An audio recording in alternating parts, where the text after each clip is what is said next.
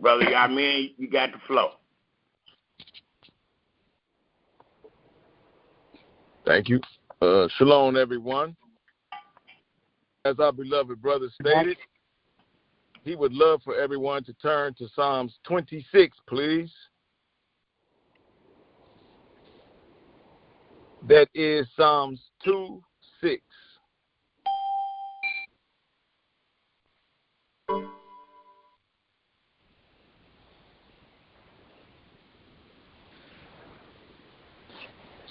It reads, Judge me, O Yahweh, for I have walked in mine integrity. I have trusted also in Yahweh, therefore I shall not slide. Examine me, O Yahweh, and prove me. Try my reins and my heart. For thy loving kindness is before my eyes, and I have walked in thy truth. I have not sat with vain persons, neither will I go in with disassemblers. I have hated the congregation of evildoers, and will not sit with the wicked.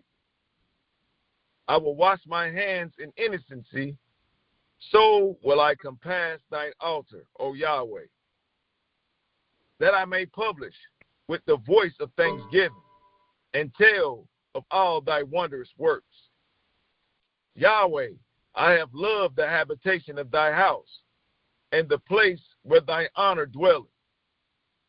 Gather not my soul with sinners, nor my life with bloody men, in whose hand is mischief, and their right hand is full of bribes. But as for me, I will walk in mine integrity.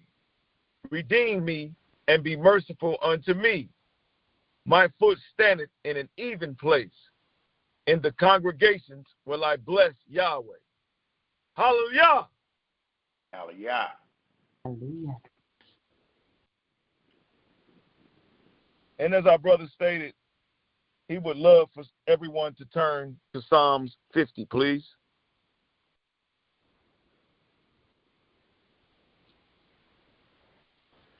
That is Psalms 5:0.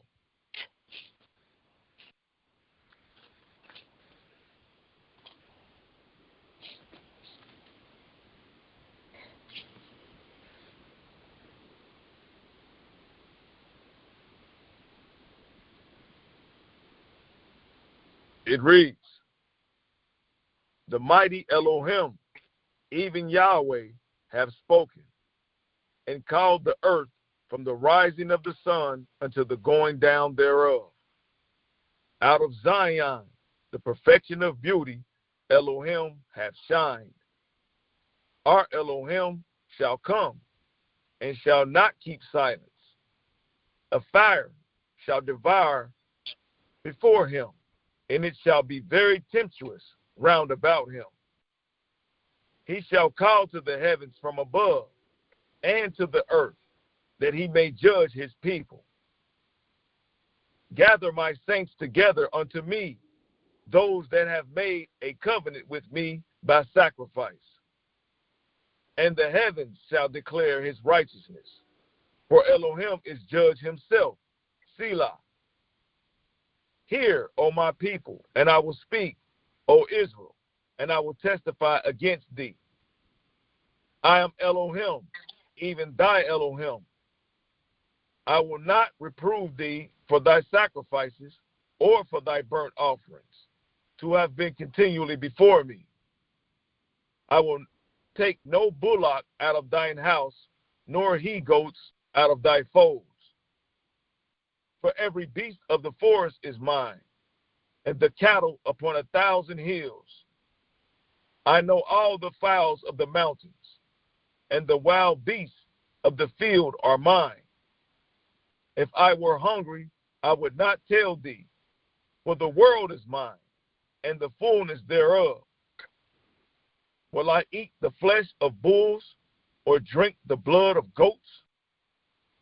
Unto Elohim, offer unto Elohim thanksgiving, and pay thy vows unto the Most High, and call upon me in the day of trouble. I will deliver thee. and thou shalt glorify me. But unto the wicked Elohim saith, what hast thou to do to declare my statutes, or that thou shouldest take my covenant in thy mouth? Seeing thou hatest instruction, and cast my words behind thee. When thou sawest a thief, then thou consentest with him, and hast been partaker with adulterers.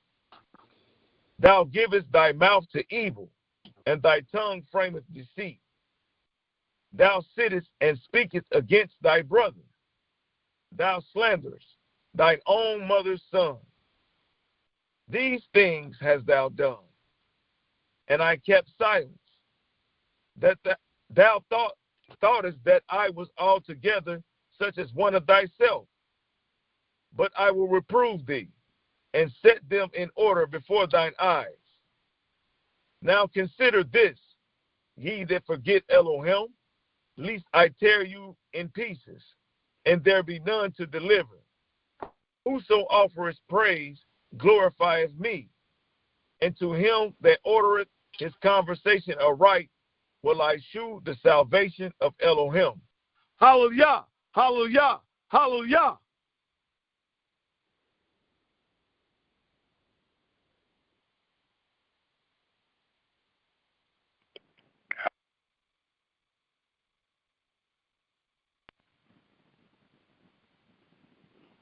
Hallelujah and shalom, Israel.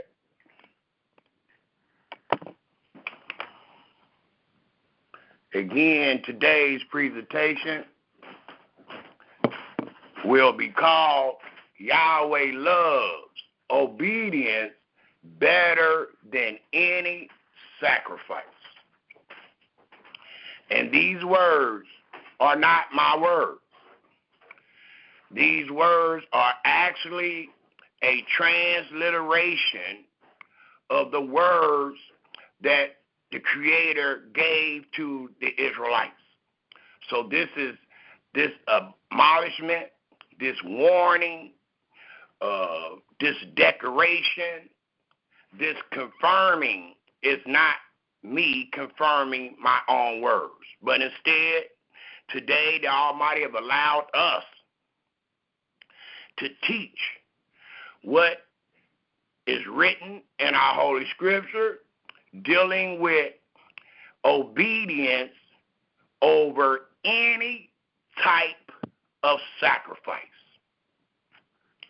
And I have talked to many brothers and sisters in the last few weeks, and they all seem to not understand why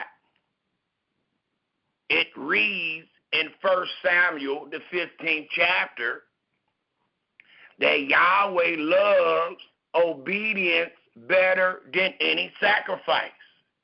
And they seem to not understand the punishment, the degree of the punishment that Saul suffered. This sacrifice denotes wrong. The Almighty told the Israelites to choose life or death, blessings or cursings, good or evil. So if you don't choose what Yahweh said, whatever you have chosen, or whatever you might say or do or imagine will denote nothing but sin. I don't care how much your mind in it. I don't care how much your heart in it. I don't even care how much you think you are doing. When it comes to the Creator, which is perfect, when it comes to his instructions, you must keep every word to hit the mark, to be accepted. And the Almighty let us know how serious that is by this king named Saul. He took the kingdom from him just because he added or because he took away. Just because he didn't do all that Yahweh said, he took the kingdom from this man. And he did not allow a male of that man to sit upon the throne. We should tremble at this. This is a great testimony to show any man that Yahweh required all that he has said. So, again, today's presentation will be called Yahweh Loves Obedience Better Than Any Sacrifice. We are using this presentation to close the season of the Passover and the Feast of Unleavened Bread, to allow our brothers and sisters to know all that they have said and done was in vain. Dealing with the Passover, dealing with the Feast of Unleavened Bread, all that they had imagined and done is in vain.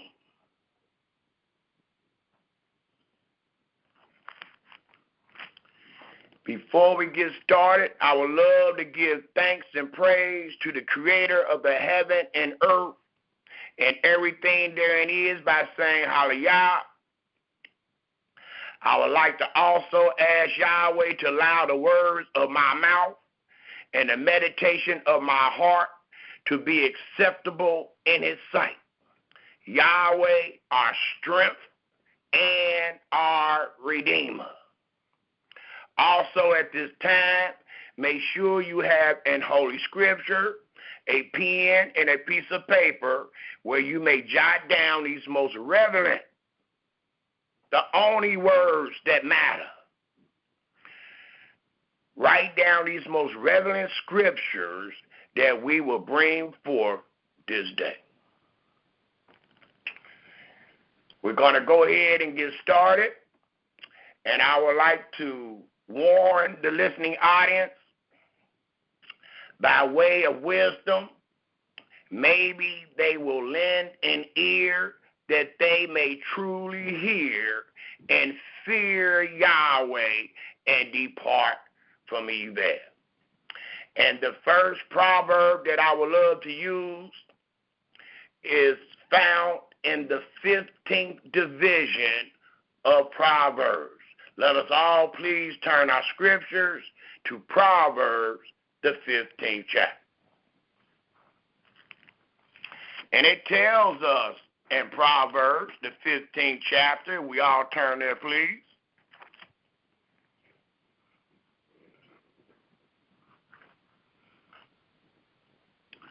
And let's pick up at the 8th verse. And let's read to the 17th verse. For wisdom tells one that have eyes and can see, and ears that can hear,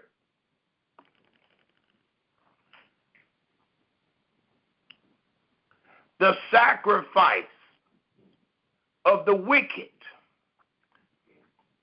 And let me state this, because a lot of people acted like they didn't know what the sacrifice denoted. When I brought forth 1 Samuel, the 15th chapter, the 22nd to the 24th verse, I had many people playing dumb. I had many people playing like they really didn't know what their brother was bringing forth. They was telling me that this was out of context, that it had nothing to do with the Passover and all these things. Well, what they failed to realize is these great feasts came by way of the covenant of the law. And in the covenant of the law, there are instructions, there are statutes, there are ordinances, there are laws, there are commands, there are testimonies. And all of those things are under obedience. All of those things are under the covenant of the law. That our fathers agreed to do every word. So when I show you what Yahweh did to one of our great kings, one of the Israelites, because he did something other than what Yahweh said. Well, Yahweh, in that great chapter, he called what Saul did other than what Yahweh said, he called it a sacrifice. I had people responding back to me saying, well, Saul didn't sacrifice nothing. Well, the Almighty calling his disobedience a sacrifice. And that's what I'm trying to show you, brothers and sisters. If you do anything other than what he said, it is denoted as a sacrifice. You did something else. You sacrificed that for this, or this for that. So another way that you can use this sacrifice is just use it as rebelling, rejecting.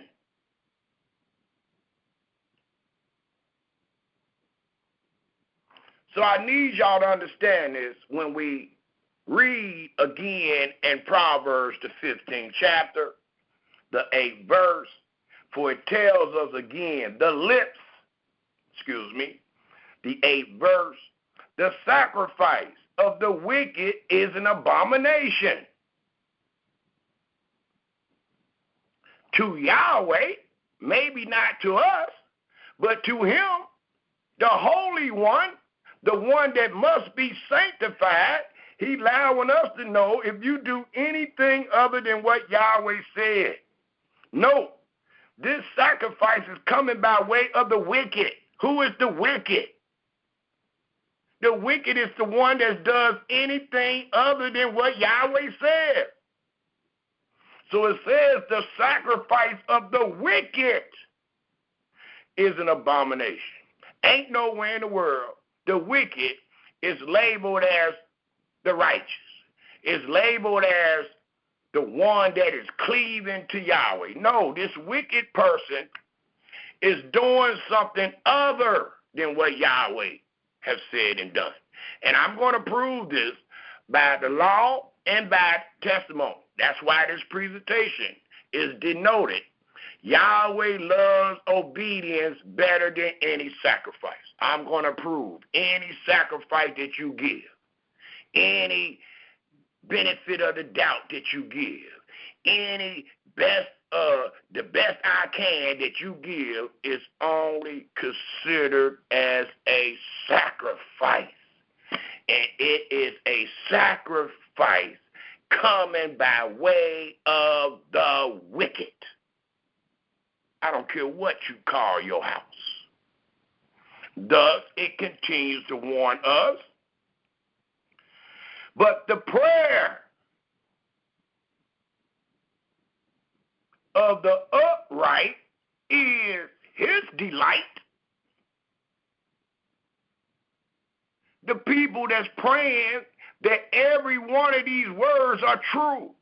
The people that's praying that every one of these words is to be done as our Maker has commanded, it says, but the prayer of the upright is his delight. The way of the wicked is an abomination unto Yahweh, but he loves him that follow after righteousness. And what is more righteous than what we find written? And I mean all of it. For the scripture tells us, cursed be he that confirm not all the words of the law and do them. And all the people shall say, amen. So again, the Almighty allows us to know he loves you that follow after righteousness, that follow after all that is written. Because what is more righteous than what is written?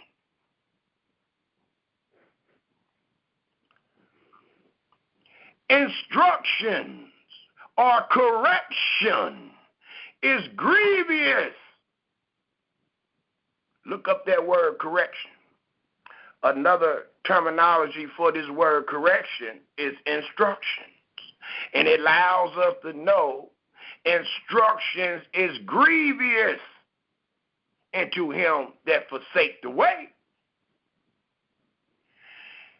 And who and how will we know one that forsake the way? Well, dealing with this great season that just passed us, that consists of one of the pilgrim feasts that Yahweh commanded the Israelites to keep every year.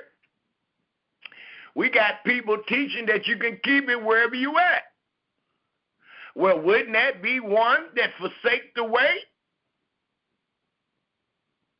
They ain't even at the place where Yahweh placed his name. They don't even know nothing about the city.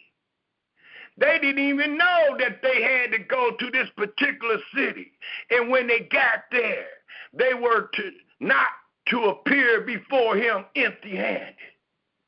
They didn't even know that that's where they were supposed to take the lamb.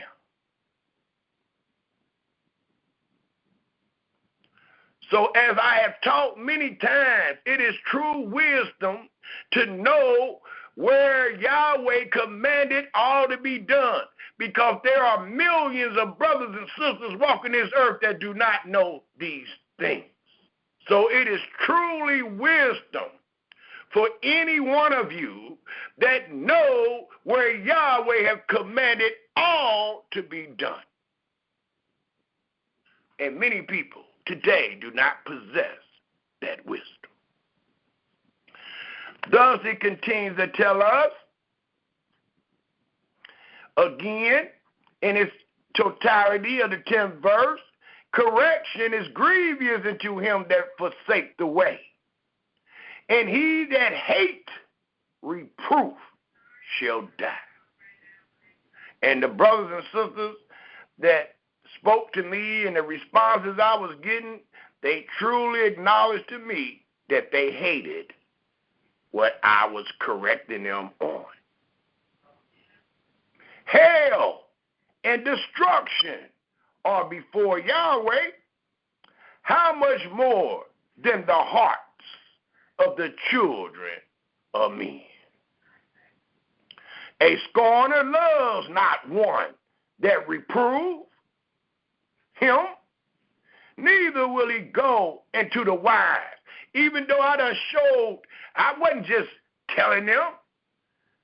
I wasn't just giving them one verse. I'm giving them chapter after chapter, verse after verse.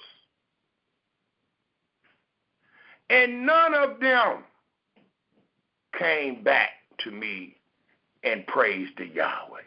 None of them came back and said, hallelujah. None of them came back and said, amen. The 13th verse reads, a merry heart makes a cheerful countenance, but by sorrow of the heart, the spirit is broken. And we truly have a broken spirit when it comes to confirming every word, when it comes to acknowledging and confirming that which Yahweh loves, we have a broken spirit. The heart of him that have understanding seek knowledge, but the mouth of fools feed on foolishness. All the days of the afflicted, every day that we have been here, has only been eval. There ain't been no set apart. There haven't been no sanctifying. There haven't been no justice nor judgment. It tells us in the 15th verse, to they that have ears that can hear, all the days of the afflicted are evil. Well, based on man calendar, we've been here over 400 years.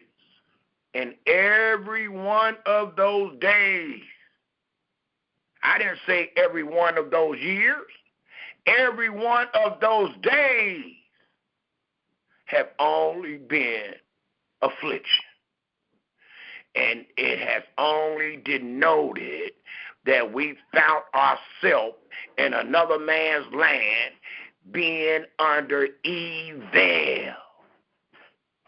Well, you can't be under evil and under righteousness at the same time.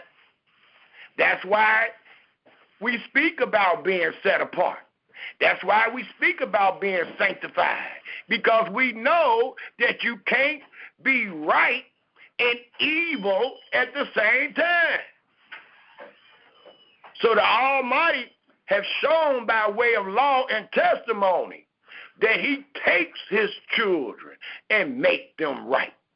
He takes his children out from the four corners of the earth and cleanse them from all their filthiness and make them right. Well, before he does that, you must be afflicted. You must find yourself under evil, and you must find yourself filthy. Anybody that disagree with that, disagree with their maker.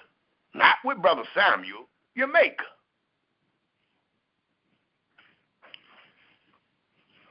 It concludes again in the 15th verse, all the days of the afflicted are evil, but he that is of a married heart, because my spirit is not broken with what Yahweh has said and instructed. It says, but he that is of a merry heart have a continual feast. We are feasting right now. According to Isaiah 55, we are feasting. We are telling the people, come eat, come drink this. You want to have a feast? You want to have a merry heart? You want smiles and all that on your face? Well, witness the truth. Declare it. Confirm it. I keep hearing all these Israelites and witnesses of the Creator. What are you witnessing?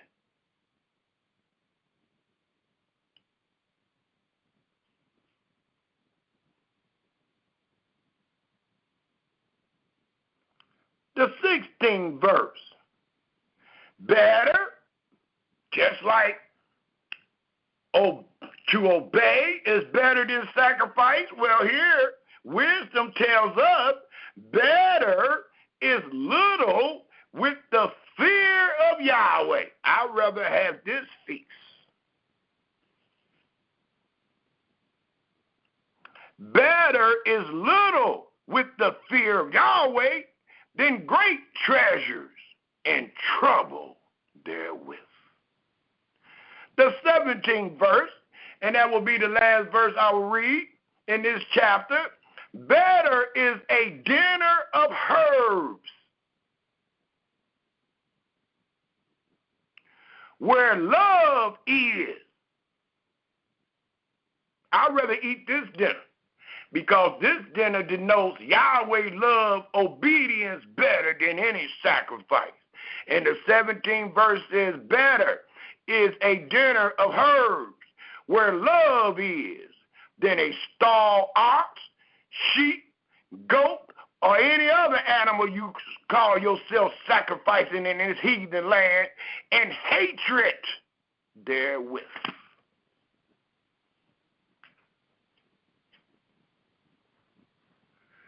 Because David said, I hate those that hate Yahweh. And I speak with the same spirit. So I'd rather eat this. I'd rather have a feast in this, a continual feast in this, having a married heart, than eating a lamb with our brothers that have truly forsaken their Maker. Also, it tells us, by way of warning, if we turn our scriptures to the 21st chapter of Proverbs. The 21st chapter of Proverbs tells us in the first 3 verses, the king's heart is in the hand of Yahweh.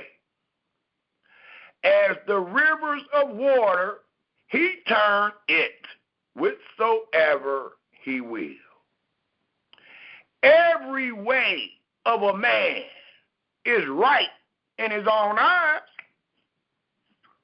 And I understand that so much more this particular season of the Passover and the Feast of Unleavened Bread, because I realized out of all the reproof, all the rebuttals, out of all the confirming and crying out, everyone that I spoke to was right in their own eyes. They were actually blind to these instructions.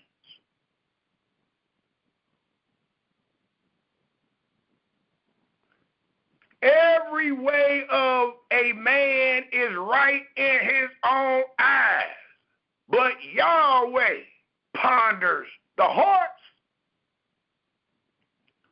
The last verse I will read is the 3rd verse, and it reads, to do justice and judgment. Now, what is more just and what is more judgment than what we find dealing with every word of the Passover and the Feast of Unleavened Bread? And when we deal with the Feast of Unleavened Bread, we see that those people was actually recipients of justice and judgment. So it tells us what Yahweh did is more acceptable to Yahweh than sacrifice. Justice and judgment. Well, when you read about the Passover and you read about the Feast of Unleavened Bread, when you read how Yahweh wreaked vengeance upon Pharaoh's firstborn sons because of how they would not let Yahweh's sons go, you truly read about justice and judgment. So Yahweh preferred this over any sacrifice. And we got people lying to us today saying, well, don't worry about justice. Don't worry about judgment today, because you ain't sinning. You clean because somebody made a sacrifice for you. Well, the Almighty said that's a fool. And those are not words of wisdom. To do justice and judgment is more acceptable to Yahweh than sacrifice.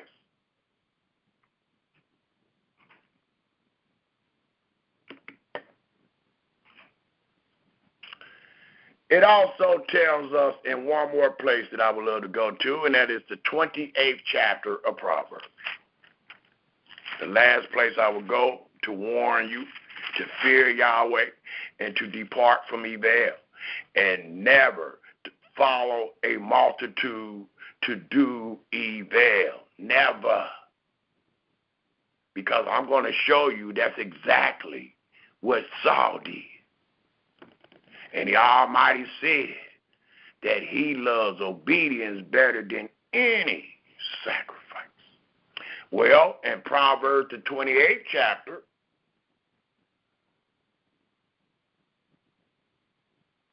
it tells us at the very first verse, and I will read to the 14th verse, and then we will open up and teach on this great subject matter. Yahweh loves obedience better than any sacrifice.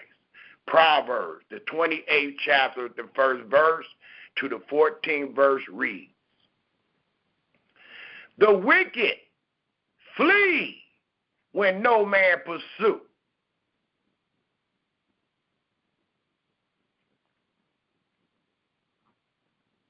And I wasn't really pursuing, I'm just correcting. I'm warning you. The scripture tells us to love our brother as we love ourselves. I'm trying to give you the same spirit that I have. I'm trying to show you what is written. The wicked flee when no man pursue. They was fleeing. I didn't get a lot of responses. They see it. Somebody else on the post might have responded, but I wasn't getting a lot of responses from these doctors and these so-called teachers. I wasn't getting no response. So they fleeing.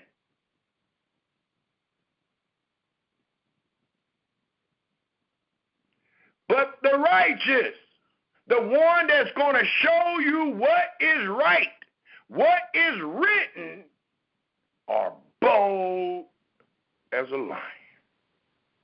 And even a lion depends on his maker. For the transgression of a land, many are the princes thereof. But by a man of understanding and knowledge, the state thereof shall be prolonged. A poor man that oppresses the poor, our brothers and our sisters, that is oppressing the widow and the fatherless, the poor and the afflicted. It reads,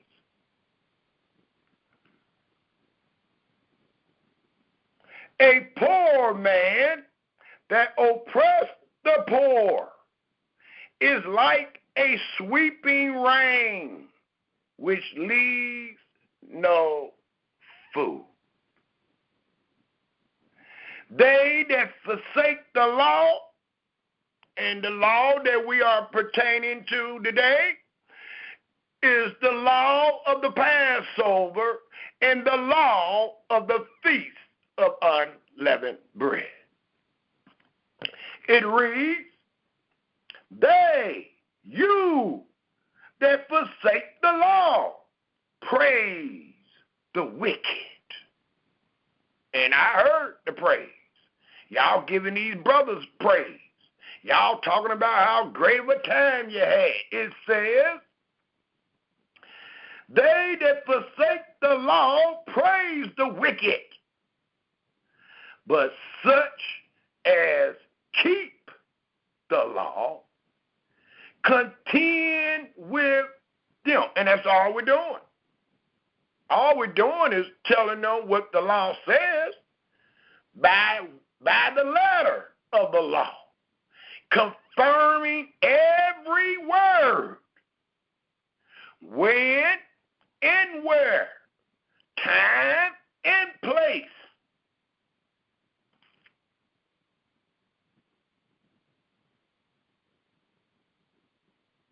The 5th verse reads, evil men understand not judgment, But they that seek Yahweh understand all things. Well, that's a great statement because I teach that all the time. We teach it and we are reproving our brothers. Why are you keeping a memorial in the enemy's land? The memorial that you keep in the enemy land does not denote judgment. Every time you call yourself practicing, the next morning you find yourself in the enemy's land. You never find yourself gone. You never find yourself in the wilderness. You never find yourself free. But instead you find yourself back on the job Monday morning.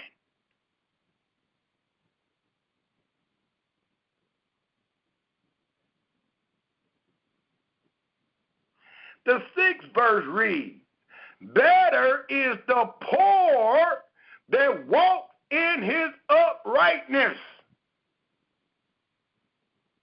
than he or she that is perverse in their ways. Because I talked to a lot of sisters also, and they were truly perverse in their way, with no understanding.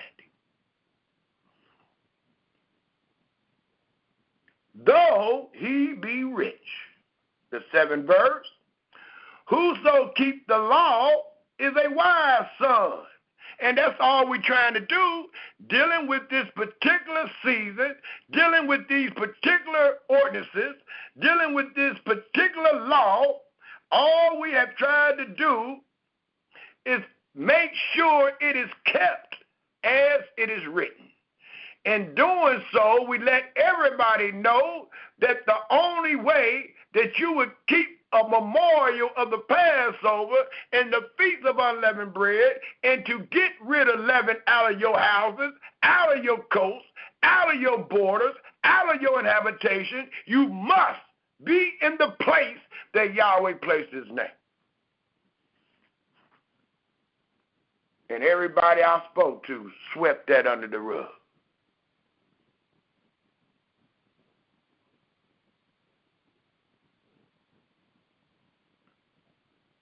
The 7th verse, the last sentence, but he that is a companion of rowdiest men shame his father.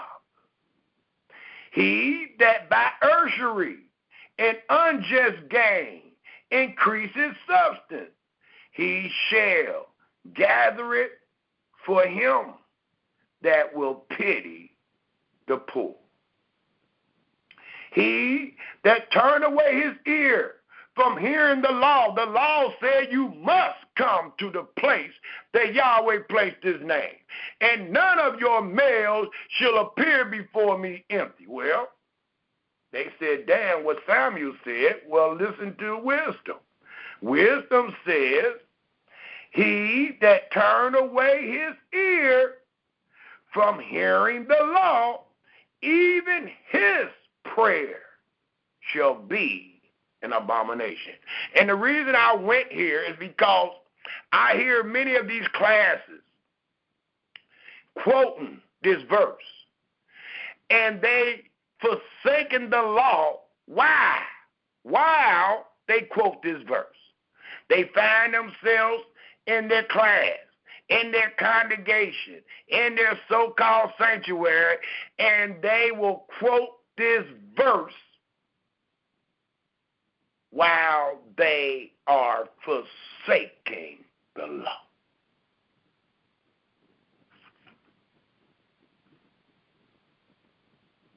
Because we have cried out to their ears, and they refuse to hear. So the Almighty said, no, even his prayer should be an abomination. We calling out to you. We showing you where Yahweh said all was to be done. And you have not hearkened to this. You kept on doing what you're doing. So the Almighty said, no, your prayer shall be an abomination. Not the prayer of your brother that's trying to warn you, but your prayer shall be an abomination to Yahweh. Whoso caused the righteous to go astray, you are causing the fatherless, the widow, our children to go astray. You got them doing something in the enemy land that Yahweh commanded all his household to do in their own land. In the city that he placed his name.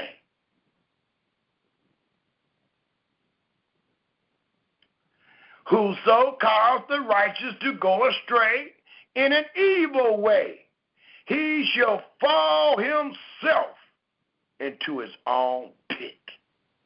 But the upright, the one that fear Yahweh and depart from evil, the one that's going to confirm every word, be Yahweh witness, as it reads in Isaiah 43:10, it reads,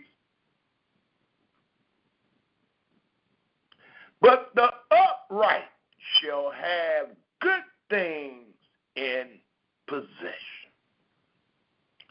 The rich man is wise in his own conceit, but the poor man that have understanding search him out.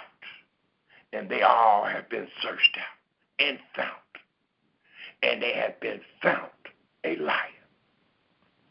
When righteous men do rejoice, there is great glory. But when the wicked rise, a man is hidden or sought for, a real man. It reads, he that cover his sin shall not prosper. Go ahead and admit that you're wrong, brother, because you're not going to prosper. You could have the Passover, the Feast of Unleavened Bread next year and the next 10 years, and you will not prosper. You've been doing it for 10 and 20 years, and you have not prospered. Thus it reads, he that cover his sin shall not prosper, but whoso confess and forsake, that's like fearing and departing from evil. You that confess and forsake them shall have mercy. And the last verse, which is the 14th verse, it reads, happy is the man or woman that fears always. And I promise you, you cannot fear Yahweh and commit sin at the same time. Because your fear will make you depart from the evil. Happy is the man that fear always, but he that hearkens, he or she that hearkens, their heart shall fall into mischief, which each and every one of them have done. Because I guarantee, right after their so-called reenactment, they went right back to the plantation. They went right back under the statutes and the laws of the heathen, living therein.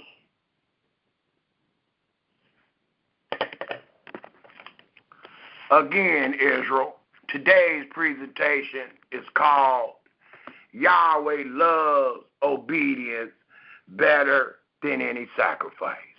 And we are bringing forth this presentation as we bring forth all our presentations to make a distinction, to show the difference between the clean and the unclean, between the holy and the unholy, between what Yahweh said and done, and between that which our brothers and sisters imagine this day.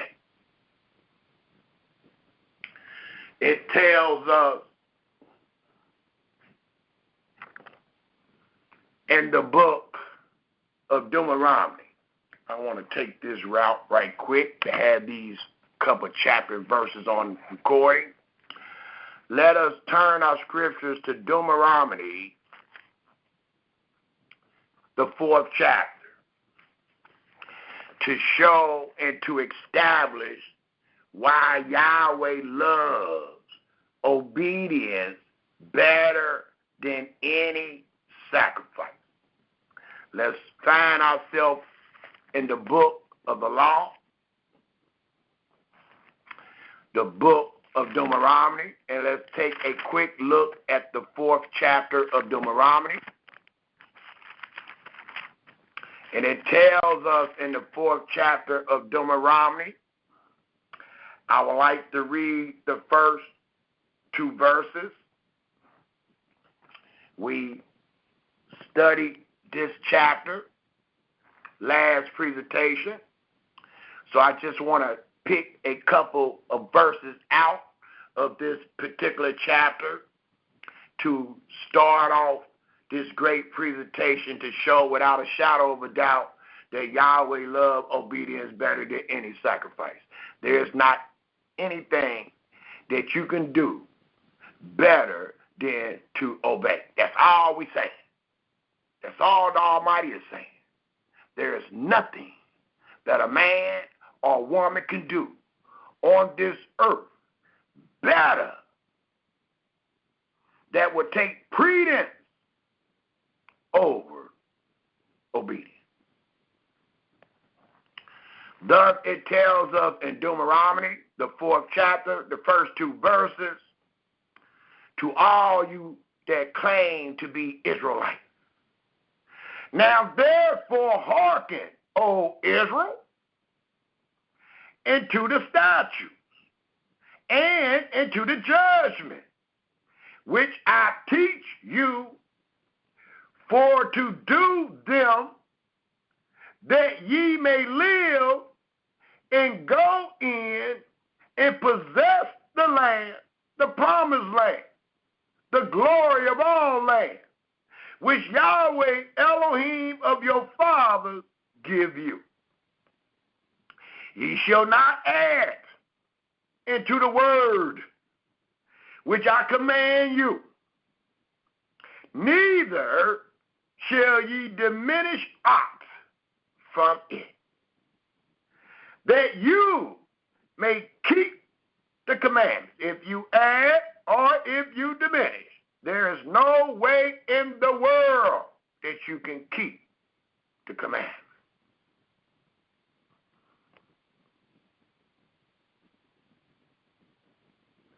Of Yahweh, your Elohim, which I command you. The 5th verse reads, Behold, I have taught you statutes and judgment, even as Yahweh my Elohim commanded me, that you should do so, meaning keep the commandments in the land whether you go to possess it. It continues to tell us in the 15th verse,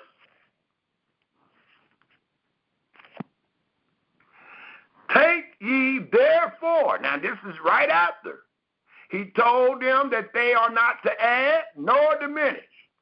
This is right after Yahweh told them that the statutes and the judgments was to be done in the land, that they was being taught to them in the wilderness, that they be done in the land that they possess. And then the 15th verse kicks in and tells the same people, take you therefore good heed into yourselves, for you saw no manner of similitude on the day that Yahweh speak into you in harmony out of the midst of the fire. lest you corrupt yourselves and make you a graven image, the similitude of any figure, the likeness of male or female. You get it? That can be that little creature you got hanging on the cross. That can be that white boy you got in your house. It can be the black boy you got in your house. The Almighty said, the likeness of male or female, the similitude of any image, the likeness of male or female, the likeness of any beast that is on the earth, the likeness of any winged fowl that flieth in the air, the likeness of anything that creep on the ground, the likeness of any fish that is in the waters beneath the earth. And least thy lift up thy eyes into heaven, and when thou see the sun, and the moon, and the stars, even all the host of heaven, should be driven to worship them and serve them, which Yahweh thy Elohim hath divided into all nations under the whole heaven. But Yahweh hath taken you and brought you forth. Note how Yahweh took us, and note where he took you from, and note where you at today and where you are waiting to be taken from. For it reads in the 20th verse of Deuteronomy 4, but Yahweh hath taken you and brought you forth out of the iron furnace, even out of Egypt, to be into him a people of inheritance, as you are this day. And that day denoted the 40th year of their wandering in the wilderness, not 2025 being scattered on the four corners of the earth. Absolutely not. So he wasn't talking to you. He talking to them. And they were free in the wilderness, brought out of the iron furnace, headed into the land of promise.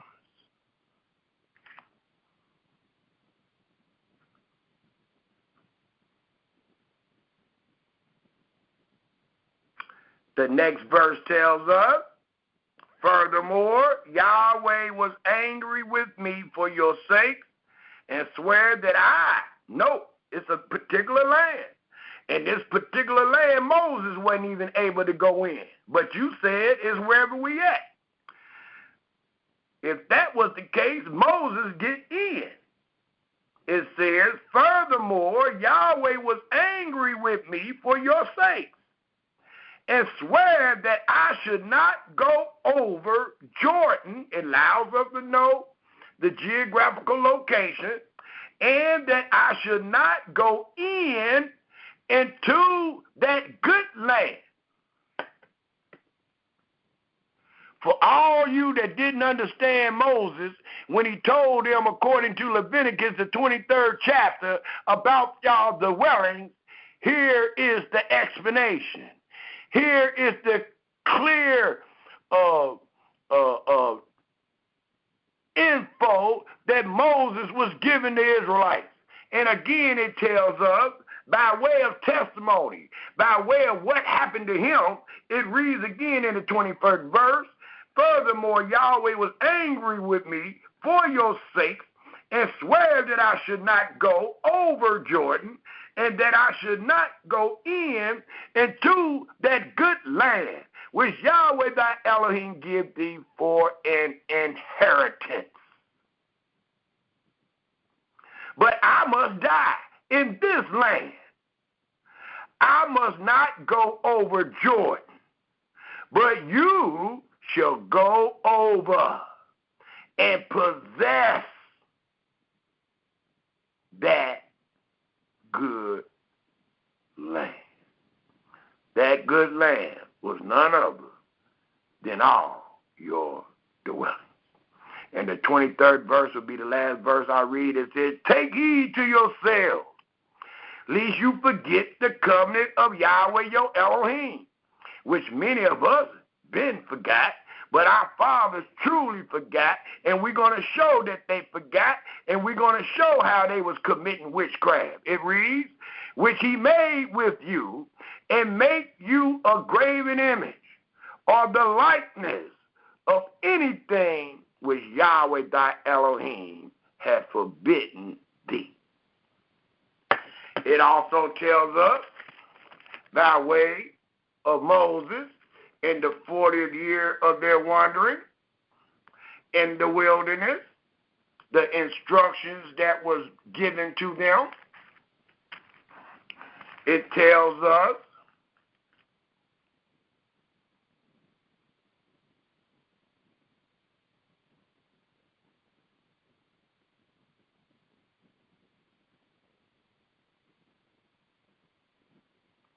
in the 17th chapter,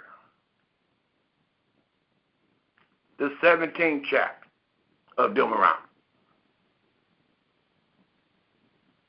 And let's read the first 3 verses. As we read in the 4th chapter of Deuteronomy, Moses continues to admonish the people in the 40th year of their wandering in the wilderness. And he told them, according to Deuteronomy, the 17th chapter, the first 3 verses, thou shalt not sacrifice unto Yahweh thy Elohim any bullock or sheep, wherein is blemish, or any evil favoredness, evil favoredness, for that is an abomination unto Yahweh thy Elohim. If there be found among you within any of thy gates, which Yahweh thy Elohim give you, man or woman, that have wrought wickedness in the sight of Yahweh thy Elohim. How? And transgressing, please take note of these terminologies, his covenant, and have gone and served other gods. And the reason I'm using this, because we're going to be able to compare the words that Yahweh placed against Saul with idolatry. So it tells us in the 3rd verse, and have gone and served other gods and worshiped them, either the sun or the moon or any of the hosts of heaven. Don't forget what we read at first, the man or woman. So the man and woman is included with the sun, the moon, the animals, or any of the hosts of heaven, which I have not commanded. The 4th verse, and it be told thee, and thou hast heard of it, and inquired diligently, and behold, it be true, and the thing certain, that such an abomination is wrought in Israel. So it is known as an abomination. The 18th chapter. Let's start reading at the 9th verse to the 14th verse, and it reads, Deuteronomy 18, verse 9. Note the instructions. When thou art come into the land, which Yahweh thy Elohim give you, thou shalt not learn to do after the abominations of those nations. And some of those abominations can be found throughout what y'all call the New Testament, which your brother acknowledge you each and every day and tell you to inquire not. For the Almighty allowed us to know who the Israelites was to inquire at all times. And it was none other than the creator of the heaven and earth and everything therein is. So it tells us, when thou art come into the land which Yahweh thy Elohim gives thee, thou shalt not learn to do after the abominations of those nations. There shall not be found among you anyone that make his son or his daughter to pass through the fire, or that uses a divination. Please circle this, because your brother is about to prove without a shadow of a doubt that the charge that he had placed upon his brothers and sisters that call themselves Israel is none other than witchcraft. And witchcraft is just another transliteration for the word divination. Thus it reads again in that sentence, through the fire, or that use divination, or an observer of time, or an enchanter, or a witch, or a charmer, or a consulter with familiar spirit, or a wizard, or a necromancer. For all, male or female, for all that do these things are an abomination to Yahweh.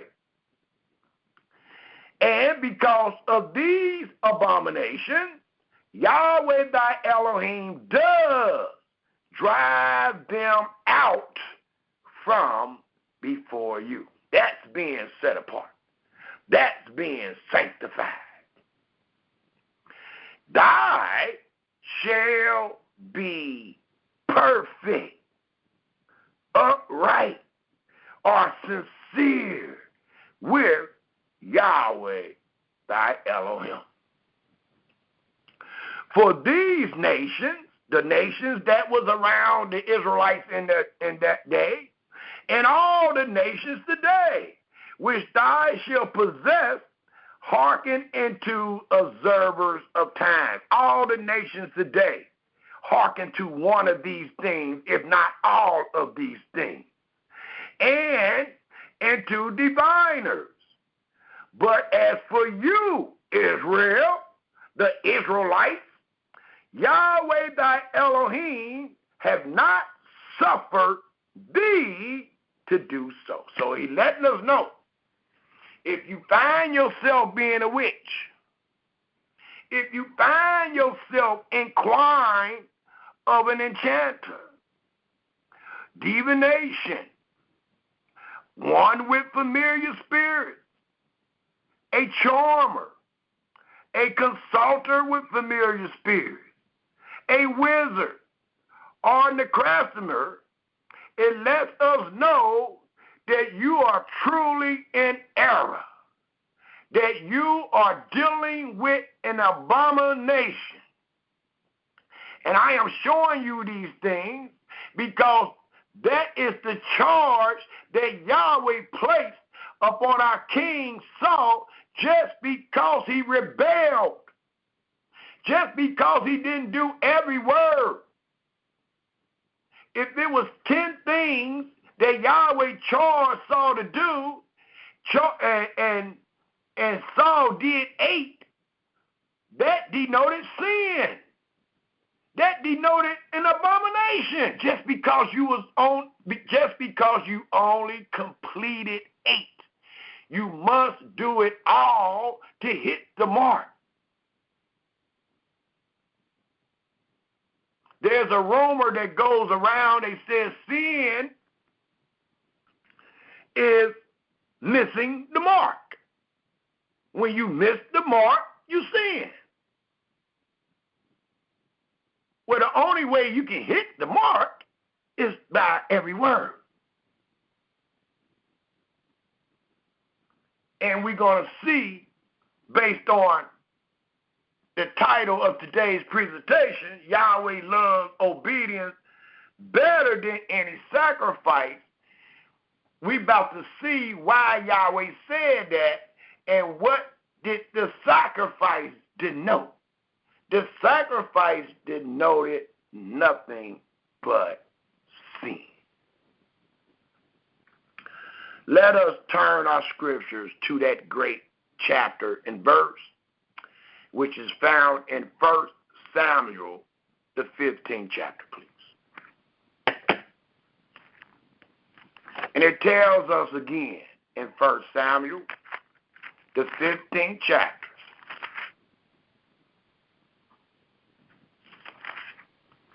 the 22nd to the 24th verse.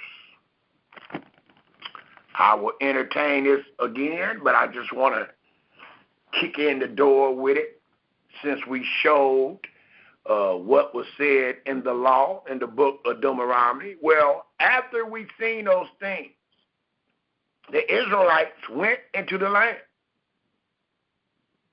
And they were commanded to keep all that Yahweh said to them in the wilderness in that great land.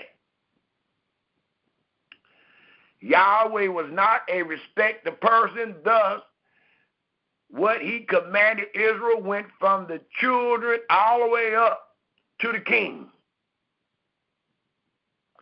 And we find in the 22nd, the 23rd, and the 24th verse of 1 Samuel 15, and it reads, and Samuel said, as I am saying today, have Yahweh as great delight in burnt offerings and sacrifices as in obeying the voice of Yahweh?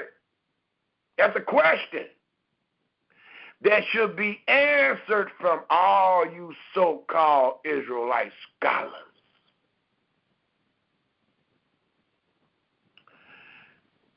But while you ponder, let Samuel tell you what he said. It reads, behold, to obey is better than sacrifice, and to hearken than the fat of rams. And I just read that out of the King James Version. I want to read a couple other transliterations. That way they will be on the recording for all my brothers and sisters that act like that was not a true interpretation.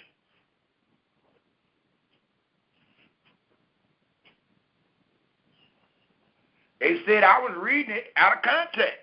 Well, let me read a couple transliterations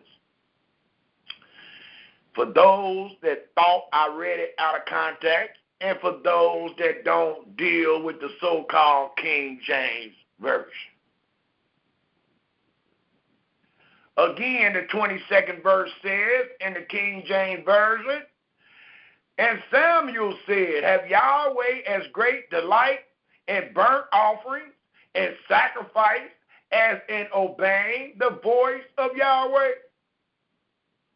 Behold, to obey is better than sacrifice, and to hearken than the fat of rams. Another transliteration of those same words is found in the AAT. Does Yahweh delight in sacrifices?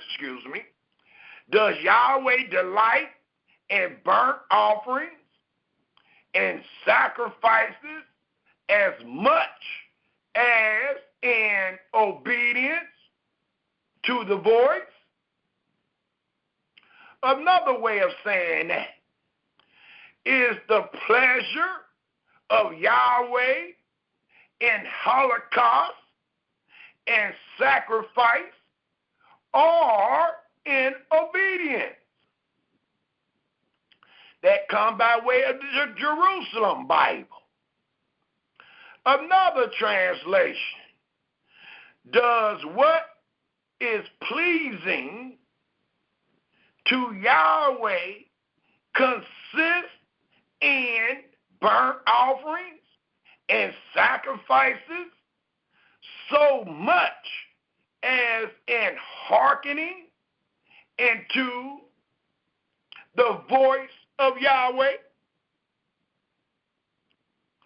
And then the King James Version said, behold, to obey is better than sacrifice, and to hearken than the fat of rams. Thus, the translation or the many transliterations that I have on that verse, in those sentences, it reads,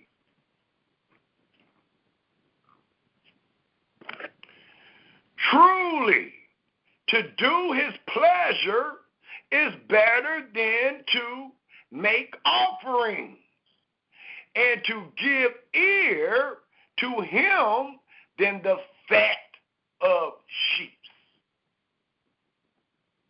Yes, obedience is better than sacrifice. Submissiveness better than the fat of rams. It reads again, yes, obedience is better than sacrifice. Submissiveness better than the fat of rams. And there's one more, the one I used for today's title, and it comes by way of the Knox, K-N-O-X translation or transliteration, and it reads, as our title reads, Yahweh loves obedience better than any sacrifice. The attentive ear, please take note, and we started this presentation off by warning those that they lend an ear that they may hear, that they may fear Yahweh and depart from evil. Well, the transliteration that I have used for today's title, it reads in its entirety, Yahweh loves obedience better than any sacrifice. The attentive ear better than the fat of rams. The 23rd verse reads, for rebellion is as the sin of witchcraft.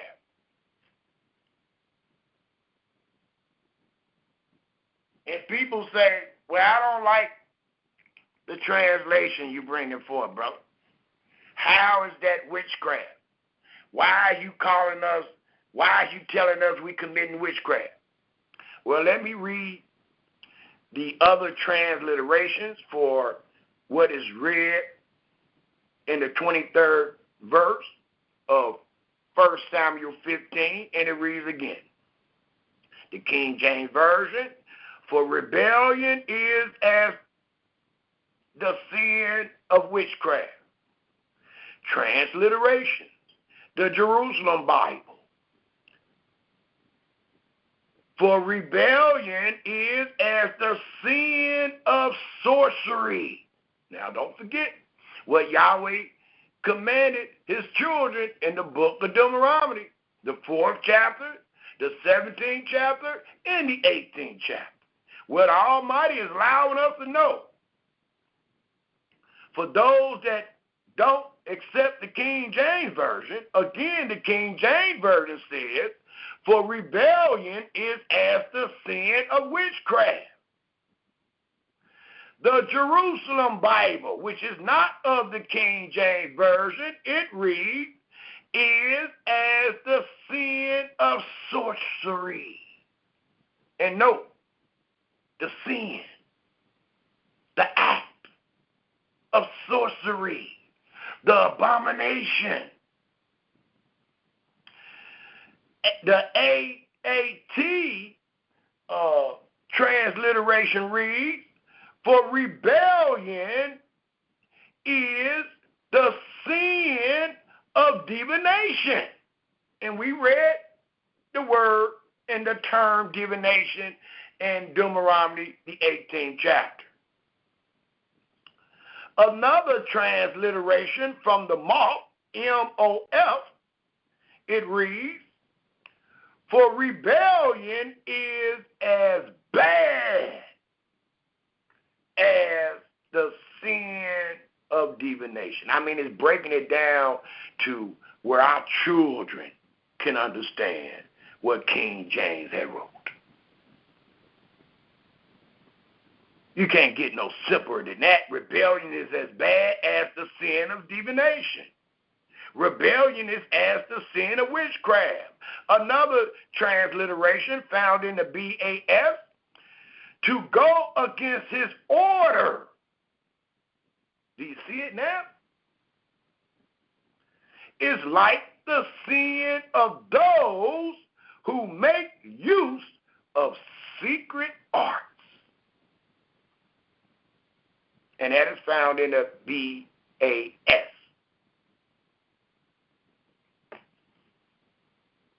So it is plain and clear what Yahweh has said. And if it's not, I have two more for you. It says, dealing with the 23rd verse of 1 Samuel, the 15th chapter, for rebellion is sin, as witchcraft is sin. How about that one? You can find that in the Knox translation or the Knox transliteration of that which King James has said. And one more, found in the BER, rebellion is as the sin of fortune telling, and stubbornness is as iniquity and idolatry. How about that one? Let's break that one down. Because a lot of you stubborn and hard-headed and rebellious brothers and sisters act like you don't understand these terminologies. You act like you don't even know what the great Samuel had to tell King Saul. It says, and stubbornness is as iniquity. All right? Do you know what iniquity is? Once you understand what iniquity is, then you can compare it with stubbornness. And idolatry. Do you know what idolatry is? You should. I just took you to 3 different places. And the Almighty forbids it. But he lets you know your stubbornness is as iniquity and idolatry. Your stubbornness is compared to iniquity and idolatry. That's all King James said. And the other transliterations backs it up by saying this.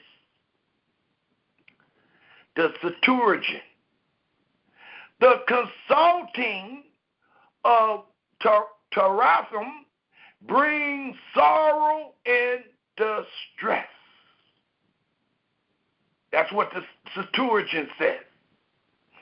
The AAT transliterates and says, and the iniquity of the Teraphim is arrogancy. The AAT. The Moff, M-O-F, and self-will as bad as the, no, did you get that? Self-will. And self-will, another term for stubbornness, as bad as the iniquity as idolatry, the sin for idolatry. The BER and stubbornness as wickedness and idol worship. And one more is found in the RHM. And as transgression with household God is stubbornness. Because thou hast rejected the word of Yahweh. Note, all those things just denote you have rejected Yahweh, his word. Because thou hast rejected the words of Yahweh, he have also rejected thee from being king. Thou hast revoked it, thy loyalty to Yahweh, and he thy kingship. He has rejected you as king. So it allows us to know that the translation that King James used is proper, and we have many other transliterations to back up its validity. The 24th verse reads, and Saul said to Samuel, if you won't admit it, Saul did, and Saul admit, I have sinned it. I have done wrong. Great is my sin. For I have transgressed the commandment of Yahweh. And thy words, it reads, I have transgressed the order of Yahweh and your directions. You can find that in the Jerusalem Bible. It reads just like I said it. I have transgressed the order of Yahweh and your directions. Because I feared the people and obeyed their voice. I obeyed their voice. I did every word that they said, but I didn't do every word you said. And that was truly sin. And I got demoted for it. It reads, because I feared the people and obeyed their voice, being afraid of the people and doing what they said, found in the Jerusalem Bible. In the Knox Bible, you will find this. I was afraid of my own people and honored their desires. In the Moth, you will find this. It was because I was afraid of the truth that I did what they demanded. So again, these things are brought forth to establish the reproof and the rebuttal or the rebuke that we bring forth to the men and women of Israel. Yahweh loves obedience better than any sacrifice, anything that you can come up with, anything that you can offer other than what Yahweh said. That's the sacrifice.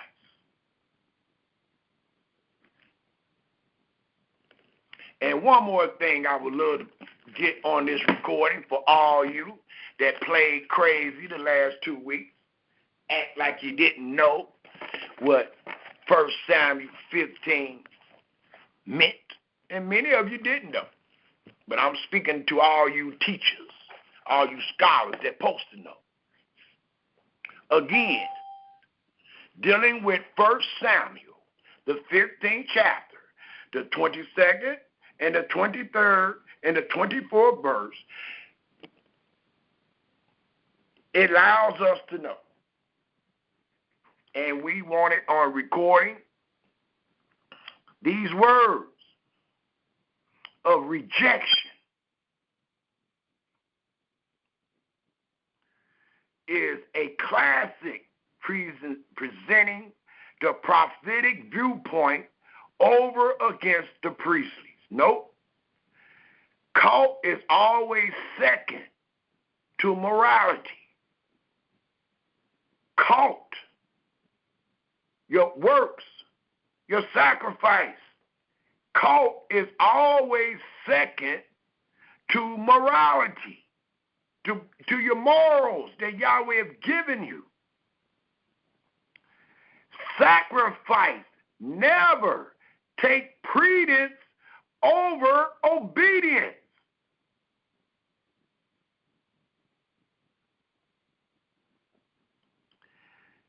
In the Hebrew text, that's why I gave you so many transliterations, because of this fact that we want on the recording.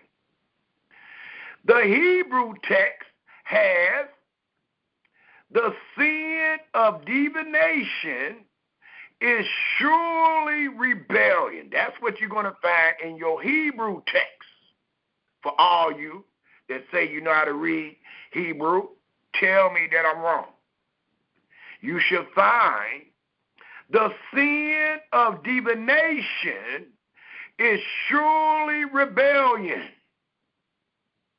and iniquity and idols a presumption. It allows us to know, dealing with the condemnation, the three terms used are all connected with pagan cult, and Saul's sin seemed to be compared, and that's all I ever said, with these evil practices.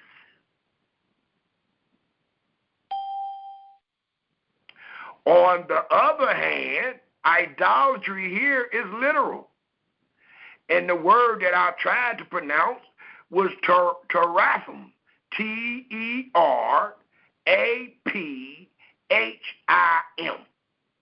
So idolatry literally is teraphim.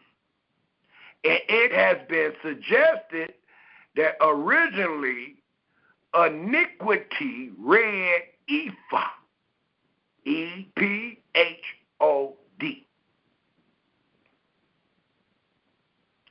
And the lines condemn sin against divination by ephod and term, meaning disobedience to the command of holy war against Amalek, and that's what this was all about, which at an earlier stage of tradition was seen through this medium rather than prophetically as now in verse 1 to 3.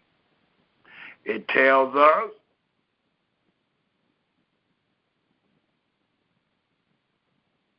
I think that's all I wanted. That's all I wanted to put on the recording. Give us a better understanding of what King James translated. So again, this whole presentation is about obedience.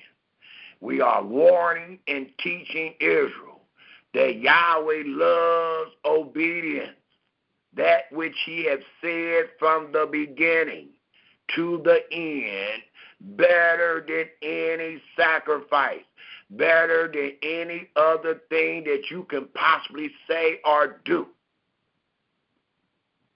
And we are bringing forth this truth to close out the season of the Passover and the Feast of Unleavened Bread. Thus, let us turn our scriptures to Exodus, the 23rd chapter. Exodus, the 23rd chapter. I just want to hit on a few notes dealing with the Passover and the Feast of Unleavened Bread and drive in all that Yahweh commanded Israel was to be done only in the land of promise, only in the city or the place that he placed his name. And we're going to see how many people love what Yahweh loves, because Yahweh loves obedience better than any sacrifice. Thus, let us find ourselves in the book of Exodus, the 23rd chapter, the first two verses. Exodus, the 23rd chapter, the first 2 verses.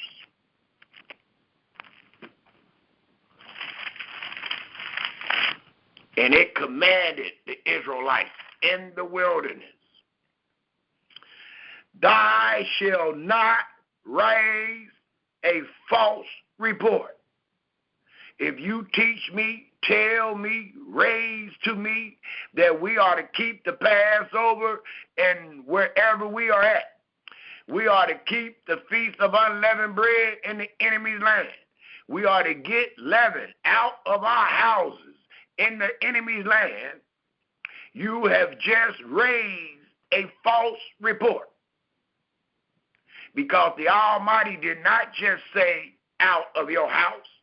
He said out of your habitation, out of your quarters, out of your borders, and out of your coasts.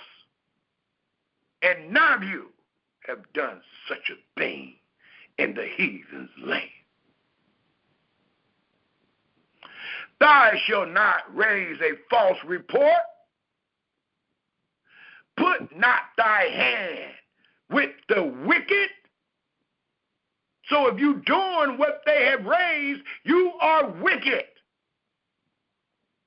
The scripture tells us when a ruler, a teacher, a moray, a pastor, a preacher hearken to a lie, all of his servants, each and every one of you that call yourself keeping a Passover and getting rid of leaven in the heathen land,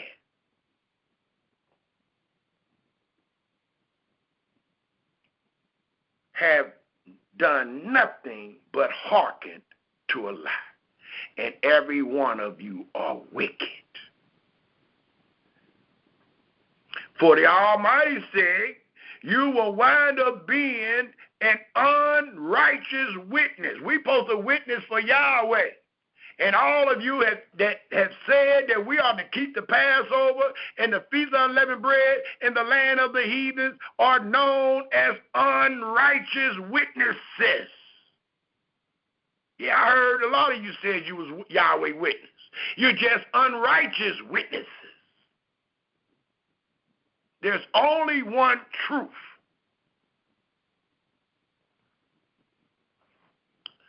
Thou shalt not follow a multitude to do evil. And these things was told the Israelites. And the king, according to Deuteronomy 17, the king was to get a copy of the law and follow that copy of the law all the days of his life. Well, we found a king that thought that he can do something better than what Yahweh said, and it would be acceptable. Where here it says, thou shalt not follow a multitude to do evil. In the 24th verse, Saul confirmed and confessed that he followed the multitude and did evil. And that which he did was known as sin out of his own mouth. Thus, in its entirety, the 2nd verse of the 23rd chapter of Exodus, thou shalt not follow a multitude to do evil. I don't care how many of them it is.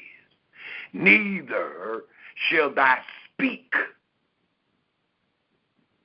answer, in a cause to decline after many to wrest judgment, to pervert it. And if you teaching that you are under the memorial of the Passover and the Feast of Unleavened Bread, you are twisting judgment.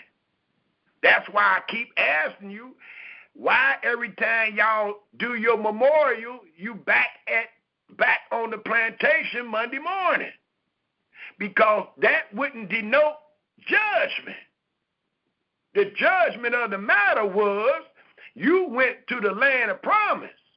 The judgment of the matter was you was a recipient of the statutes of life. Well, every time you practice a day, you back on the plantation Monday morning.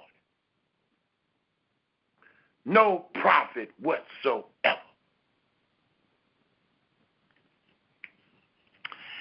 It also tells us why we are in this great chapter if we take a look at the 14th verse, dealing with the season that just passed. It tells us, 3 times thou shalt keep a feast unto me in the year. Let's see how many of us can pay attention today. Let's see how many of us truly love these instructions. Let's see, is it better to love every word than give a sacrifice?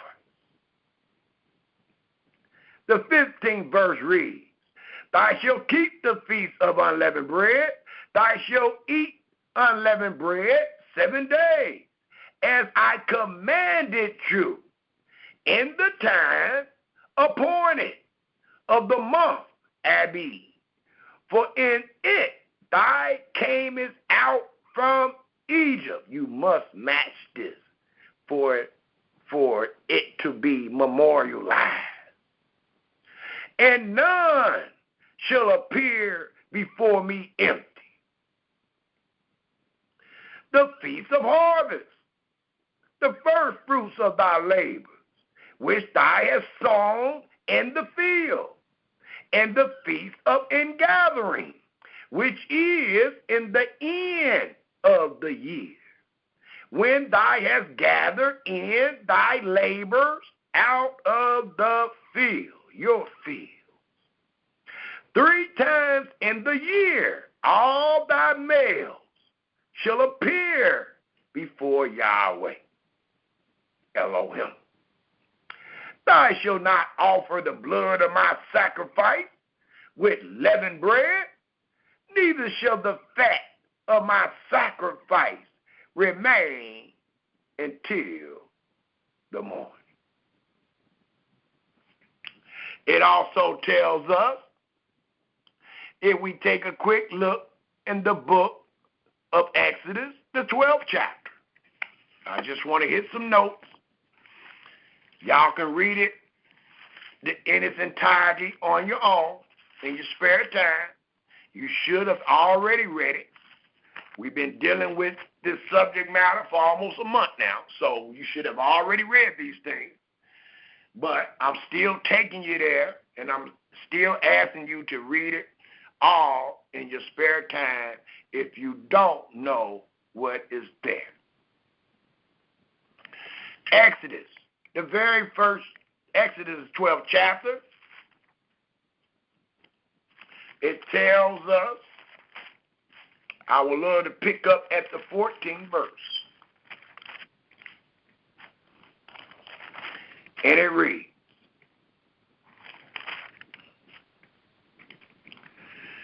and this, and please take note of the instructions. You can't obey if you don't know the instructions.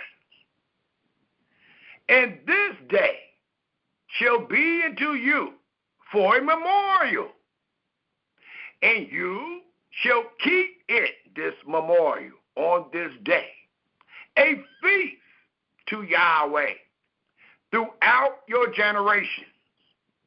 You shall keep it a feast by an ordinance forever. 7 days shall you eat unleavened bread. Even the first day you shall put away leaven out of your houses. For whosoever eat leavened bread from the first day until the 7th day, that soul shall be cut off from Israel. And note, you have to be together to be cut off. It says, and in the first day there shall be a holy convocation, and in the 7th day there shall be an holy convocation to you. No matter work shall be done in them. save that which every man must eat, that only may be done of you. And you shall observe the feast of unleavened bread. For in the selfsame day have I brought your armies out of the land of Egypt. Freedom. Therefore shall you observe this day. No, freedom. Therefore you shall observe this day in your generations by an ordinance forever. So every time this day came up in your land, in your generation, you was to be freed and you was to observe this memorial. As your brothers speak all the time, we are the only people memorialize something that is not upon us. We say the enemies, we say the white boys, and all that, they stupid, and they don't know this. And the Almighty revealed knowledge to us, but they got memorial days, and they memorialize the things that they endure, even to this day. And then our so-called Memorial Day come up, and we celebrate something that we don't even endure. We have never even entertained the idea of freedom.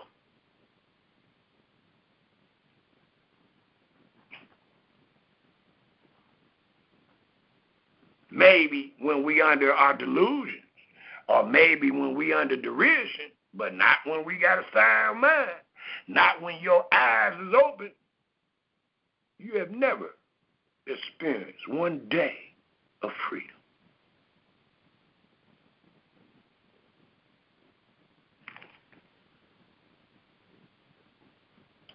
It continues to tell us, Israel,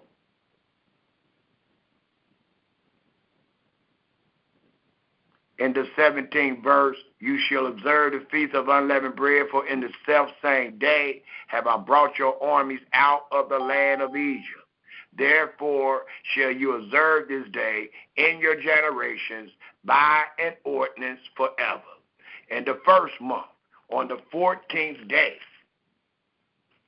of the month at even, ye shall eat unleavened bread until the 21st day of the month at evening.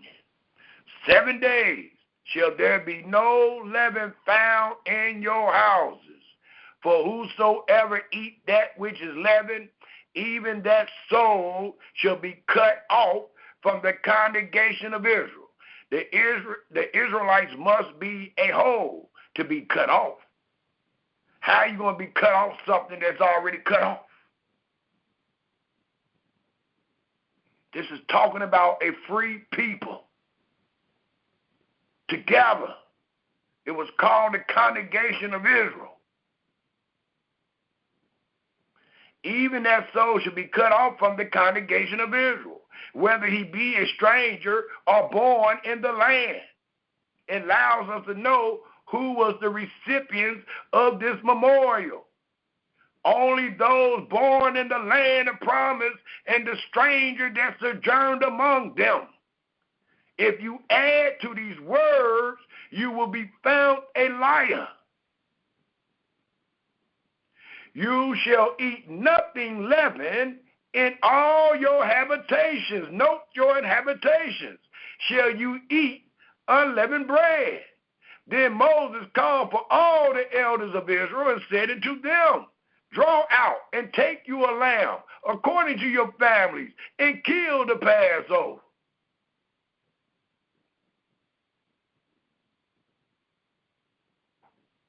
And ye shall take a bunch of hyssop and dip it in the blood that is in the basin, and strike the lintel and the 2 side posts with the blood that is in the basin, and none of you shall go out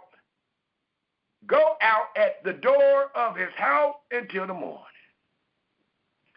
For Yahweh will pass through to smite the Egyptians, and when he see the blood upon the lintel and on the 2 side posts, Yahweh will pass over the door and will not suffer the destroyer to come in into your houses to smite you.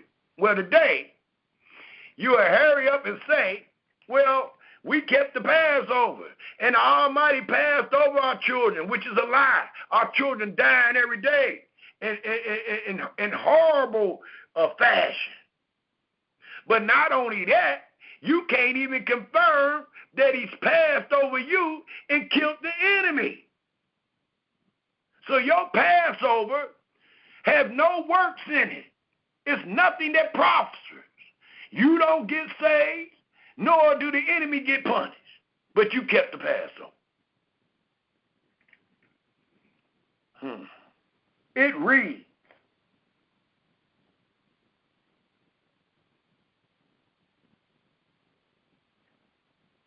in the 24th verse, and you shall observe this thing for an ordinance to thee and to thy sons forever. Yahweh changes not.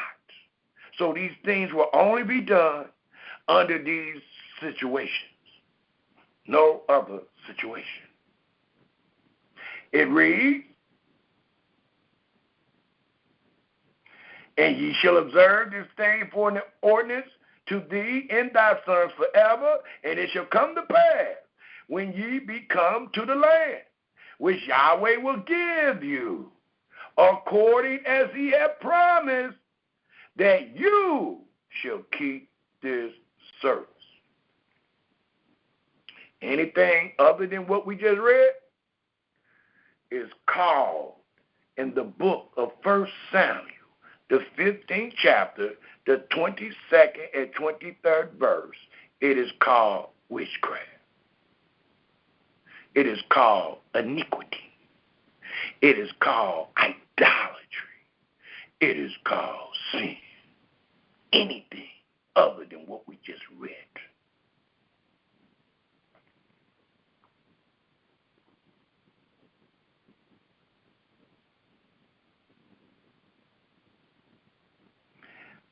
The 26th verse, and it shall come to pass when your children shall say unto you, what means you by this service? That ye shall say, it is the sacrifice. The sacrifice here is found in Numbers, the 28th chapter.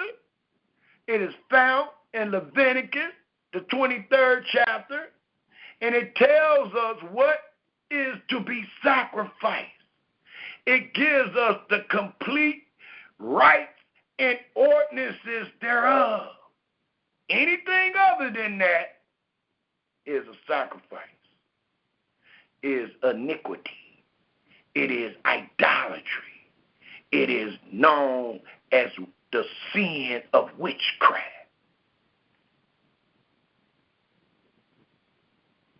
The 27th verse reads, that you shall say, in truth, it is the sacrifice of Yahweh's Passover, who passed over the houses of the children of Israel in Egypt when he smote the Egyptians and delivered. You are never delivered today, nor are the Egyptians, the heathens, the Americans, or wherever you find yourself scattered on the four corners of the earth.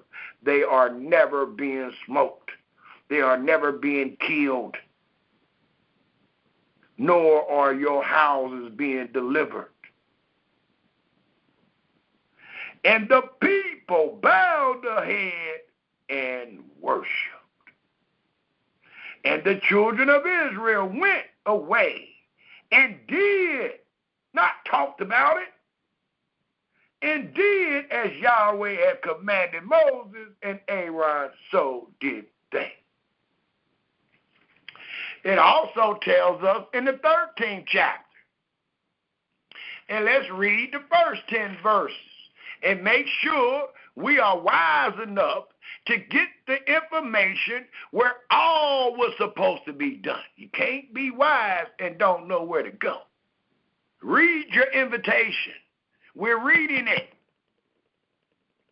The 13th chapter of Exodus, the first verse reads, And Yahweh speak unto Moses, saying, sanctify to me all the firstborn, whatsoever open the womb among the children of Israel. And all of these instructions count.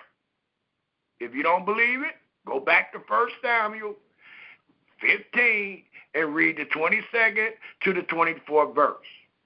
So all of these instructions count.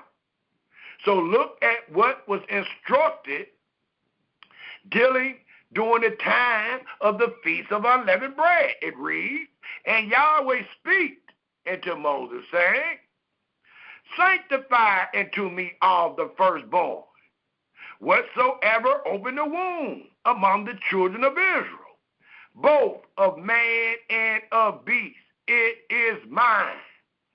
And Moses said unto the people, remember this day in which you came out from Egypt, out of the house of bondage, servitude. For by the strength of hand, Yahweh brought you out from this place. There shall no leavened bread be eaten. This day came you out in the month Abib. And it shall be, please take note for all you that claim to be wise, for it is truly wisdom to know where Yahweh commanded all to be done. The 5th verse reads, and it shall be when Yahweh shall bring thee into the land of the Canaanites, and the Hittites, and the Amorites, and the Hivites, and the Jebusites, which he sware unto thy fathers to give thee, a land flowing with milk and honey, that thou shalt keep this service in this month. I don't care what you think the children of Israel did in Egypt. Based on the memorial, based on what Yahweh commanded the children of Israel to do once they get into their own land,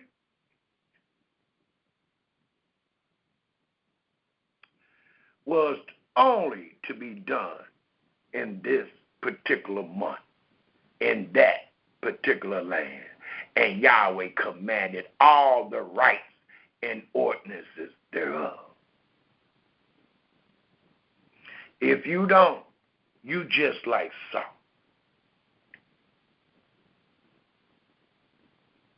And we were commanded not to add nor take away. And we all should know by now what it says in Proverbs 30, verse 5 and 6. Every word of Elohim is pure.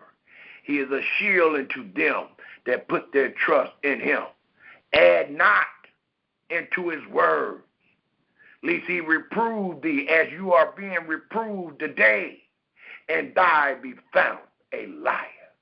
Thus the 6th verse reads, 7 days thou shalt eat unleavened bread, and in the 7th day shall be a feast to Yahweh. Note, dealing with the feast of unleavened bread, you must have a feast. The feast denote a sacrifice.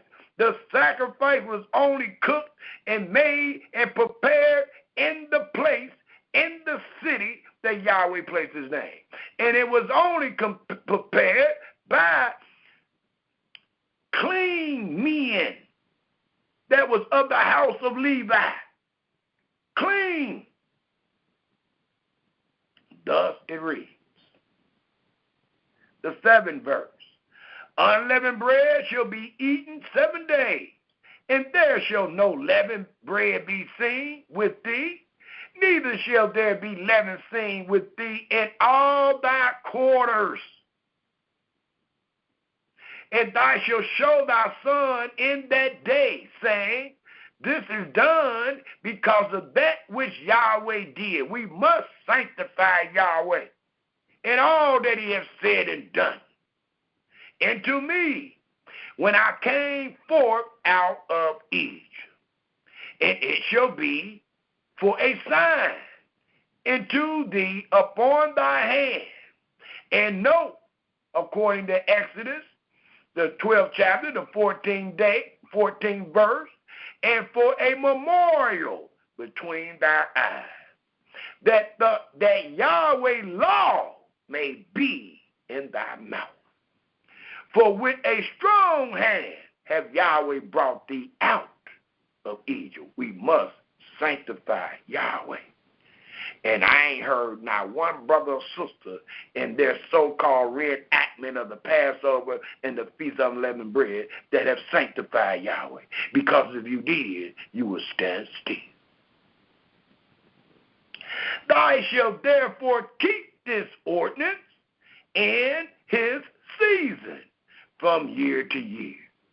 And it shall be when Yahweh, please take note, shall bring thee into the land of the Canaanites, as he sware unto thee and to thy fathers, and shall give it you, thou shalt set apart unto Yahweh all that open the metric, and every firstling that come of a beast which thou hast.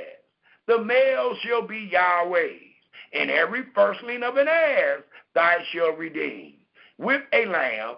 And if thou wilt not redeem it, then thou shalt break his neck, and all the firstborn of men among thy children shall thou redeem. And it shall be, when thy son asks thee in time to come, and what note the time to come, when you found yourself in that land, doing it according to this month, saying, what is this that thou shalt say unto him? By strip of hand, Yahweh brought us out from Egypt, from the house of bondage. And this can also be applied to the Sabbath.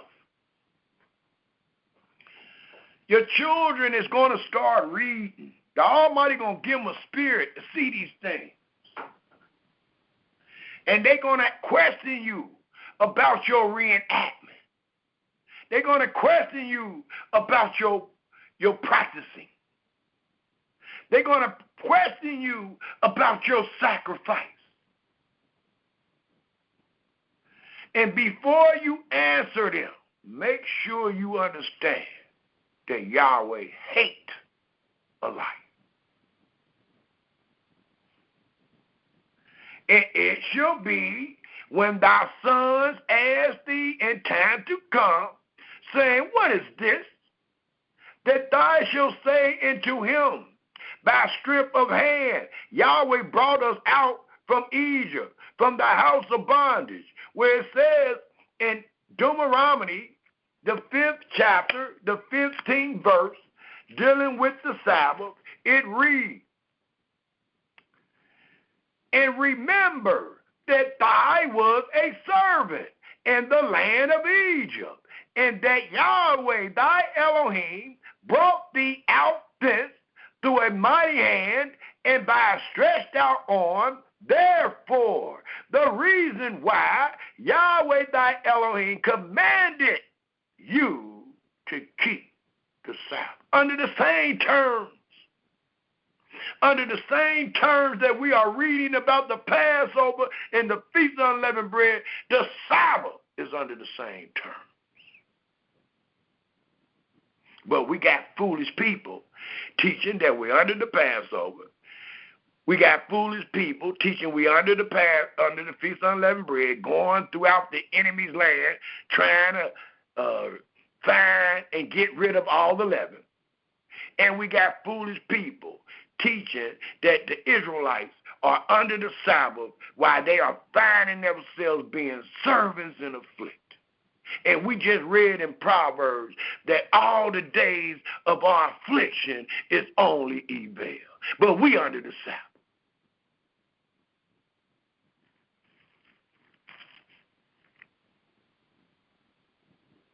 And for all you holy deny, brothers and sisters, when are you going to stand up for your Creator? Why ain't you rebuking me? Why can't you show the world I'm wrong?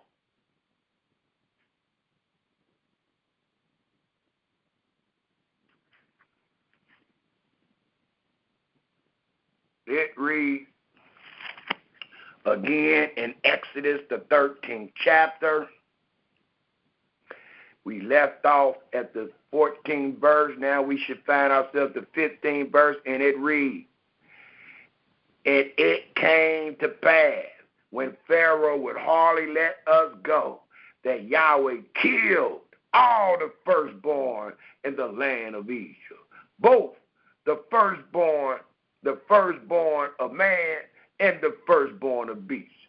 Therefore, the reason why I, the Israelites, sacrifice to Yahweh all that open the metric, being males, but all the firstborn of my children I redeem. And it shall be for a token, a sign upon thy hand, and for frontlets, a memorial between thy eyes. For by strength of hand Yahweh brought us forth out of Egypt, and commanded us to keep the Passover and the Feast of Unleavened Bread and the Sabbath and the land that Yahweh promised us under the statutes of life."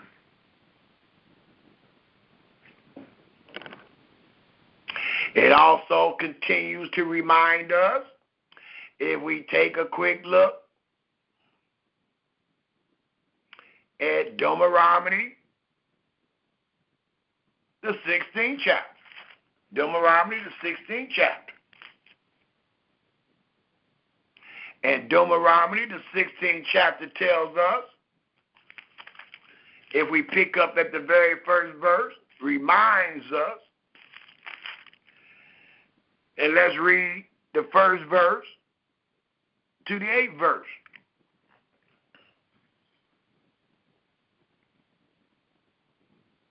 And it reads, "Observe the month of Abib, and keep the Passover to Yahweh thy Elohim. For in the month of Abib, Yahweh thy Elohim brought thee forth out of Egypt by night. Thou shalt therefore sacrifice," note, "the Passover unto Yahweh thy Elohim of the flock and the herd in the place which Yahweh shall choose." Who don't love this? To place his name there. Yahweh love obedience better than sacrifice. Who don't love these words we read? The 3rd verse, "Thou shalt not eat no leavened bread with it. 7 days shalt thou eat unleavened bread therewith, even the bread of affliction. For thou came forth out the land of Egypt in haste, that thou mayest remember the day," same way it speaks about the Sabbath, "when thou camest forth out of the land of Egypt all the days of thy life. And there shall be no leavened bread seen with thee in all thy coasts." You got a lot of work to do, Mr. and Mrs. Israel, talking about you keeping the Feast of Unleavened Bread in the enemy's land. But you only worried about your house. That is not the law. You just diminished from the law. Here it says in the 4th verse, "And there shall be no leavened bread seen with thee in all thy coasts." That coast is way greater and way larger than that little apartment building you find yourself in today. It reads,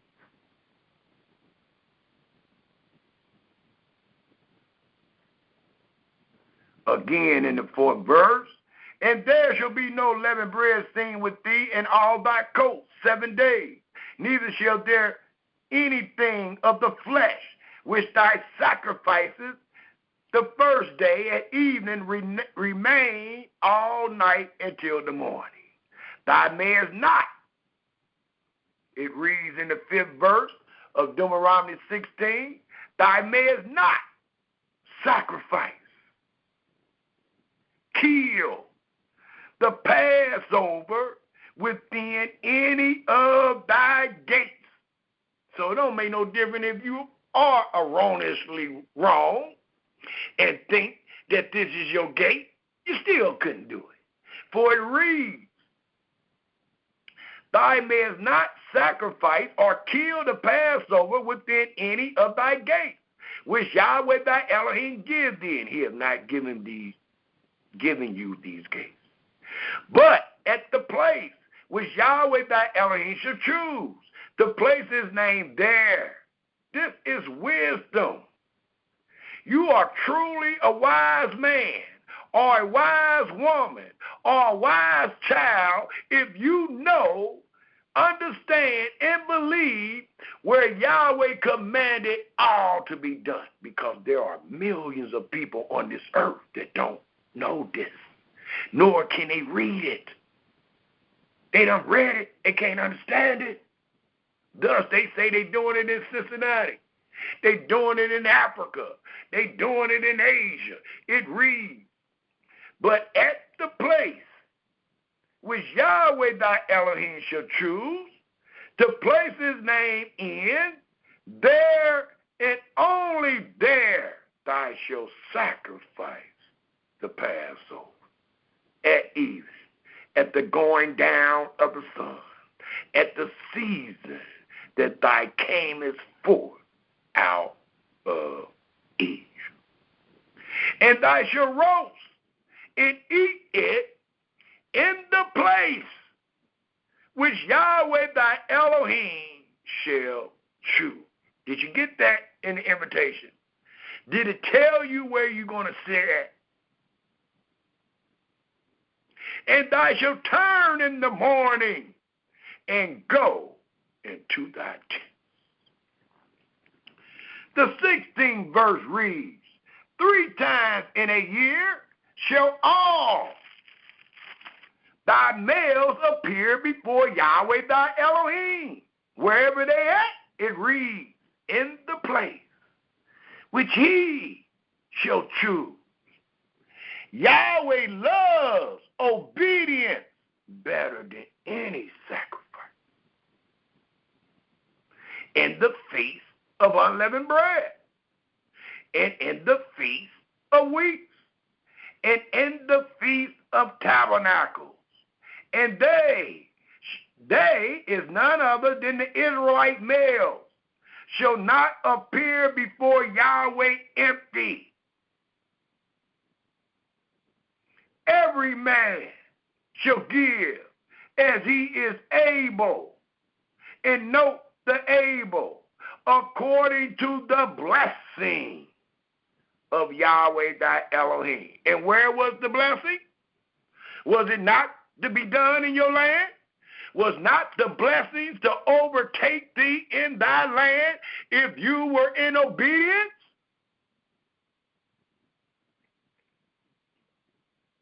Every man shall give as he is able according to the blessing of Yahweh thy Elohim, which he have given thee.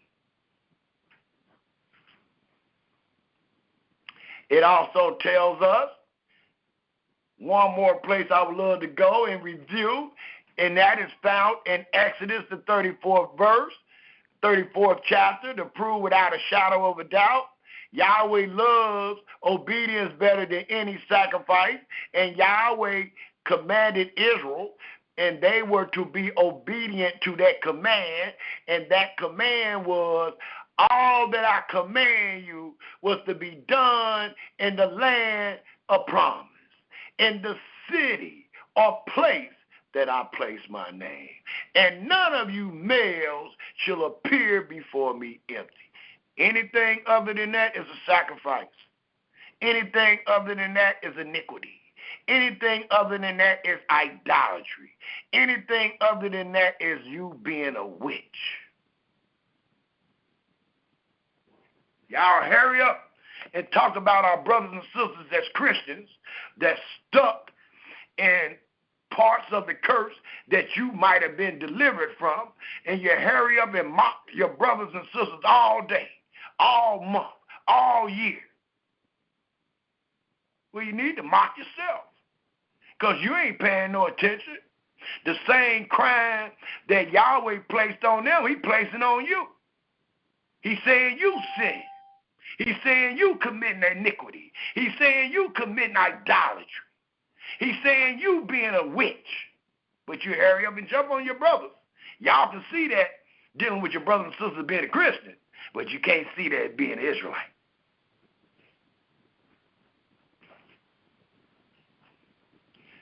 Exodus, the 34th chapter, please. And let's start reading at the 18th verse. And it tells us in the 34th division of Exodus, if we pick up at the 18th verse, and it reads,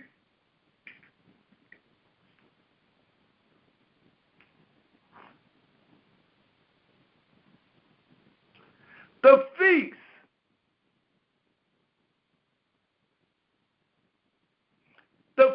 of unleavened bread shall thou keep.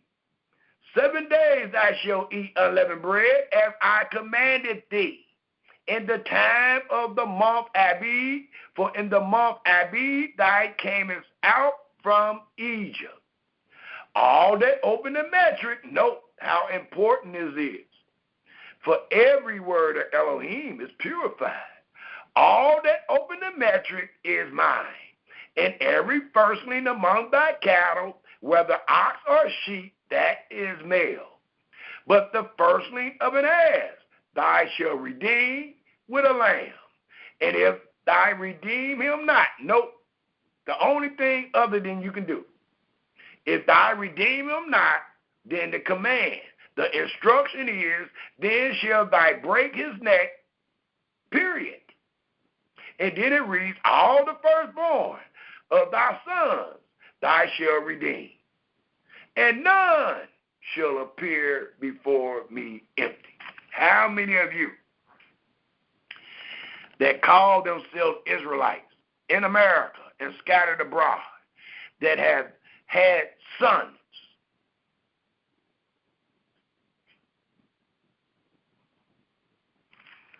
and you redeemed them? And the answer is, not one of you. Don't forget, Yahweh hated a liar. And don't forget, your murmuring is not against me. It is only against the one that hates a liar.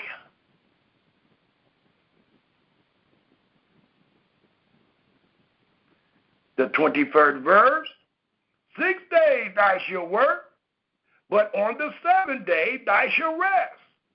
In earing time and in harvest thou shalt rest, and thou shalt observe the feast of weeks, of the first fruits of wheat harvest, and the feast of ingathering at the year end.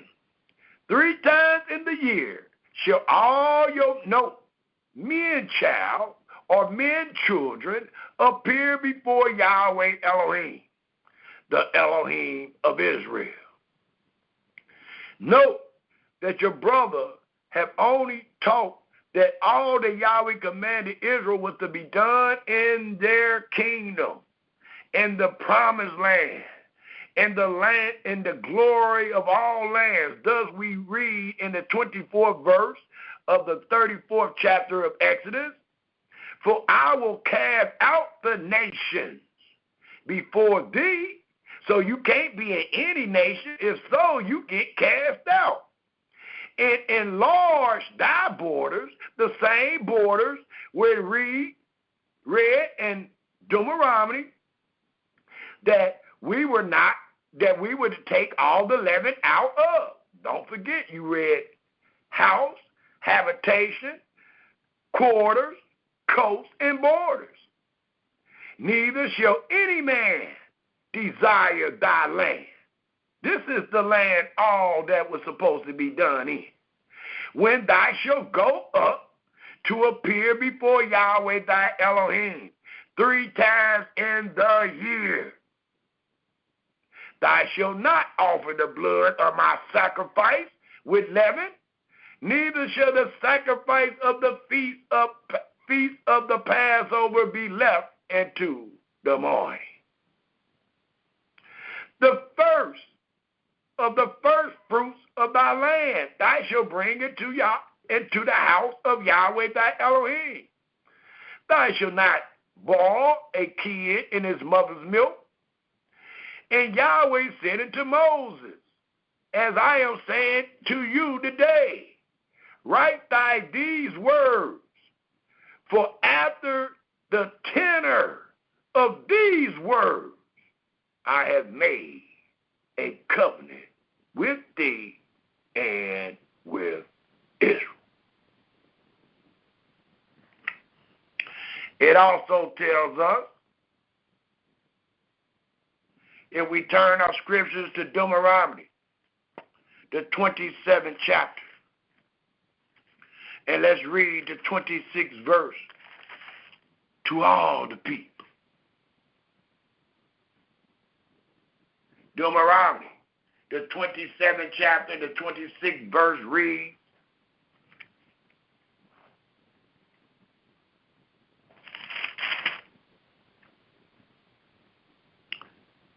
cursed be he that confirm not all. Please circle that little word. If you ever is in doubt, keep that word circled. Cursed be he that confirm not all. And why is that little word so important? Because according to the instructions, Yahweh told us in Deuteronomy the 4th chapter by law not to add nor diminish. So if you add, you can't be confirming all. If you diminish, you can't confirm all. Thus it reads, to all the houses of the children of Israel, cursed be he that confirm not all the words of the law. And that's all we have done this month, is confirm all the words of the law of the Passover and the Feast of Unleavened Bread. That's all we have done. And many of you have been found liars.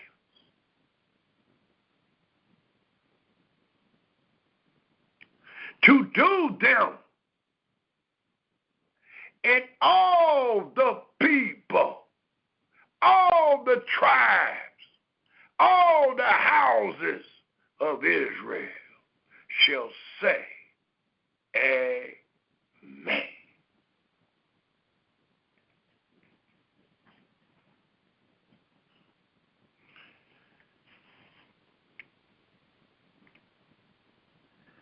It continues to tell us,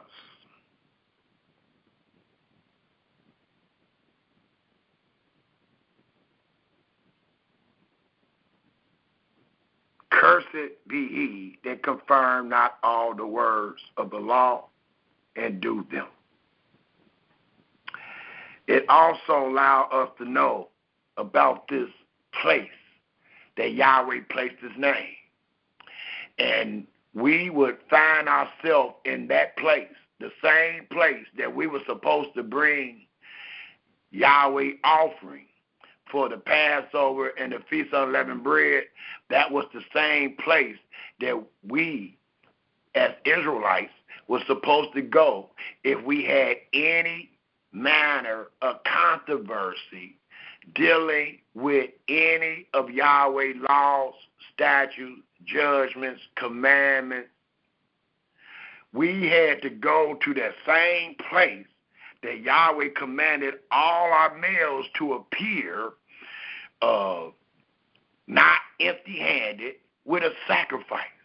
We were supposed to go to that same city to find out the answer the right way if there was a matter of controversy. Well, today, last year, the last 20 years, the last 100 years, there has always been a controversy among Israel dealing with the Passover and the Feast of Unleavened Bread. And the Almighty commanded Israel. While we still in Deuteronomy, let's take a quick look at the 17th chapter again.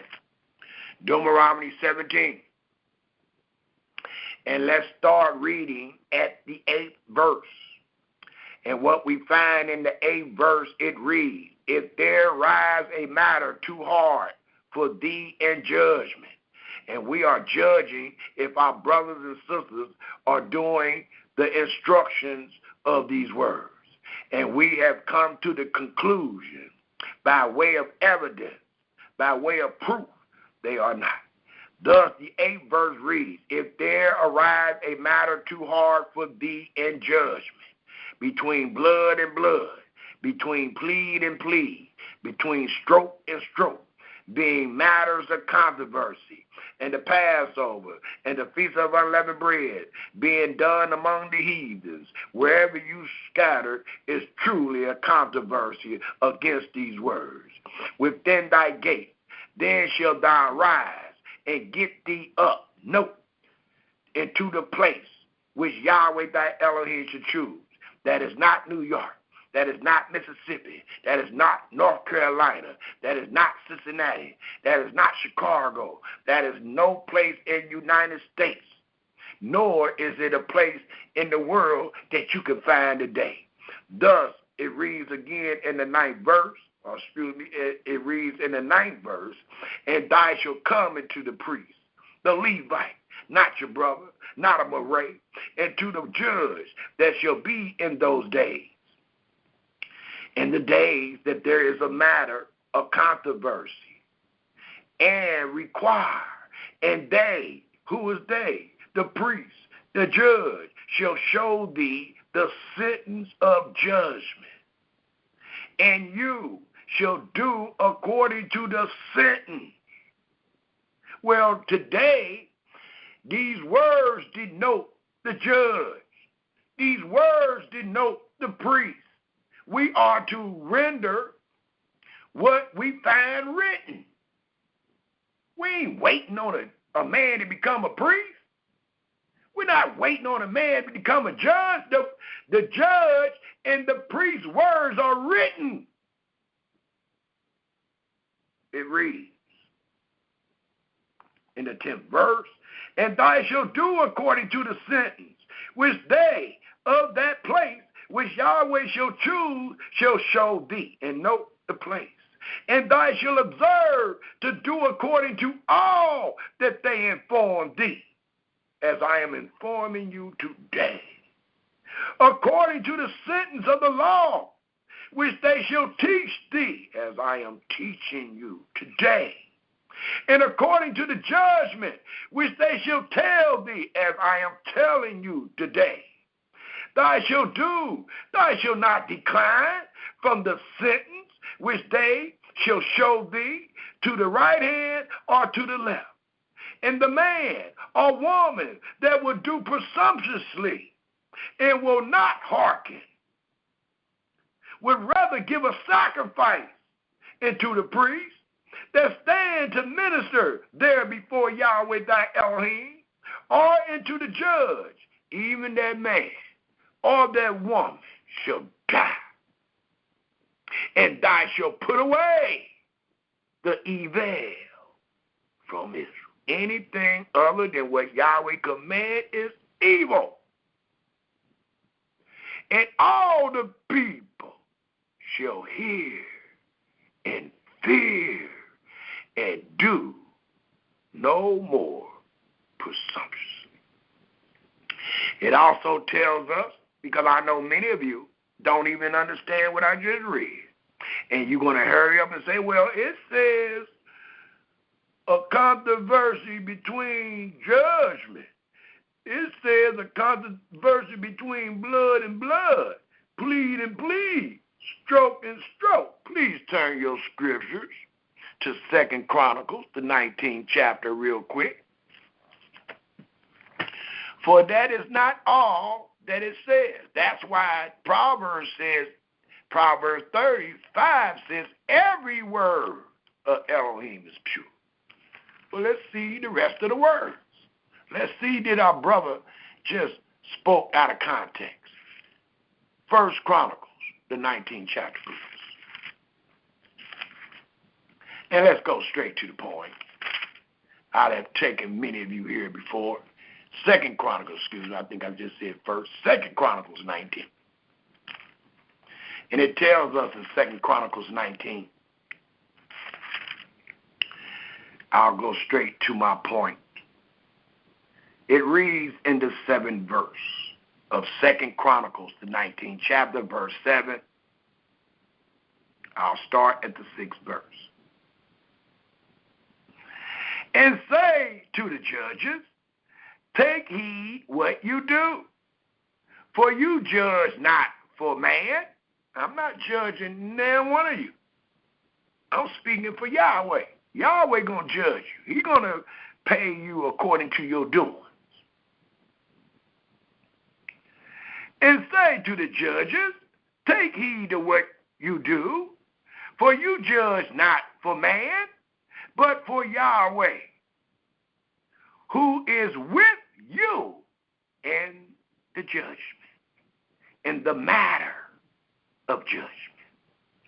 Wherefore now, let the fear of Yahweh be upon you. Take heed and do it, for there is no iniquity with Yahweh your Elohim, but it's going to be iniquity with you if you do anything other than what he said. Iniquity and idolatry. Nor respect of persons, nor taking of gifts. You don't care what you call yourself. Moreover, note, in Jerusalem, where he placed his name, did Jehoshaphat set of the Levites and of the priests and of the chiefs of the fathers of Israel for judgment of Yahweh and what? For controversies when they returned to Jerusalem.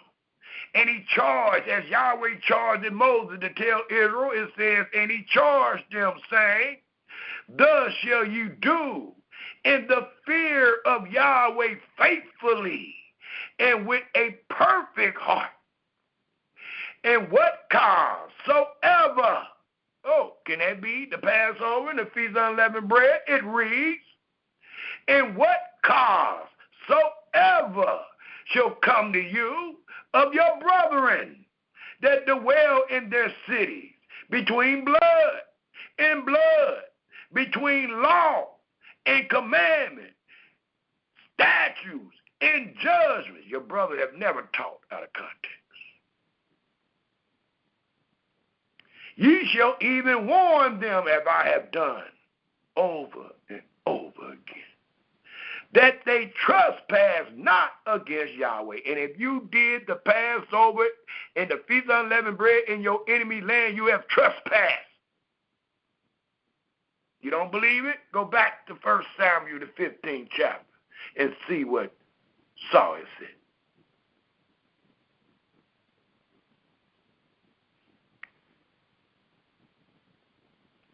Thus, let us turn our scriptures to 2 Samuel.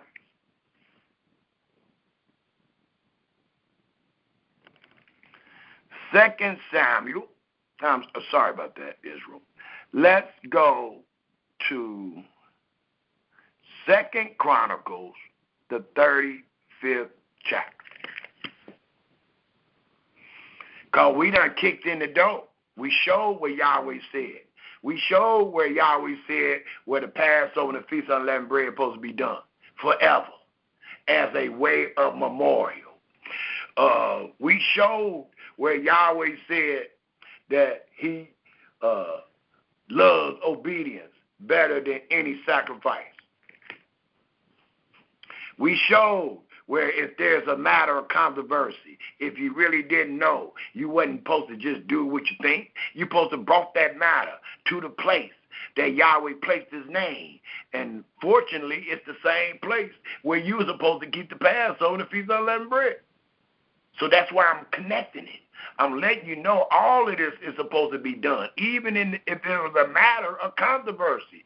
If it was something about the law or statute you weren't for sure about, and doing it, being under it, living therein, you're supposed to come to Jerusalem. And you're supposed to live under, accept, acknowledge, confirm the sentence that the priest and the judge gave. Well, today, we're not in the land. We're not under the statutes or the ordinances. But we can still go to the Bible and show you what was commanded in our peoples and show you what you are doing today in the heathen land has nothing to do with what you just read.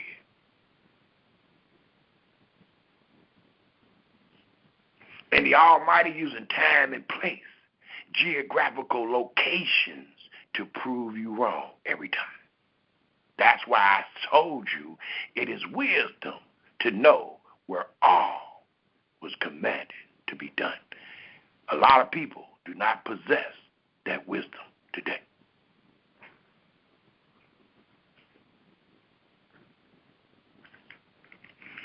Second Chronicles 35 allows us to know that there was a man, and he was a king, that truly understood, believed, and acknowledged that Yahweh loves obedience better than any sacrifice. Second Chronicles, the 35th chapter, and that king's name was Josiah. It is all about the ladder of the law. It's all about hitting the mark. It's all about being a child, listening to every word, hearkening to every word that their father tells them. And the Almighty said he loves that. Thus, it tells us in 2 Chronicles, the 35th chapter, the very first verse. Moreover, Josiah kept a Passover into Yahweh in Jerusalem, where it was commanded. He getting credit for the only king that really paying attention when it comes to the law of the Passover and the Feast of Unleavened Bread. Moreover, Josiah kept a Passover into Yahweh in Jerusalem, and they killed the Passover on the 14th day of the first month, and he set the priests in their charge and encouraged them to the service of the house of Yahweh, and said unto the Levites that taught all Israel, which were holy into Yahweh, put the holy ark in the house which Solomon, the son of David, king of Israel, did build. And it shall not be a burden upon your shoulders. Serve now Yahweh your Elohim and his people Israel, and prepare yourselves by the houses of your fathers after your courses, according to the writing of David, king of Israel, and according to the writing of Solomon his son, and stand in the holy place, according to the division of the families of the fathers of your brethren, the people, and after the division of the families of the Levites. So kill the Passover, and sanctify yourselves, and prepare your brethren, note, that they may do according to the word of Yahweh by the hand of Moses. And Joshua gave to the people of the flock, lambs and kids, all for the Passover offerings, for all that were present, to the number of 30,000 and 3,000 bullocks. These were of the king's substance. And his princes gave willingly into the people, to the priests, and to the Levites. Hilkiah and Zechariah and Yael, rulers of the house of Elohim, gave into the priests for the Passover offerings 2,600 small cattle and 300 oxen. Corneliah also and Shemaiah and Nathaniel his brethren, and Hashbaniah and Yael and Jozabad, chief of the Levites, gave it to the Levites for Passover offerings 5,000 small cattle and 500 oxen.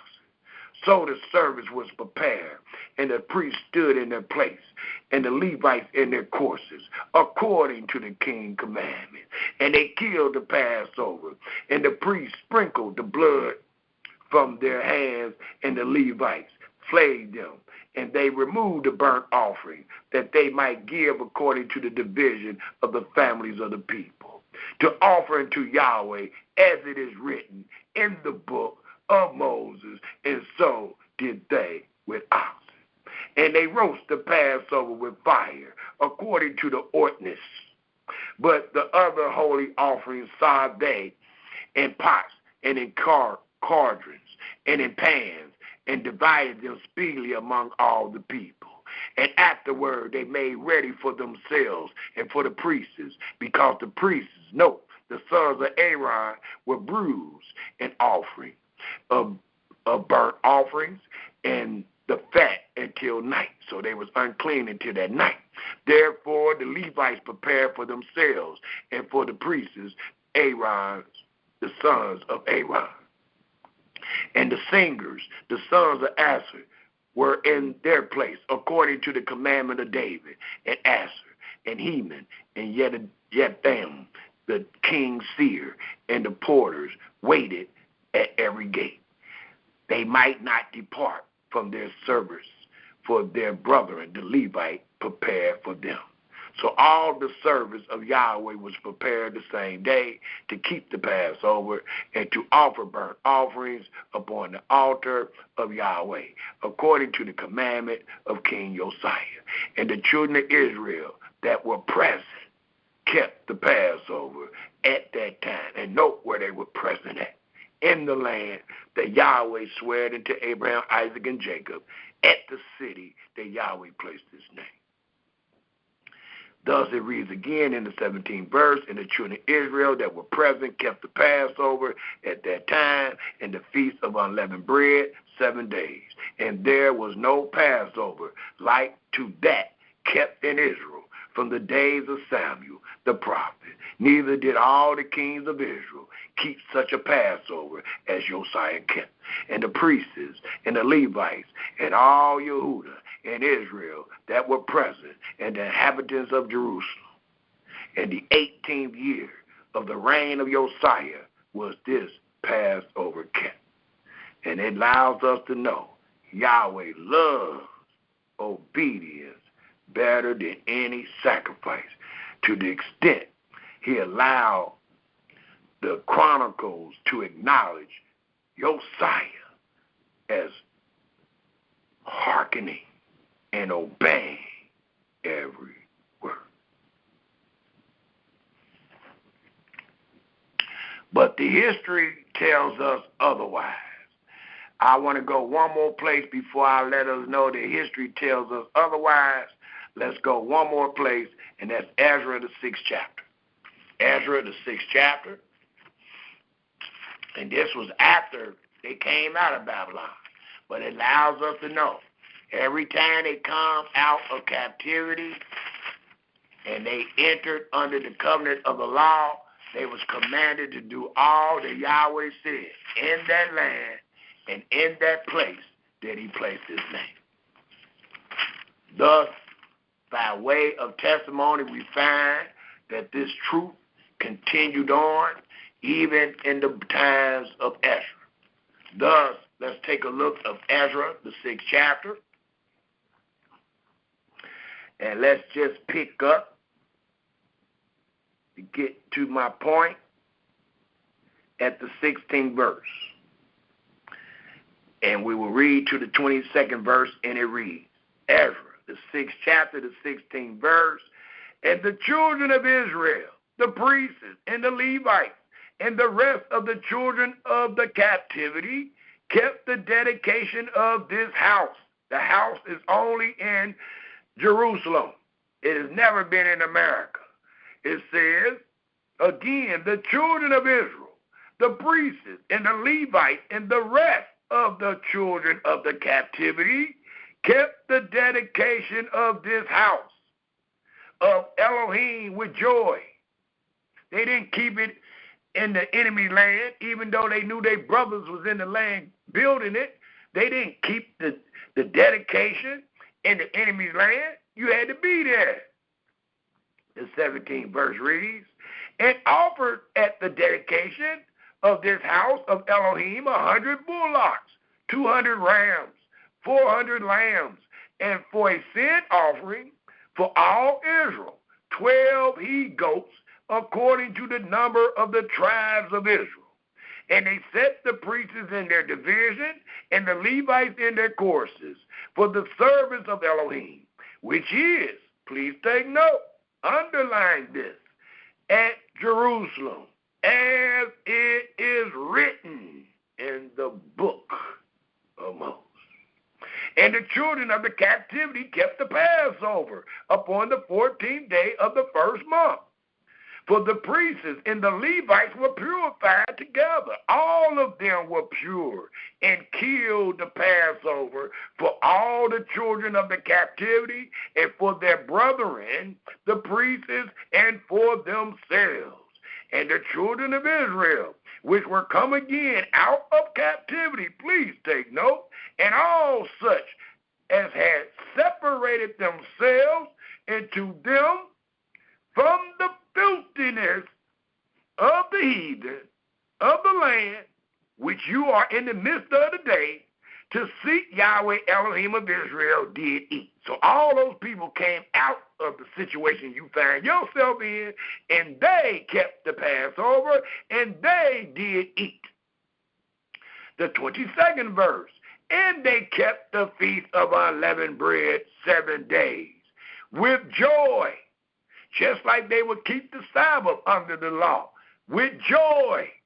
It reads, for Yahweh had made them joyful and turned the heart of the king of Assyria into them to strengthen their hands in the work of the house of Elohim, the Elohim of Israel. So we see Yahweh loved obedience better than any sacrifice. Thus, let us go back to 1 Samuel, the 15th chapter. For the proof is in the pudding. What is it that Yahweh is so angry about? Just because I won't do every word? Absolutely.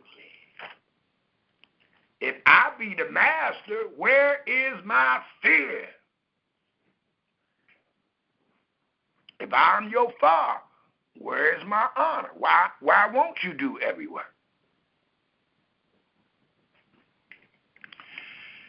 1 Samuel, the 15th chapter, let's pick up at the very first verse. That way we all get to see what Saul actually did. What letter of the law that he did not do all on. So we're going to use Saul. We got a couple more testimonies we're going to use and show, but we're going to use Saul first. For today's presentation is called Yahweh loves obedience better than any sacrifice. And this truth was declared dealing with King Saul. Thus, let us all find ourselves in 1 Samuel, the 15th chapter.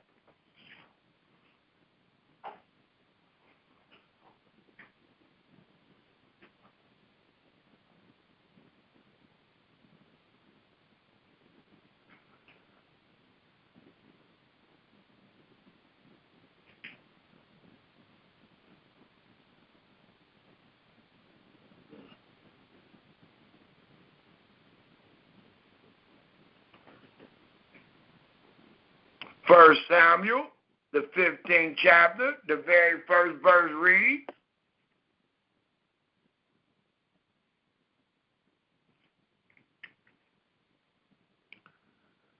Samuel also said unto Saul, Yahweh sent me to anoint thee to be king over his people, over Israel. Now therefore hearken and note. I don't know if many of you understood or read the story of Saul, but Saul had already sinned. Saul had already rebelled. And he rebelled in the 13th chapter, I think that was. Let me make sure. Yes, the first sin that Saul committed was found in the 13th chapter. Thus, we find ourselves in the 15th chapter, and we just read the first verse where he told Saul to hearken into the voice of the words of Yahweh. Thus, Yahweh of hosts remembered that which Amalek did to Israel, how he laid wait for him in the way which he came up from Egypt. Now go and smite Amalek and destroy and utterly destroy all that they have. Note, now go and smite Amalek. That's why every word is so important. We don't supposed to be speed reading or none of this. We supposed to understand every word. Take your time. Look at the instructions. Today we don't know nothing about instructions. Many of us will get a new cell phone, we'll get a game or whatever, and we'll just start playing with it and learn how to work it. We won't even read the instructions. Most times the instructions so long, people don't even want to, they ain't even going to entertain it. But to really know what you're doing, you need to read the instructions. And before you read all the instructions, trying to do it without them, you're going to make many errors, which would denote sin in the matter that we're speaking about, but you will commit many errors by not taking heed to every word. Thus it reads, again in the 3rd verse, the instruction, go and smite the Amalek and utterly destroy all that they have. Utterly destroy all that they have, and spare not, but slay both man and woman, infant and suckling, ox and sheep, camel and ass. And Saul gathered the people together. It sounds like he gonna listen, and numbered them in Telem, 200,000 footmen and 10,000 men of Yehuda. And Saul came to a city of Amalek and laid wait in the valley. And Saul said unto the Kenites, go, depart, yet you down from among the Amalekites, lest I destroy you with them. For ye showed kindness to all the children of Israel when they came up out of Egypt. So the Kenites departed from among the Amalekites.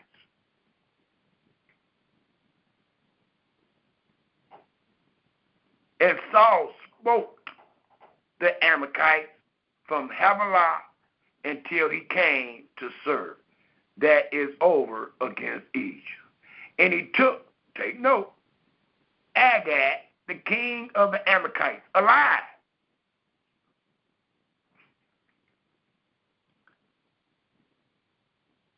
And utterly destroyed all the people with the edge of the sword.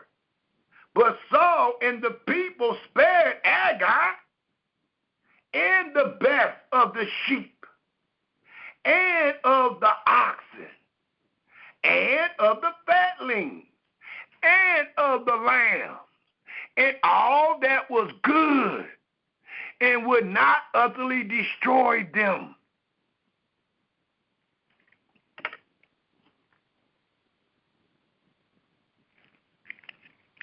Then came the word of Yahweh unto Samuel, saying, it repent me that I have set up Saul to be king.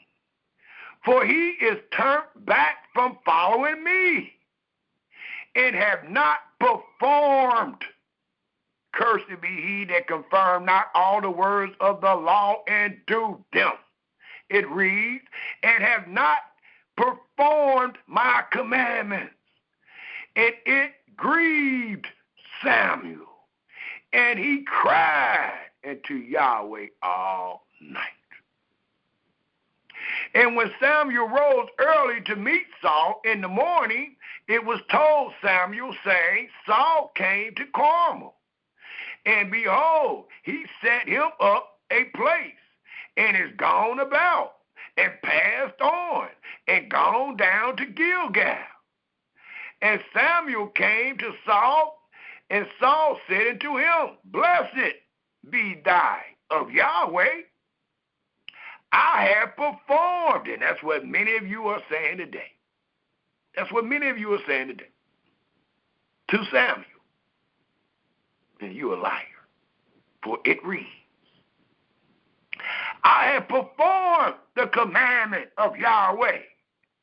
And Samuel said, well, what means then this bleating of the sheep? I'm hearing a bunch of sheep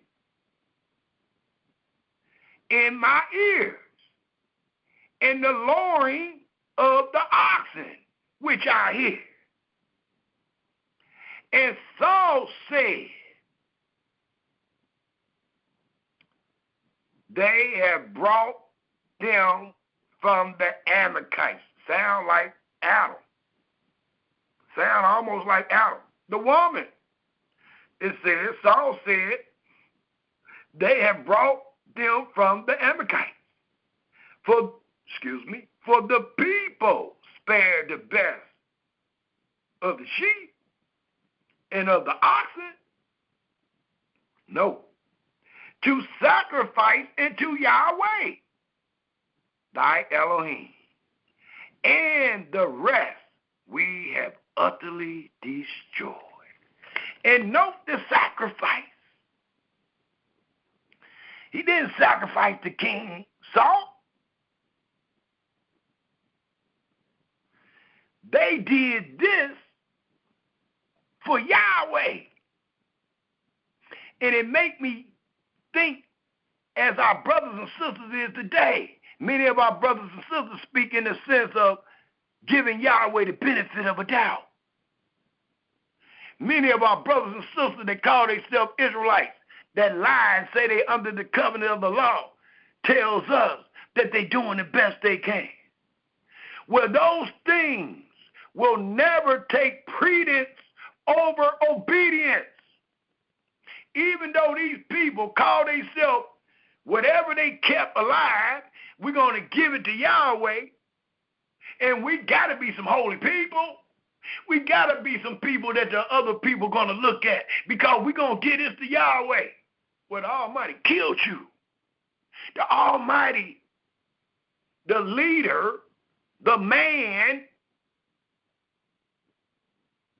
he knocked off the throne. Because Yahweh loves obedience better than any sacrifice. I don't even care if you're doing it for him. He don't care. Saul and them was doing it. The people, the multitude was doing it for Yahweh, and Yahweh punished Saul.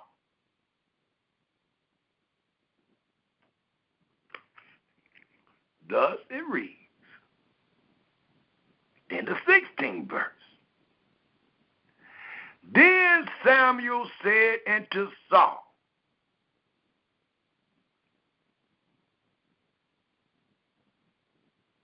stay, and I will tell thee what Yahweh hath said to me this night. And he said unto him, say on. And I'm saying on today, allowing y'all to see what Yahweh hath said to Samuel and to Saul. And Samuel said, when thou was little in thy own sight, was thou not made the head of the tribes of Israel?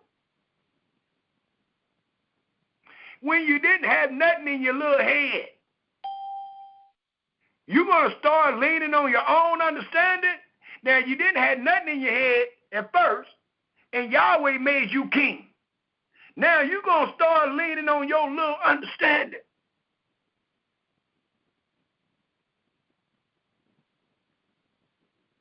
The 17th verse reads again, and Samuel said, when thou was little in thy own sight, was thy not made the head of the tribes of Israel?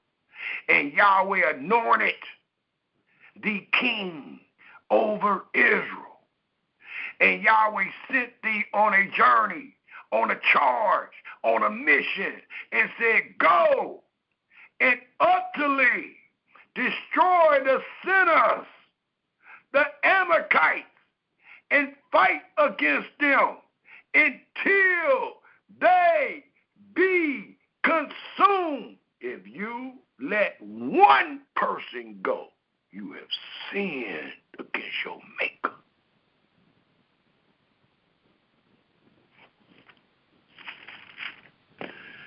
Thus, the 19th verse reads, wherefore then did thou not obey the voice of Yahweh? Come on, Saul. But did fly upon the spoil, and did evil in the sight of Yahweh. And Saul said to Samuel, yea, I have obeyed. And that's what they're telling me that that's a trip. That's what they've been telling me all month. We are obeying. You the one ain't obeying. You just jealous. Saul said the same thing.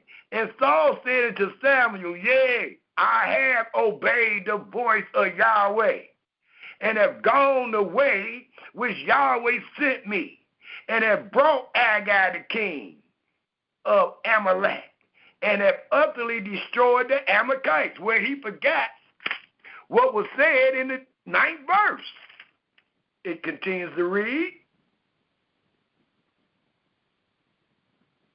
in the 21st verse, but the people passing the buck, just like Adam tried to do with Eve, but the people took of the spoil, sheep and oxen, the chief of the things which should have been utterly destroyed.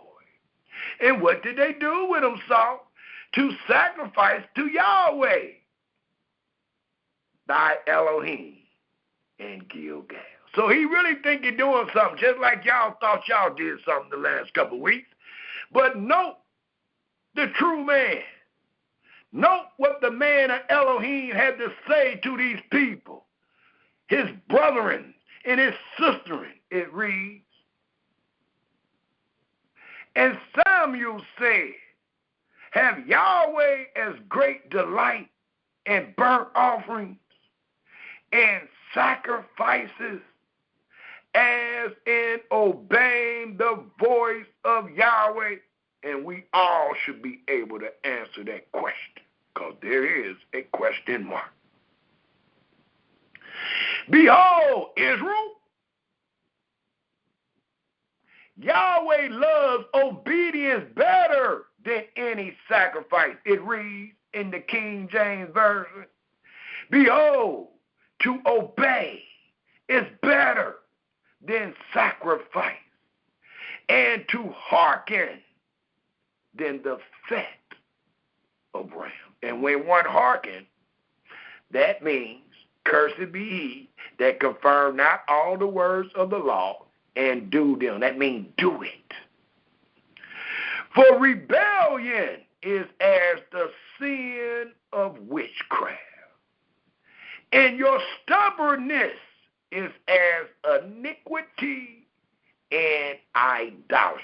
The same idolatry that y'all love to point the finger at your brother and sister that's caught up in Christianity. Well, the Almighty charged you with the same idolatry.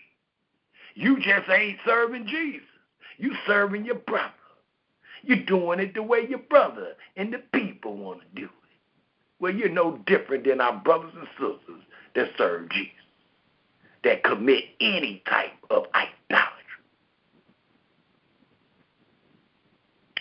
For rebellion is as the sin of witchcraft, and stubbornness is as iniquity and idolatry, because thou hast rejected the word of Yahweh. He hath also rejected thee from being king. And Saul said unto Samuel, I have sinned. I'm going to go ahead and humble myself, brother. I know you've been saying it for years now, but I'm going to humble myself and let you know, yeah, you're right. I have sinned. For I have transgressed the commandment, and that's what you do when you don't complete every word of Yahweh and thy words, because I feared the people and obeyed their voice. And we read in Exodus 23, to follow not a multitude to do evil. Now, therefore, I pray thee, pardon my sin. Forgive me, brother, and turn again with me, that I may worship Yahweh, because I wasn't worshiping him. Now that I admit that I was wrong, that I was keeping the Passover and the Feast of Unleavened Bread wrong in the wrong place and all that, now let me get back on the right track. That's what the man said. That I may worship Yahweh. And Samuel said unto Saul, I will not return with thee, for thou hast rejected the word of Yahweh. And Yahweh has rejected thee from being king over Israel. And as Samuel turned about to go away, he laid hold upon the skirt of his mantle, and it rent. And Samuel said unto him, Yahweh have rent or torn the kingdom of Israel from thee this day, and have given it to a neighbor of thine that is better than thine. And that was none other than King David. And also the strength of Israel will not lie, nor will I, nor repent. For he is not a man that he should repent. Then he said, I have sinned. Yes, you have. Yet honor me now, because he's the king.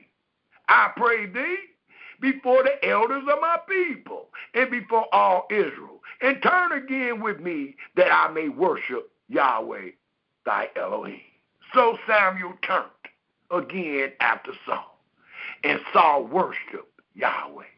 Then said Samuel, because the charge have not been done, thus it reads, then said Samuel, bring you hither to me Agag the king of the Amalekites. And Agag came into him delicately. And Agag said, surely the bitterness, what I did way back then, and our people did to y'all way back then, the bitterness of death is past. And Samuel said, as thy sword has made women childless, so shall thy mother be child among women. And Samuel heaved Agag in pieces as commanded before Yahweh in Gilgal. Then Samuel went to Ramah, and Saul went up to his house to Gibeah of Saul, and Samuel came no more to see Saul until the day of his death. Nevertheless, Samuel mourned, because Samuel was a humble brother. He loved all of Yahweh's children. He mourned for Saul. Even though Saul had sinned, he still cried for Saul. And Yahweh repented that he had made Saul king over Israel.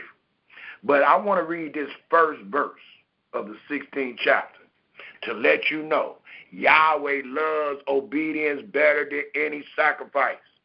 Even though Samuel was the last judge of Israel before Israel became kings, even though Samuel was a priest, even though Samuel was known as a seer, even though Samuel was a Nazarite, even though Samuel is known to do all that Yahweh has said, and not one of his words ever fell to the ground, that was still not enough to love somebody that Yahweh hates. Once Yahweh hate them, once Yahweh reject them, you don't supposed to go with them. I don't care if that's your son. I don't care if that's your daddy. You don't supposed to go with them once Yahweh reject them. Thus, I wanted to read the 16th chapter, the first verse, to prove my point. And it reads, we just read, Samuel came no more to see Saul until the day of his death. Nevertheless, Samuel mourned for Saul, and Yahweh repent that he had made Saul king over Israel. The 16th verse, first verse, 16th chapter, first verse. And Yahweh said unto Samuel, while Samuel over there mourning, how long wilt thou mourn for Saul? And what is that length based on? It reads, seeing I have rejected him from reigning over Israel. So Yahweh questioned Samuel. He appeared into Samuel's wisdom. And he said, how long will thou mourn for Saul? Seeing I have rejected him for reigning over Israel. And the answer that should come by way of us, after reading and studying these things, the answer should be no more. Because of this, it reads, fill thy horn with oil, and go, I will send thee to Jesse, the Bethlehemite, for I have provided me a king among his sons. That was the last of Samuel mourning for Saul. Because Yahweh has rejected him. Just like I stated earlier, dealing with hate. I hate those that Yahweh hates with a perfect hatred. That's what David said, and that's what Brother Samuel was saying. So, the same with reject. If Yahweh rejects you, you better leave him alone, or you might get caught up. It's good to pray. It's good to love your people. It's good to be humble. Same way with Moses. Yahweh was going to kill all the Israelites because of that golden calf. But Moses prayed. The Almighty still punished our people for the act, for the iniquity and the idolatry. But he prayed. And that prayer spared the people. He prayed for his brother. He prayed for his sister. So prayer is good. That's your vibe. That's your energy. That's your frequency. Prayer. And it's good. Only when Yahweh allows it. So we showed the first example and the primary example of why Yahweh said he loves obedience better than any sacrifice. Because for you to just obey, it denotes love. It denotes Yahweh love you, and it denotes you love him. To the extent that you are willing, bold as a lion, to confirm every word. Because you love him. And he's going to love you. But it didn't stop there. Thus, let us turn our scriptures to 1 Kings. See what time we got. Let's go to 1 Kings,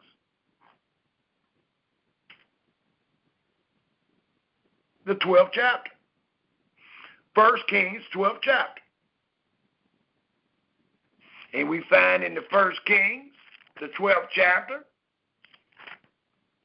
Yahweh loved obedience better than any sacrifice. Thus, in 1 Kings, the 12th chapter, if we pick up at the 25th verse.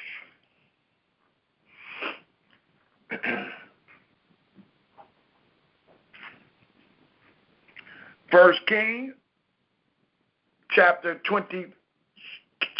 12, verse 25, and it reads, and please take note of the reading. That way you can catch the sin. That way you can catch the disobedience. And you can catch that which they did instead of what was said, which denote the sacrifice, which denote the idolatry, the iniquity, the witchcraft, the sin. Then Jehoram built Shechem and Mount Ephraim, and dwelt therein, and went out from thence and built Penuel. And Jehoram said in his heart, every man is right in his own eye first to his God. Now shall the kingdom return to the house of David. If this people go up to do sacrifice in the house of Yahweh, where it is commanded, at Jerusalem, then shall the heart of this people turn again into their master, which that's what it should be, even into Rehoboam, king of Yehudah. And they shall kill me, he worrying about himself instead of these words, and go again to Rehoboam, king of Yehudah. Whereupon the king took counsel. Note, he took counsel and made 2 calves of gold and said unto them, it is too much for you to go up to Jerusalem. That's too far, man. Just do it here in Cincinnati. Well, let's do it in a place somewhere in Africa. Well, let's do it in Asia. It says, again, and please catch the point, whereupon the king took counsel and made 2 calves of gold and said unto them, it is too much for you to go up to Jerusalem. Behold thy God, serve this, O Israel, which brought thee up out of the land of Egypt. And this, what you talking about, ain't what brought Israel out of Egypt. But anyway, the 29th verse reads, and he set the one in Bethel, one of the golden calves, and the other put he in Dan, the city of Luz. And this thing became a sin, for the people went to worship before the one, even into Dan. And he made it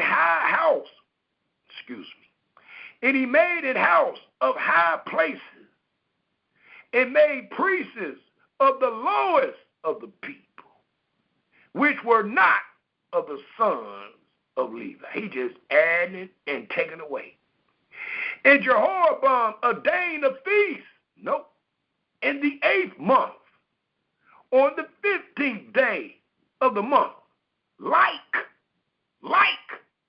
a substitute, a sacrifice, something other than what Yahweh commanded. It reads, like into the feast that is in Yehudah. And he offered upon the altar. So did he in Bethel, sacrificing into the calves that he had made. And he placed in Bethel the priests of the high places which he had made. So he offered upon the altar which he had made in Bethel, the 15th day of the 8th month. There is not a feast And the 7th feast is found in Leviticus, the 23rd chapter, that starts in the 8th month and in the 15th day. Even in the month which he had devised of his own heart, and ordained a feast unto the children of Israel. And he offered upon the altar and burnt incense. Well, we showing this to prove without a shadow of a doubt. You giving Yahweh the benefit of the doubt. You trying to do the best you can will never take precedence over obedience. I don't care if you're a king. I don't care if you're a queen. Your counsel will never take precedence. It will never be acceptable over Yahweh's word. You must obey. Yahweh loves obedience better than any other thing that you can do, any other thing that you can come up with. Thus, the 13th chapter, the very first verse reads, 1 Kings, the 13th chapter, the first verse reads, right after we read what was going on with Jehoram and how he done set up his own thing and how he done stopped the people and convinced the people that you don't have to go to Jerusalem. Even though that's where Yahweh commanded the feasts to be done, you don't have to go. Let's do it like this. The 13th chapter, the first verse, and behold, there came a man of Elohim out of Yehudah. There's always going to be a man of Elohim that corrects his people. And behold, there came a man of Elohim out of Yehudah by the word of Yahweh into Bethel. And Jehoram stood by the altar to burn incense. And he cried against the altar in the word of Yahweh and said, Altar, altar, thus said Yahweh. Behold, a child shall be born into the house of David. He even telling us his name, and we done read the testimonies. We just read about that great man keeping the Passover. It reads, Behold, a child shall be born into the house of David, Josiah by name. And upon thee shall he offer the priests of the high places, and burn incense upon thee, and men's bones shall be burnt upon thee. And he gave a sign the same day, saying, This is the sign which Yahweh has spoken. Behold, the altar shall be rent, and the ashes that are upon it shall be pulled out. And it came to pass, when the king Rehoboam heard the saying of the man of Elohim, which had cried against the altar in Bethel, that he put forth his hand from the altar, saying, Lay hold on him. And his hand, which he put forth against him, dried up. Because that man is only speaking because Yahweh sent him. And you tried to hurt him, and Almighty made that man's hand dry up. It says, so that he could not pull it in again to him. The altar also was rent, and the ashes poured out from the altar according to the sign which the man of Elohim had given by the word of Yahweh. And the king answered and said unto the man of Elohim, Entreat now the face of Yahweh thy Elohim, and pray for me, that my hand may be restored me again. And the man of Elohim besought Yahweh, and the king's hand was restored him again, and became as it was before. And the king said unto the man of Elohim, Come home with me, and refresh thyself, and I will give thee a reward.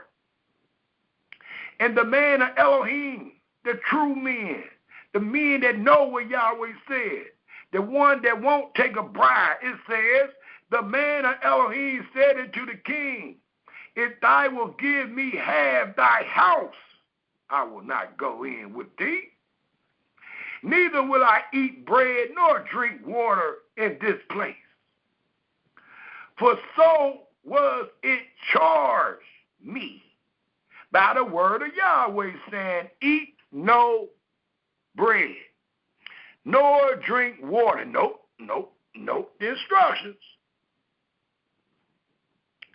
Drink no water, nor turn again by the same way that thou came. You can't even go back the same way you came.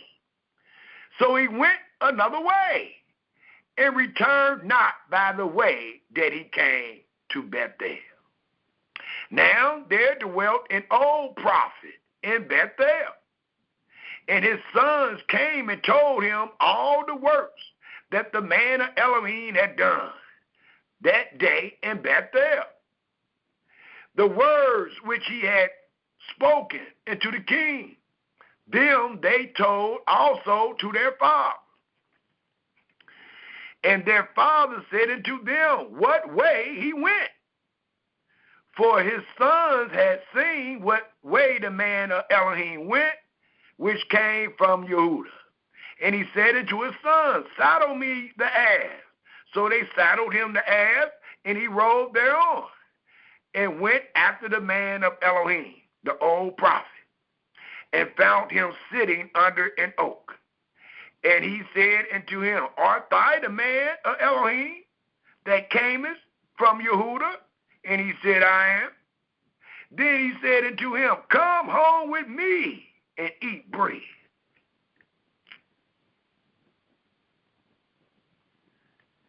And he said, I may not return with thee, nor go in with thee. Neither will I eat bread, nor drink water with thee in this place.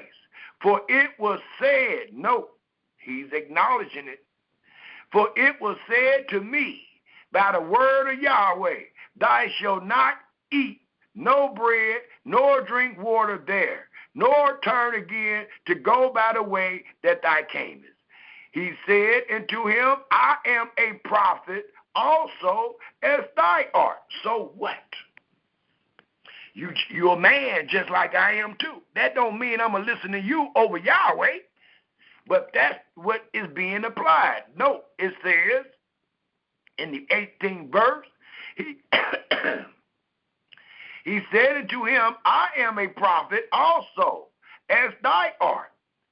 And an angel speak unto me by the word of Yahweh, saying, bring him back with thee into thy house, that he may eat bread and drink water.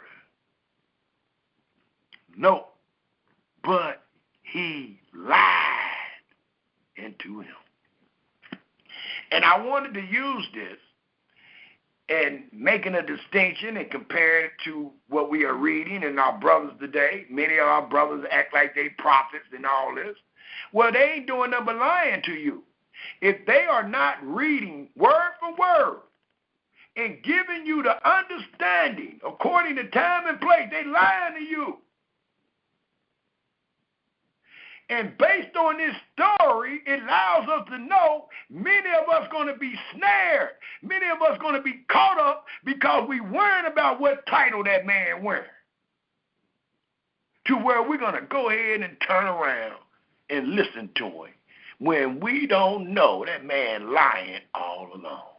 The scripture tells us in the book of Deuteronomy, the 13th chapter, that Yahweh might make the prophet, the lying prophet, word to come to pass. Why? He said to prove you, to test you. Well, many people and this brother going to fail the test. And it's a proof. Yahweh love obedience better than any sacrifice that you could give him. Just obey, son and daughter, you're doing well. The Almighty call it perfect when you obey. Well, here it tells us in the last sentence of the 18th verse, but he lied unto him. He was an old prophet. But he lied when he said the angel talked to him. And who cares? What this story allows us to know, not even an angel, not even the sacrifice of some words of an angel will be precedence over the word of Yah. But he got caught up with the title. He found out that the prophet said an angel told him. Thus the 19th verse reads, so he went back with him, got him. Yahweh love obedience. If you don't listen to the obedience, you're going to get snared. He got snared. So he went back with him. Even though it was based on a lie, still, the Almighty testing you. Faithful witness. It reads, so he went back with him and did eat bread in his house. So he went back the way he didn't supposed to go. He ate bread that he didn't supposed to eat, and he drank water that he didn't supposed to drink. And it came to pass, as they sat at the table, and I'm reading this because I'm using this to open up your eyes, because many of you are going to blame your teacher. The scripture says, when a ruler hearkens to a lie, all his servants are wicked. Well, many of you are hearkening to the lie of your teacher.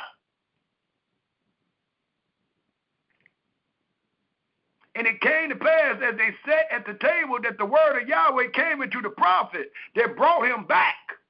So you lied to the man of Elohim. You told him that a prophet, an angel talking to you. Now the Almighty about to talk to you. And he cried unto the man of Elohim that came from Yehuda, saying, thus said Yahweh. Now, the Almighty got the old prophet that lied to the man of Elohim to reveal the truth. And not only the truth, but to reveal Yahweh love obedience better than any sacrifice. Thus, the 21st verse reads, and he cried unto the man of Elohim that came from Yehuda, saying, thus said Yahweh, for as much as thou has disobeyed the mouth of Yahweh. And what commandment did he disobey? Is found in verse 9. And has not kept the commandment which Yahweh thy Elohim command thee, but camest back, and has eaten bread, and drank water in the place of the which Yahweh did say unto thee, eat no bread and drink no water. Thy carcasses shall not come into the sepulchre of thy father. Look at his punishment. Even though he was lied to. It came to pass after he had eaten bread and after he had drunk that he saddled for him the ass, to wit, for the prophet whom he had brought back. And when he was gone, a lion met him by the way and slew him. The Almighty fear him and depart from evil. And slew him, and his carcass was cast in the way, and the ass stood by it.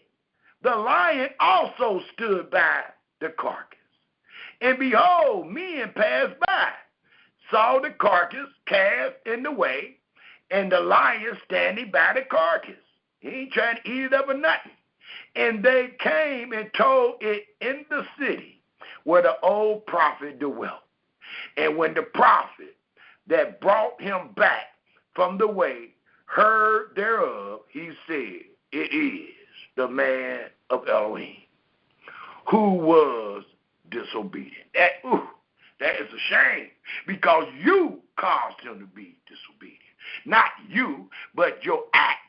He gravitated to your lie when he should have loved Yahweh and gravitated to the obedience. It says, again in the 29th verse, excuse me,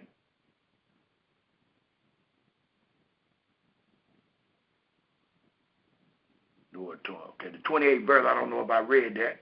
Forgive me if I didn't.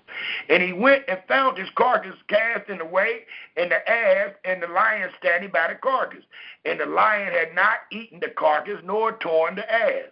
And the prophet took up the carcass of the man of Elohim, and laid it upon the ass, and brought it back. And the old prophet came to the city to mourn and to bury him. And he laid his carcass in his own grave. And they mourned over him, saying, Alas, my brother. And it came to pass, after he had buried him, that he spake unto his sons, saying, When I am old, then bury me in the sepulchre wherein the man of Elohim is buried. Lay my bones beside his bones. For the same which he cried by the word of Yahweh against the altar in Bethel, and against all the houses of the high places which are in the city of Samaria, shall surely come to pass. And according to 2 Kings 23, you can see all these things coming to pass, where Josiah did all that Yahweh said.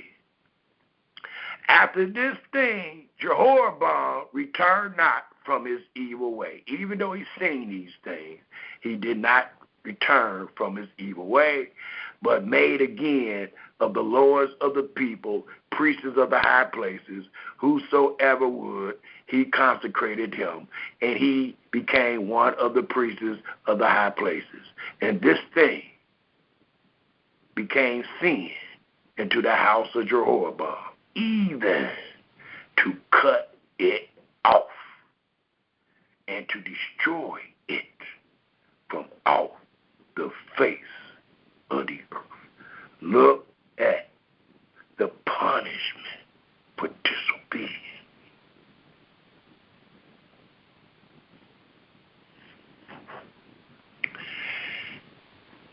By the law and by the testimony. If they come not according to these, it's only because there is no light. We started off with the law. We ended with the testimonies, showing without a shadow of a doubt that Yahweh mean what he say, and he say what he mean. Let us turn our scriptures to Hosea, the 6th chapter, real quick. Hosea, the 6th chapter, real quick, to continue to teach and witness Yahweh love obedience better than any of your sacrifice, any other thing that you can possibly give or say. Hosea 6, please. And it tells us in the book of Hosea, the 6th chapter, if we all turn there, please. Excuse me. Hosea 6. And let's just read the first 7 verses real quick. And they read, Come and let us return to the truth, to the instructions, and to Yahweh, for he hath torn, and he will heal us. He has smitten, and he will bind us up. After 2 days will he revive us. In the 3rd day he will raise us up, and we shall live in his sight. Then shall we know if we follow on to know Yahweh. His going forth is prepared as the morning, and he shall come into us as the rain, as the latter and former rain into the earth. O Ephraim, what shall I do unto thee? O Yehuda, what shall I do unto thee? For your goodness, mercy, or kindness is as a morning cloud. It just go away. And as the early dew, it goes away. Therefore have I heaved them by the prophet. I have slain them by the words of my mouth, as you are being slain this day. And thy judgments are as the light that goes forth.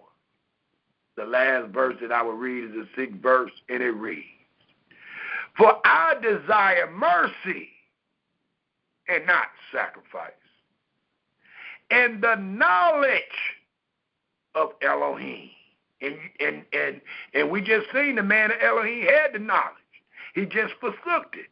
And he did something else. He made a sacrifice. He made a sacrifice for himself to go back to that man, to go back that way, to eat bread and to drink water. Thus the 6th verse, for I desire mercy and not sacrifice, and the knowledge of Elohim more than burnt offering.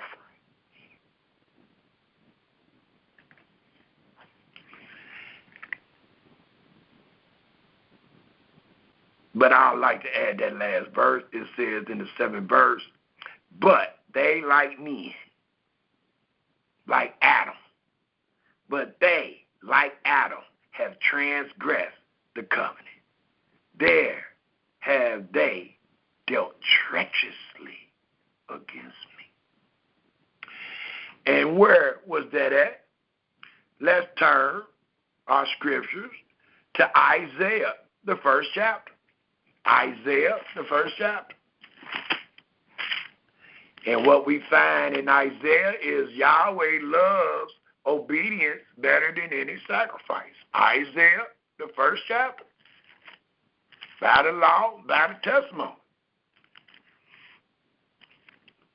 What you call yourself doing ain't new. There's nothing new under the sun.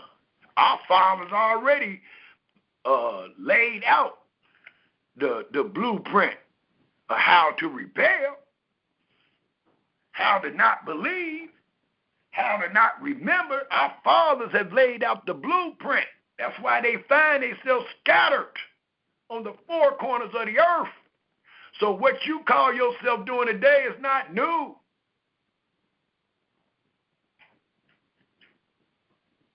It just proved that you had the same spirit that our fathers had that got us kicked out of that great land.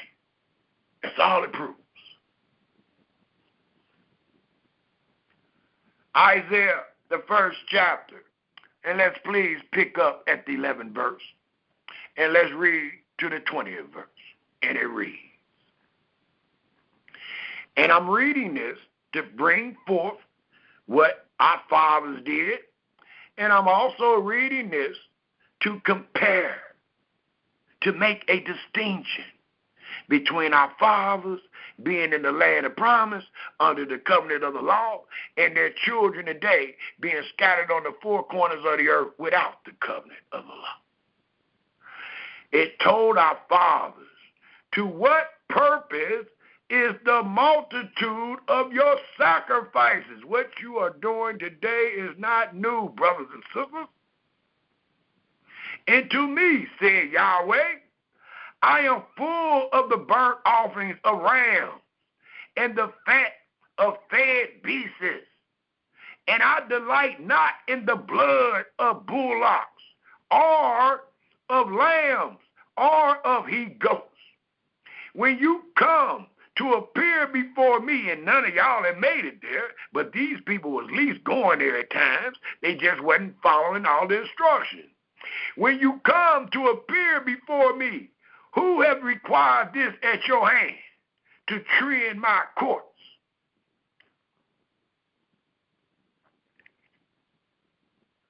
Bring no more vain oblations. Incense is an abomination unto me. What?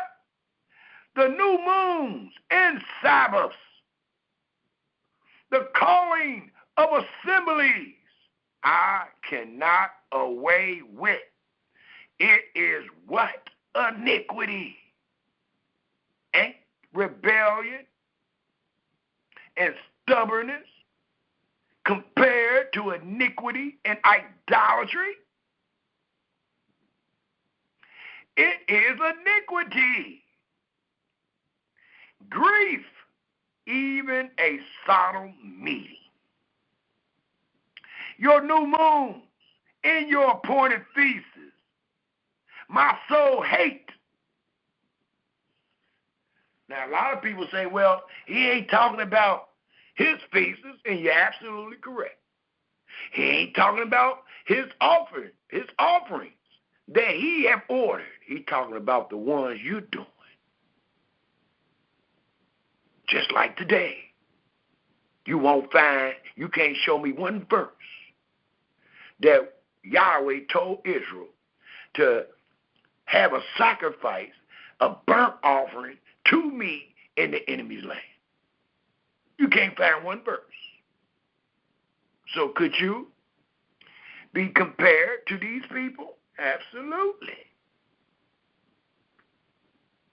The 14th verse reads again, your new moon in your appointed feasts, my soul hate. I hate what Yahweh hates. They are a trouble to me.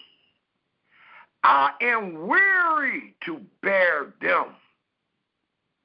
And when you spread forth your hands, as the scriptures read, they that forsake the law, their prayer should be an abomination. Well, look what it says here. When you spread forth your hands, I will hide my eyes from you. Yea, when you make many prayers, I will not hear. Your hands are full of blood.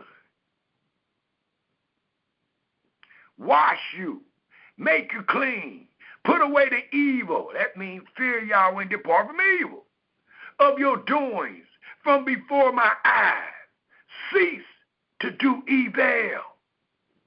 Your brother telling you what you're doing is evil. Cease. Learn to do well. I'm teaching you what is well. Where it's supposed to be done. How it's supposed to be done. Wait on it to be done. It reads, learn to do well. Speak judgment. Relieve the oppressed. I'm trying to get them out of your classes. I'm trying to get them from under your grip. I'm trying to stop you from taking 10% of their little money. It reads, learn to do well. Seek judgment. Relieve the oppressed. Judge the fatherless. Plead for the widow. And I have. Because it was the widow. It was the fatherless. It was the poor. It was the afflicted that our brothers and sisters was robbing in these classes by way of tithes and offerings. I have, and I will continue. Come now and let us reason together. There's only one truth. Said Yahweh, though your sins be as scarlet, they shall be white as snow. If you return from doing the evil, though they be red like crimson, they shall be as wool. If you fear Yahweh and depart from the evil, the 19th verse reads, if you be willing and know, Yahweh loved this, and obedient, you shall eat the good of the land. The last verse is the 20th verse, and it reads, for all you that will continue to rebel, that will continue to be stubborn, if you refuse and rebel, you shall be devoured with the sword, for the mouth of Yahweh has spoken it. Now, you want to try? Try.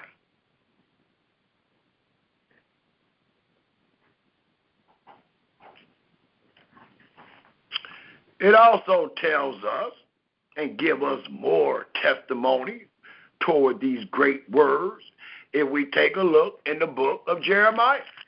Jeremiah, the 7th chapter, real quick. Coming to a close.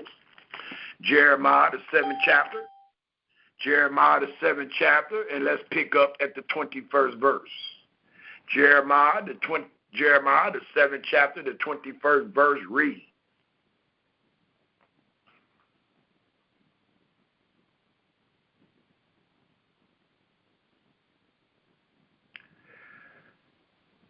"Thus said Yahweh of hosts, the Elohim of Israel, put your burnt offerings into your sacrifices and eat flesh.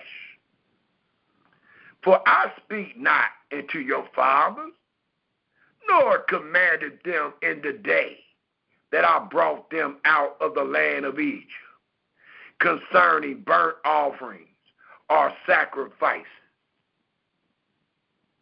Concerning the matter is what it means. But this thing command I them, saying, obey my voice." And we know that he said that in Exodus 15 and Deuteronomy 6, just to name a few.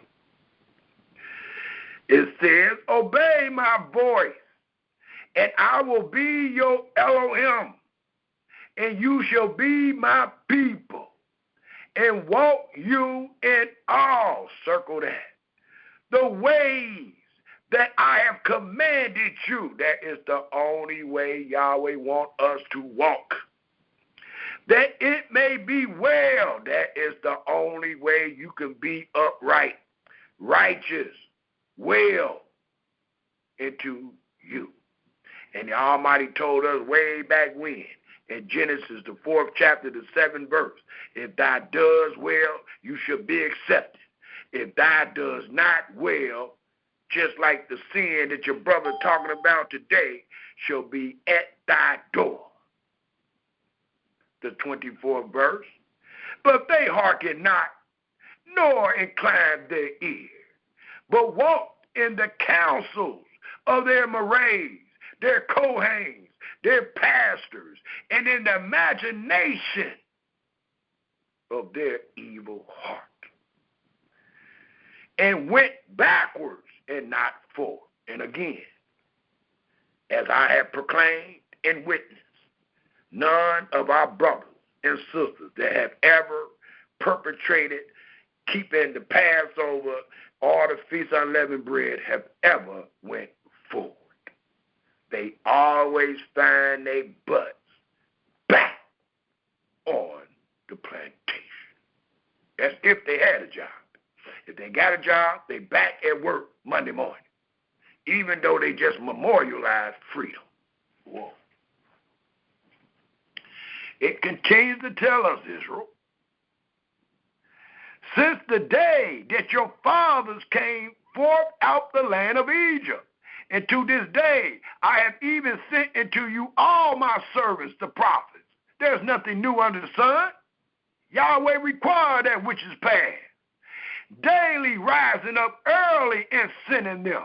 Yet they hearken not unto me, nor incline their ear, even though he showed you chapter after chapter, verse after verse, giving you time and place, geographical location, you still refuse to incline your ear.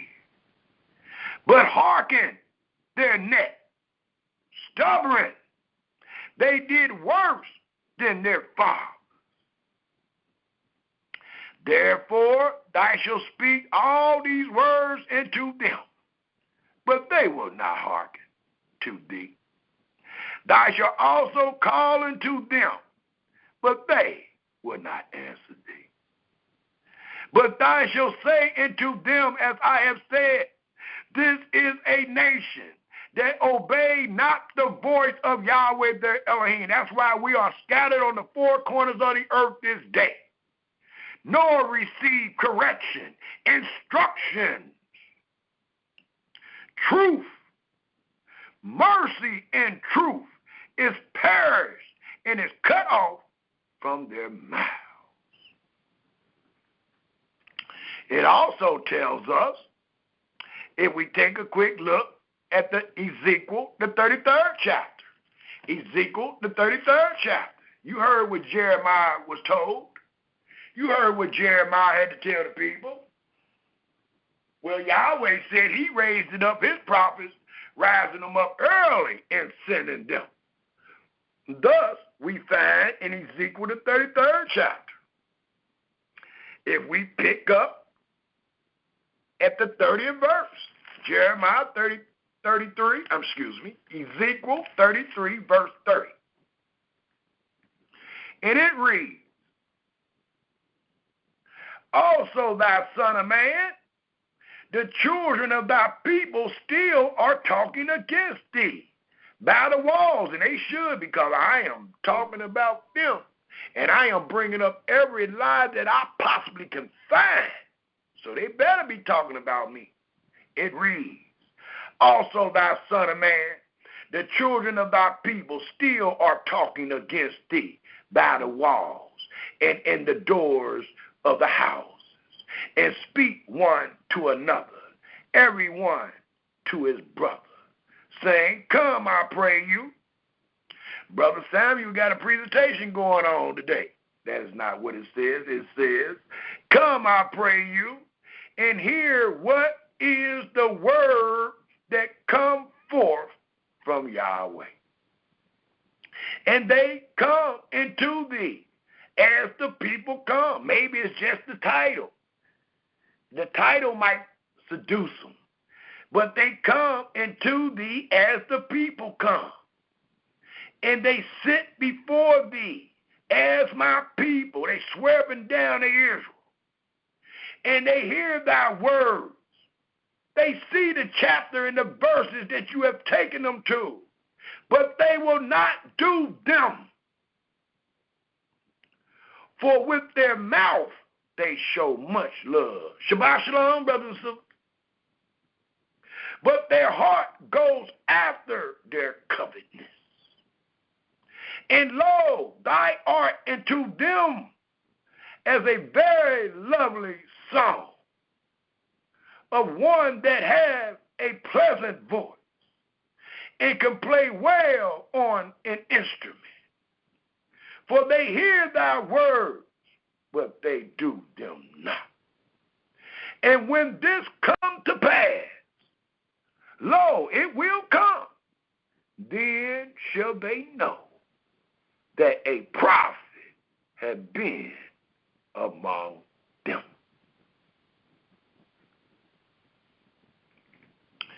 It also tells us, if we take a quick look back in Jeremiah, let's go to the 42nd chapter, Jeremiah 42.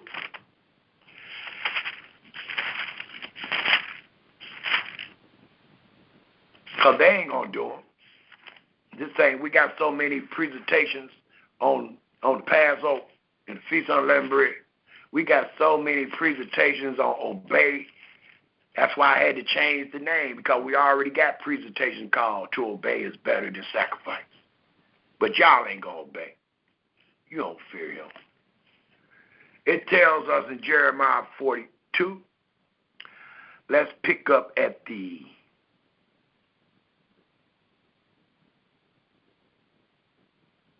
second verse. The second verse, and let's read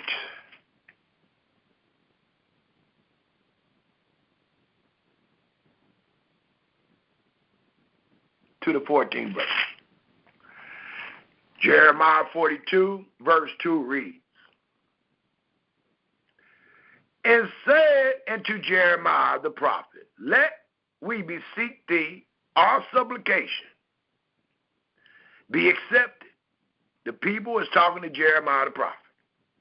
Before thee, and pray for us, and to Yahweh thy Elohim, even for all this remnant, for we are left but a few of many, as thy eyes do behold us, that Yahweh thy Elohim may show us the way, for there is only one way, there is only one path, there is only one truth, wherein we may walk, and the thing that we may do. Then Jeremiah the prophet said unto them, I have heard you. Behold, I will pray unto Yahweh your Elohim according to your words. And it shall come to pass that whatsoever thing Yahweh shall answer you, I will declare it unto you. I will keep nothing back from you.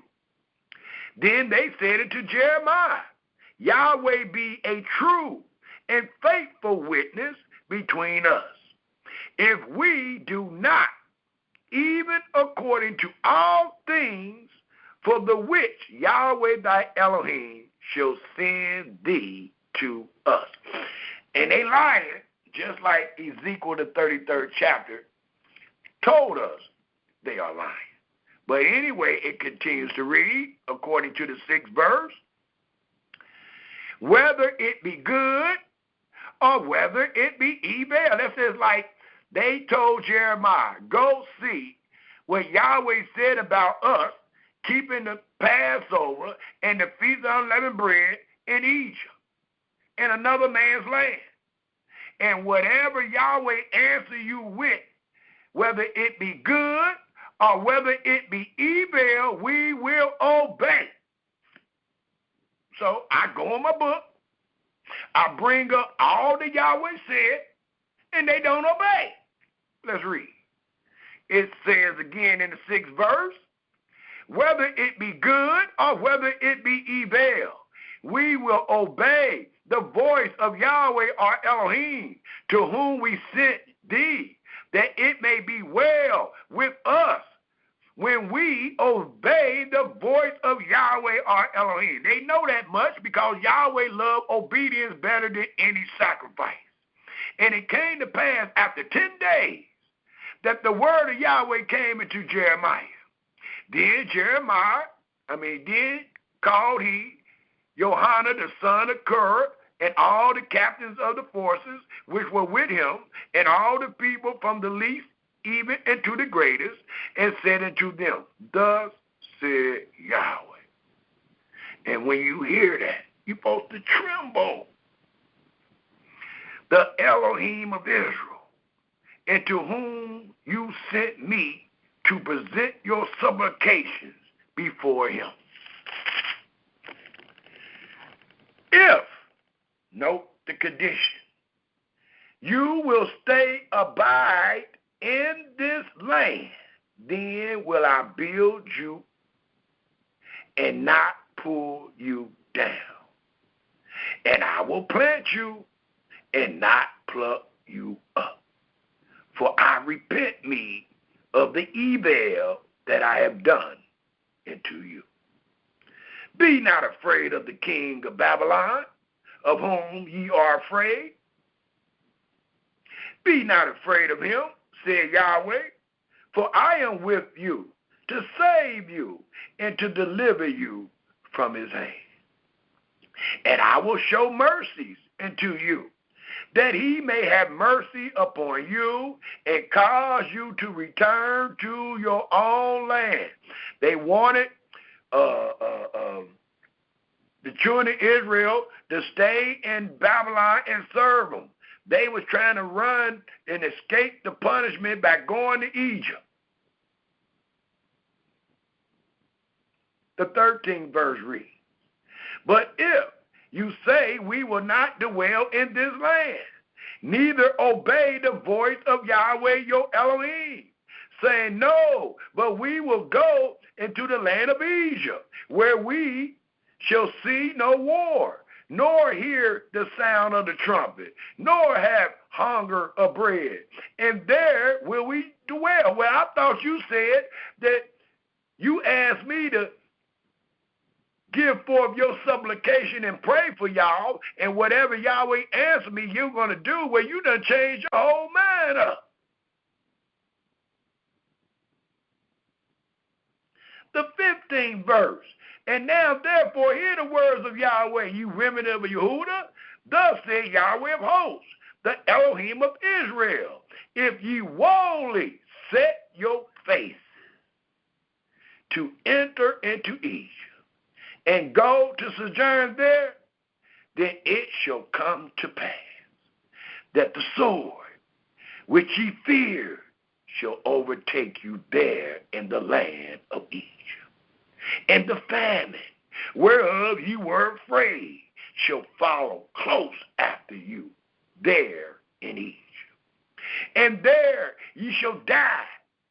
So shall it be with all the men that set their faces to go into Egypt, to sojourn there. They shall die by the sword, by the famine, by the pestilence, and none of them shall remain, nor escape from the evil that I will bring upon them.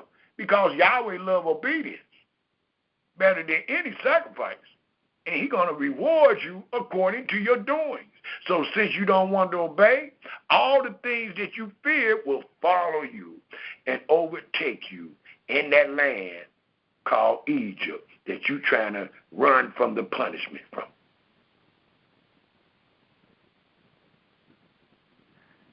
So the 17th verse, so shall it be with all the men that set their face to go into Egypt, to sojourn there. They shall die by the sword, by the famine, by the pestilence, and none of them shall remain or escape from the evil that I will bring upon them. For thus said Yahweh of hosts, the Elohim of Israel, as my anger and my fury have been poured forth upon the inhabitants of Jerusalem, so shall my fury be poured forth upon you.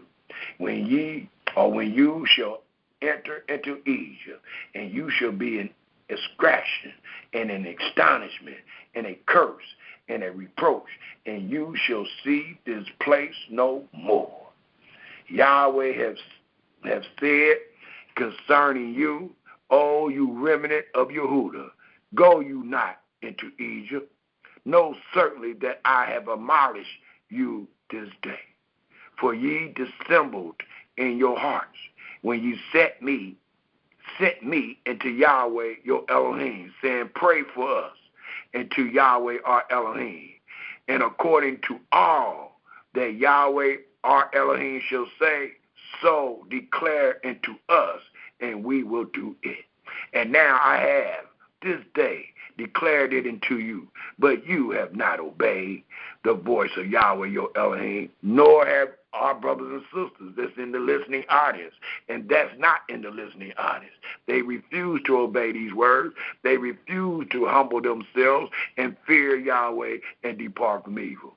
Thus the 21st verse reads again, and now I have this day declared it to you, but you have not obeyed the voice of Yahweh your Elohim, nor anything for the which he has sent me into you.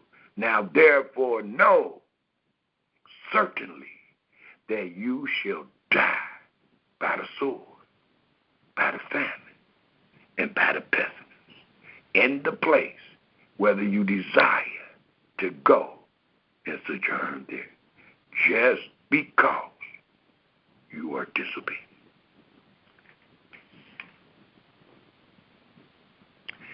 It also tells us and allows us to know that all that Yahweh wanted Israel to do was only supposed to be done in the land of promise. And we can get witness of this truth if we take a quick look in the book of Nehemiah, the 9th chapter real quick. Nehemiah, the 9th chapter. Nehemiah is the time after the children of Israel came out of the 70-year captivity in Babylon. So we get to testify the end to the beginning. Thus, the book of Nehemiah tells us this in the 9th chapter. And let's pick up at the 32nd verse. Nehemiah, the 9th chapter, the 32nd verse.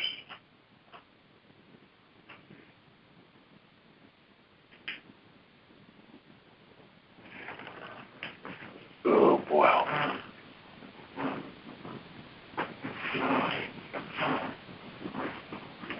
One second, please.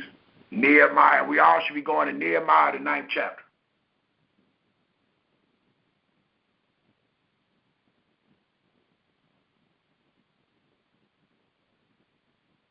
One second. Nehemiah, the 9th chapter.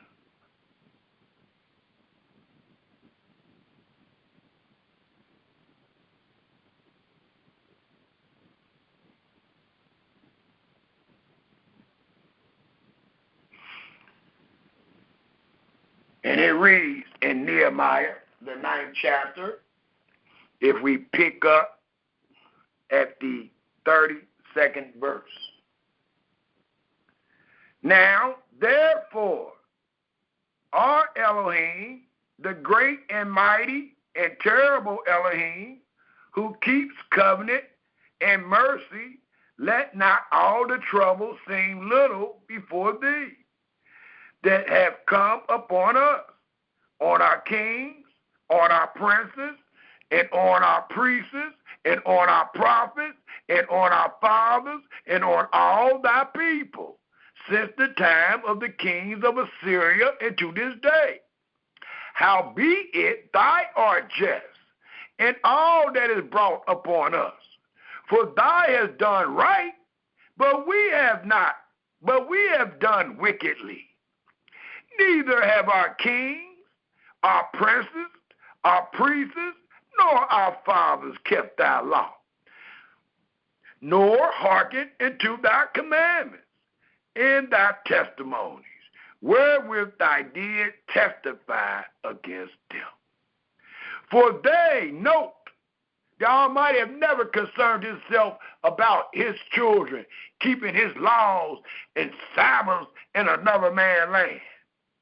They have only been punished because they disobeyed Yahweh in their land. Thus it reads in the 35th verse, for they have not served thee in their country or in their kingdom, and in thy great goodness that thou gave them, and in the large and fat land which thou gave before them, neither turned they from their wicked works. Behold, we are servants this day, and for the land that thou gave unto our fathers to eat the fruit thereof, and the good thereof, behold, we are servants in it. So Yahweh loves obedience, and Yahweh loves obedience more, better than any sacrifice.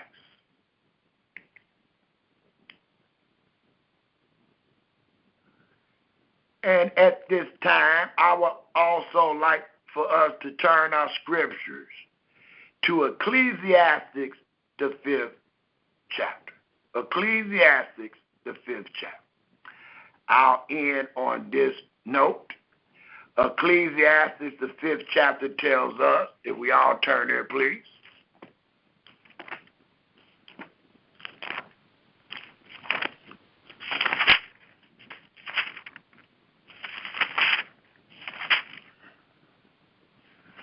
And let's read the first two verses. Ecclesiastes, the 5th chapter, the first two verses tells us,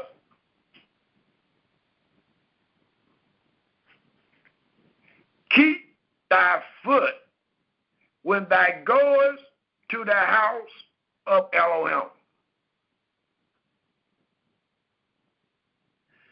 Don't be in there trying to give sacrifices of a fool. It says, keep thy foot when thou goes to the house of Elohim,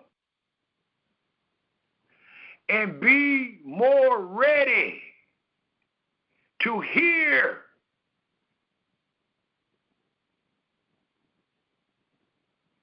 Be ready, willing to hearken, then to give the sacrifice of fools.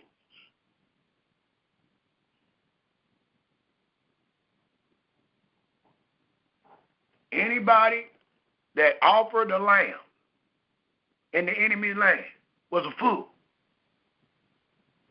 Anybody that taught and imagined that they kept the feast of the Passover and the feast of unleavened bread in America is a fool.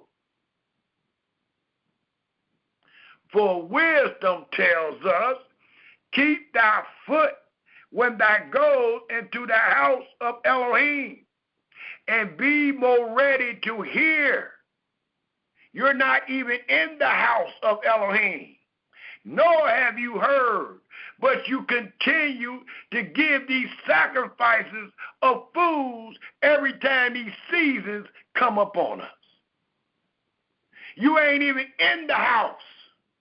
You ain't even in the land, but you continue to give these sacrifices of food.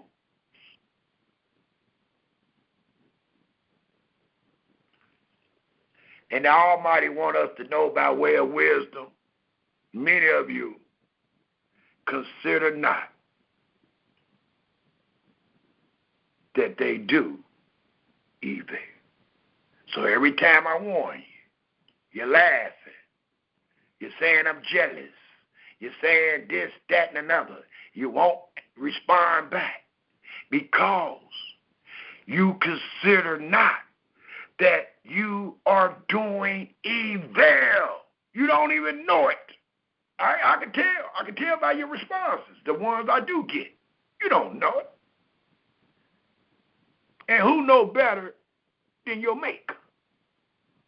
Your maker got wisdom telling us you don't know that which you have imagined is evil.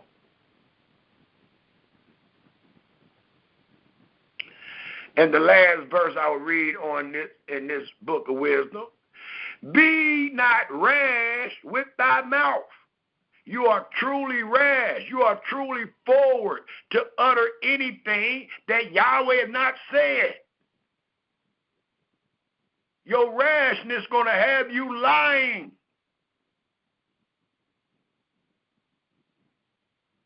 to yourself, your children, your brothers and sisters. You're just lying. Because you're being fast with your mouth instead of hearkening to the instructions that you may be obedient. But you rather rush and do your own thing and just blame it on the benefit of a doubt. Or blame it on doing the best you can when you should have stood still.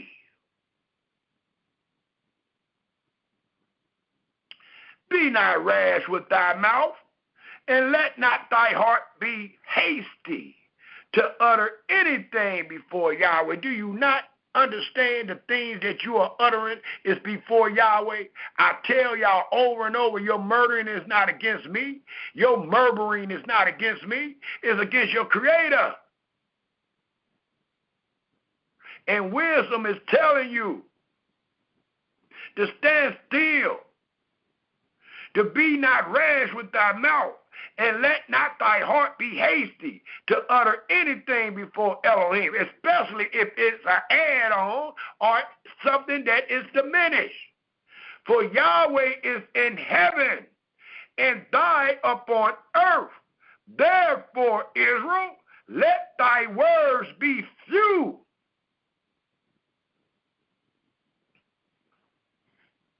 And it should never be more than what Yahweh has said and done.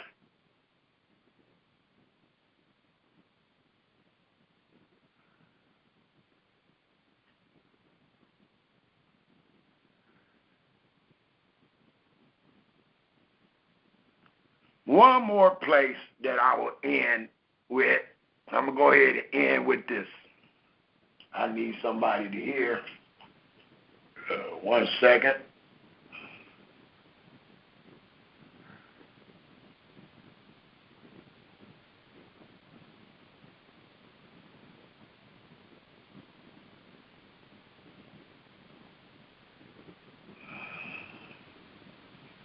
One second.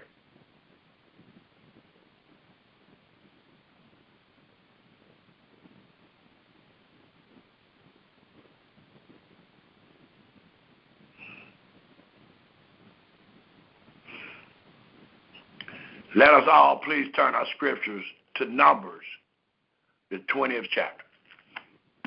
I'll close on this note. Numbers, the 20th chapter. Yahweh loves obedience better than any sacrifice, and he is not a respecter of person.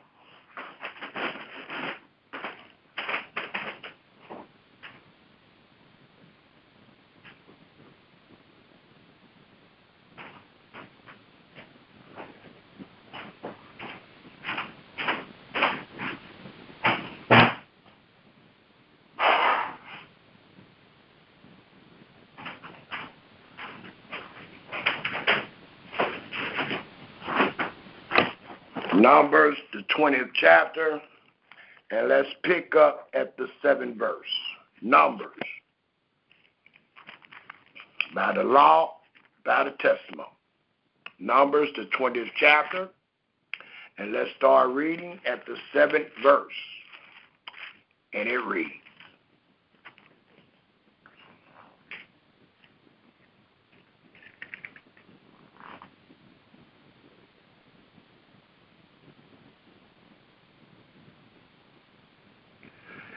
and Yahweh spake unto Moses, saying,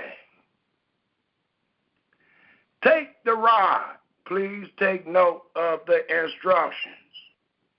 We know that Yahweh loves obedience better than any sacrifice.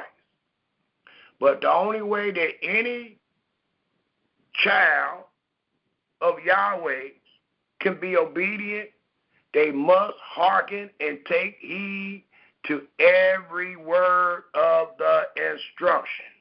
And I ask you to do the same thing as we read in Numbers, the 20th chapter. That way you can easily see how the individual sins, how the individual disobeys.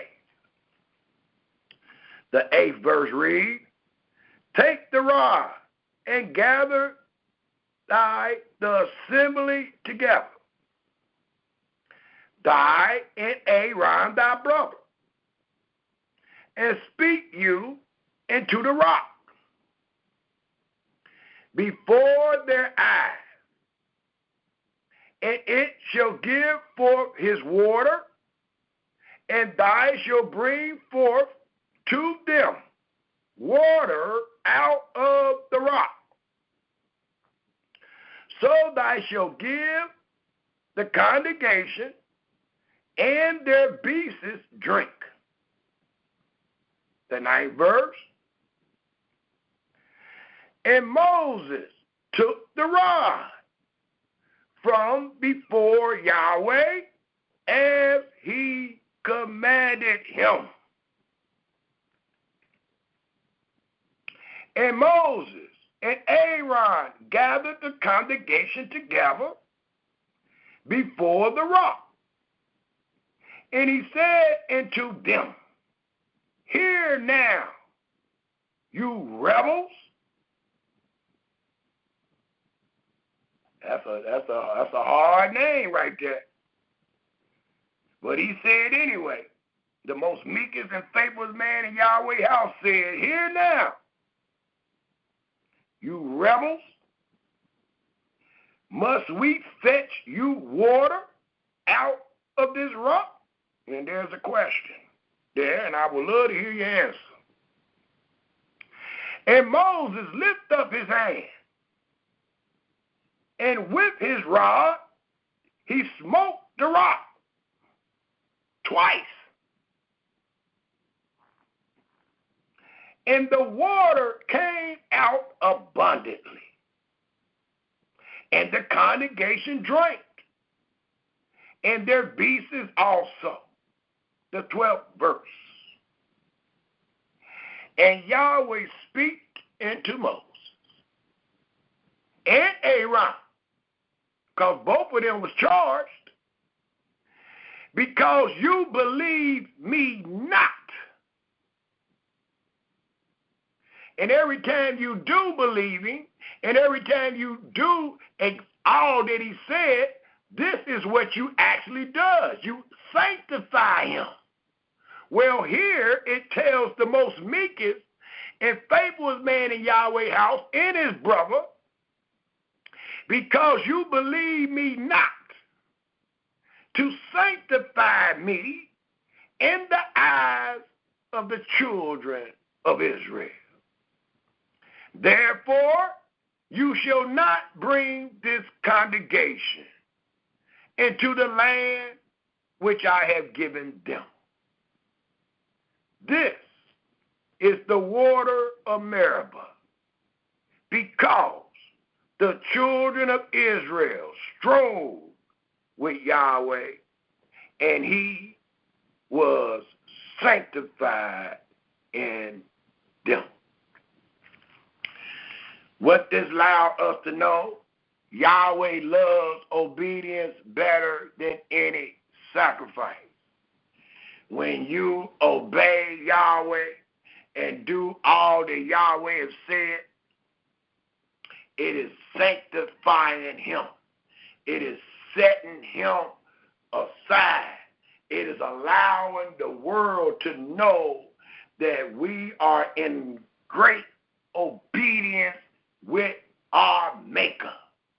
We are true servants of our Maker. When you obey every word.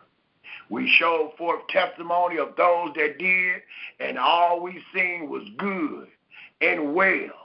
And then we showed the testimonies for those that don't understand how much Yahweh loves obedience. And when we look at their cases, it was nothing but death.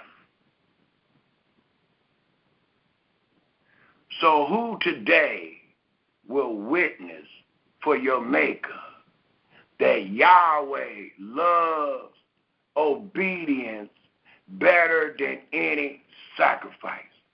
There is not one sacrifice in the world that one could make that will take precedence over the instructions.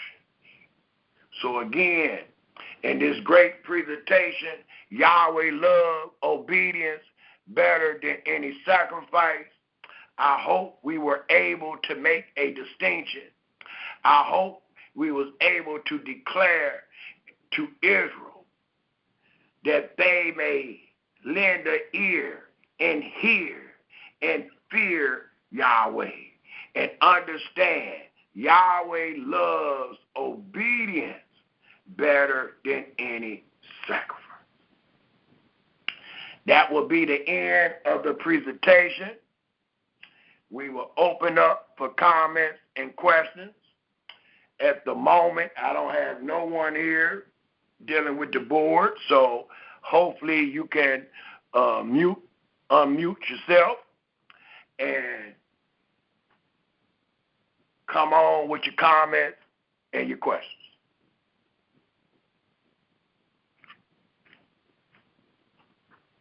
Can anybody hear me?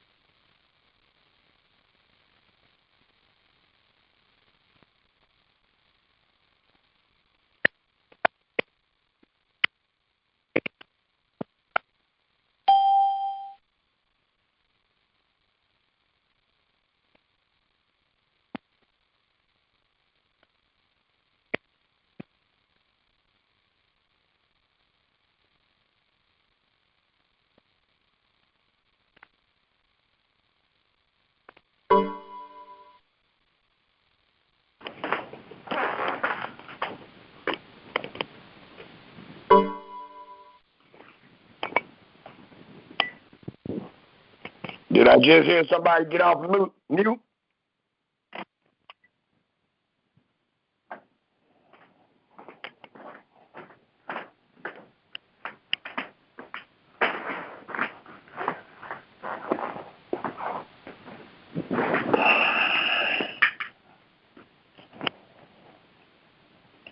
Yeah, hopefully we got it all recorded.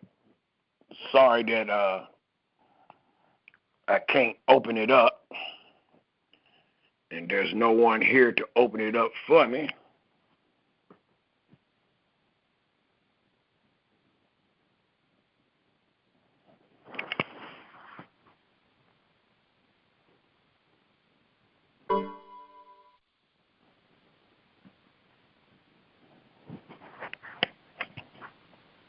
Give me a couple minutes because I'm supposed to have somebody on their way. Give me a couple of minutes, we might can open up. But if not, I truly appreciate everybody who lended the ear that you may hear, that you may fear Yahweh and depart from evil, and understand Yahweh loves obedience better than any sacrifice that you could possibly ever come up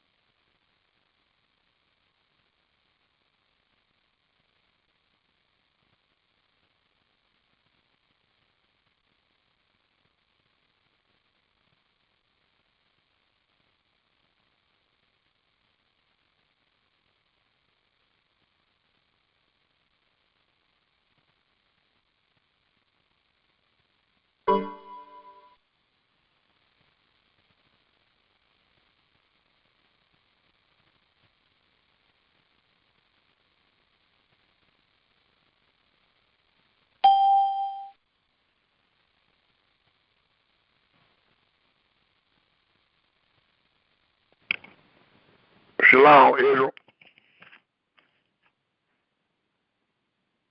Can't unmute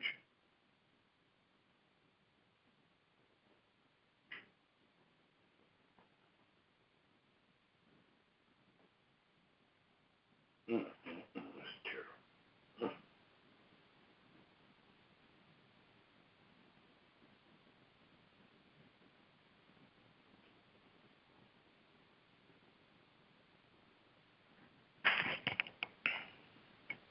terrible. Okay, that's good that you can hear me, Nariah. I need a couple more minutes. They're trying to rush over here to open this up. I'm here by myself, and I ain't computer literate, and I don't know how to open this thing up, and I don't want to cut it off. So please bear with me and forgive me and forgive us for the inconvenience, the technical difficulties.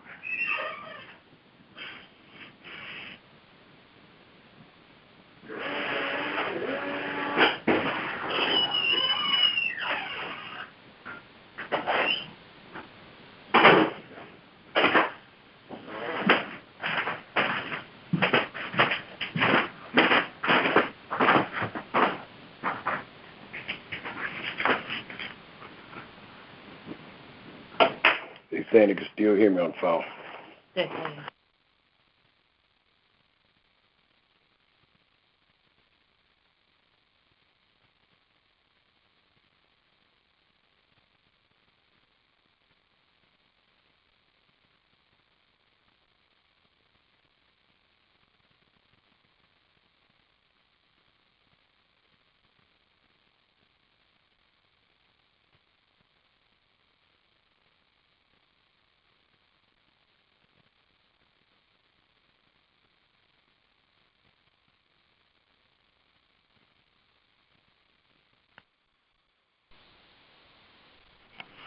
Shalom, shalom, Israel. All of you should be off mute now. Shalom. Sorry for the inconvenience.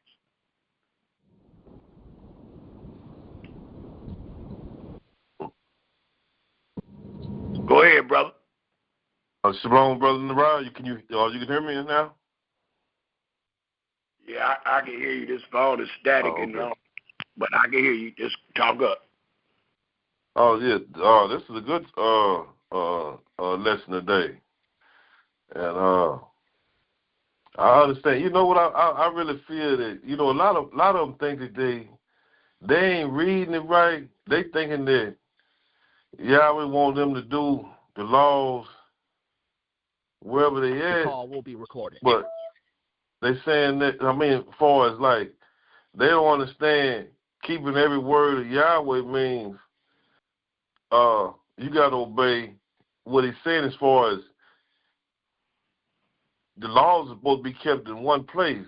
And if you're trying to keep them, because it's saying all in the Bible, keep my laws. True enough, Yahweh's laws are true, are the epitome of holiness. So we know Yahweh's laws are holy. You just can't keep them just any word. It takes a special instructions. It takes somebody to teach you how to do this, because you just can't just say you can just do anything. Some of them say they can do some say they can't do this and this and that, but all in all, they really believe that they doing right.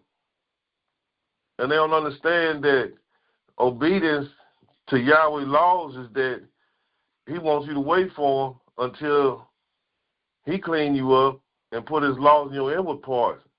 Then you can be righteous. Absolutely. It takes a clean individual to actually fulfill these words. An unclean, evil person cannot do these things. That's why Yahweh making a distinction between the righteous and the evil. There wouldn't be no distinction made if anybody can do it. The Almighty started off way back in Leviticus dealing with Aaron and his sons and told the world who was to teach his people and who was to make a distinction between the holy and the unholy, the clean and the unclean. So those people are supposed to always live under the holy. If you forsaked the holy, you became unclean. You became evil. It's only one or the other. Like what you just stated, our brothers and sisters straddling the fence. They taking both, but it's only one or the other. Either you're blessed or you curse. People straddling the fence will say, well, I'm blessed today. How you blessed in the land of your enemy of the heathen? Under the curse. How's you blessed? It's one or the other. The Almighty told us in Deuteronomy 30, choose life or death. Yes. Good or evil, one or the other. Yes. And he told his children what to pick. He told his children what to choose. I had another conversation with this other brother. I said, according to the book, Yahweh get an earth into the hands of the wicked. And it's in the book of Job. I think it's 24:9. And his people are under a curse. So if the whole earth is given into the hands of the wicked, Yahweh's people is under curse, how could you be in it? You say you holy and righteous and this and that, and you keep the laws of Yahweh. How can you keep the laws of Yahweh? The whole earth is wicked. The people, his chosen people under the curse, because you definitely ain't out from under this curse. They couldn't answer that one. Well, a lot of those things is coming by way of not fearing Yahweh, not knowing what he said. Many people believe that they can do these things wherever they at because they under the spell.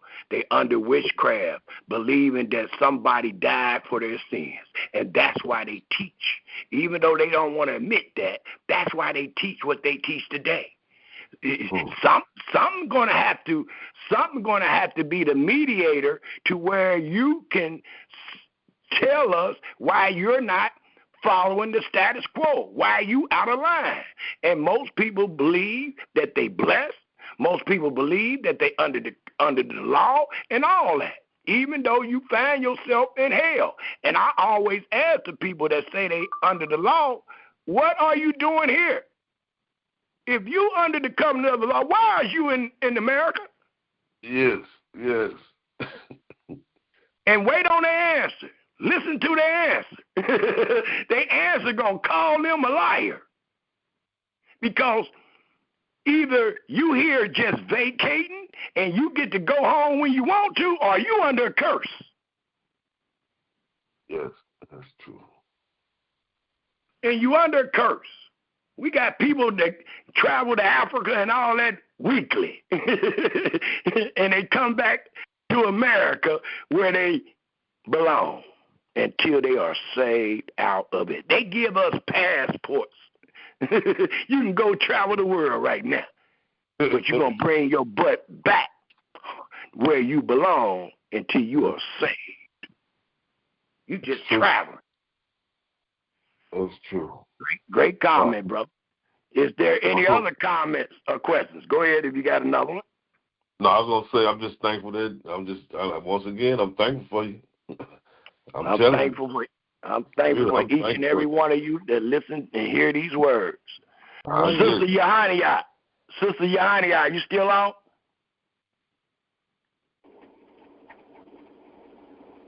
Yep, I'm here. Can you hear me? Yes, ma'am. You can go ahead and make your comment or ask your question. Well, I really don't have a question. Okay. Well, you know, I'm always saying the same thing all the time. But today I had a situation, and I think it could be kind of, sort of, I think I can bring it up on this discussion. It's kind of off topic, but then again, it's not. A lot of people in my family, they give me grief because I don't like white people. Not that I hate them, but I don't like them and I don't trust them. And some of my family members are married and dating and have children with white people. And so I say to them, you know, I love you. I always will love you, but I don't like white people. I don't trust them, and I don't want them around me. And they get very offended. And I also found that when white people hear how I feel, they're not offended. And it just let me know how destroyed we are as a people, that you're going to get mad at me because I don't like a people that have done so much stuff to us. And here they ain't even mad at me.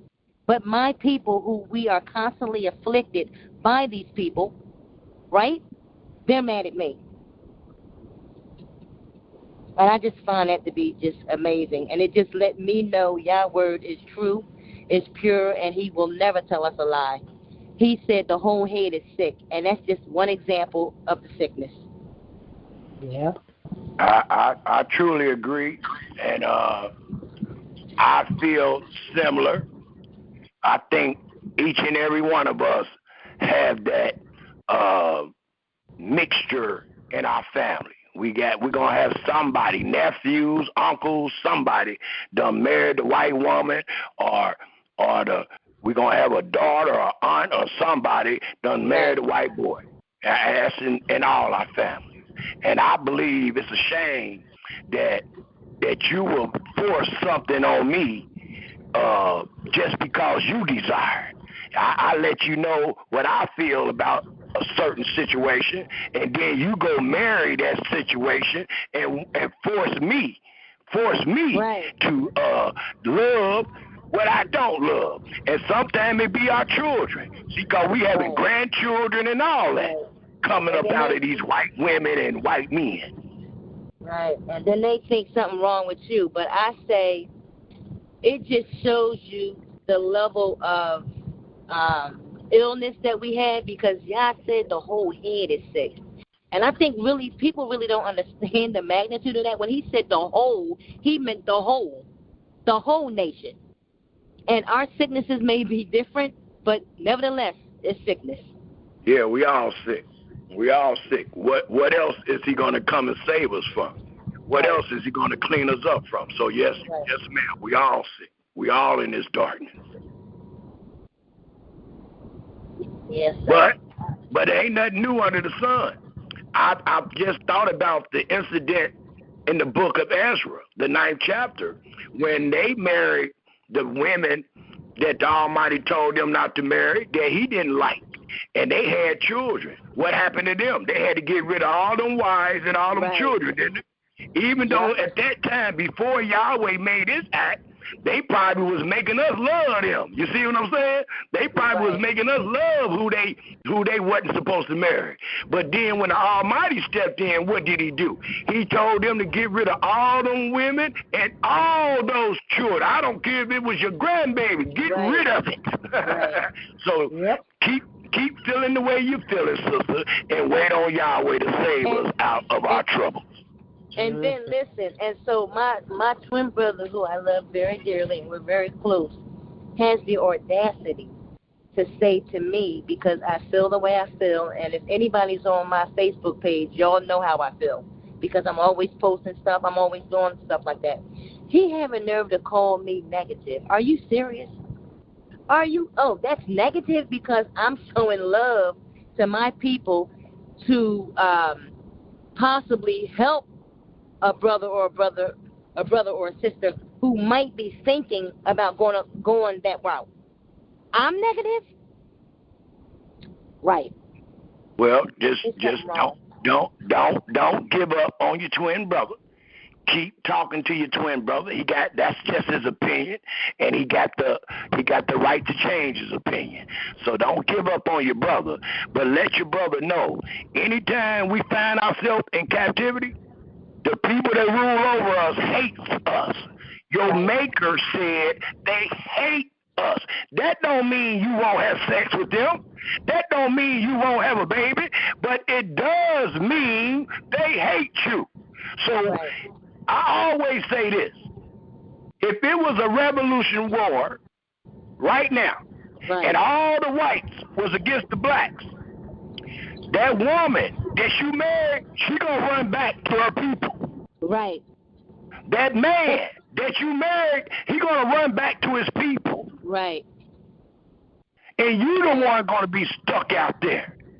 Because the Almighty let us know that when you find yourself among the heathen, he got a hate on them against you.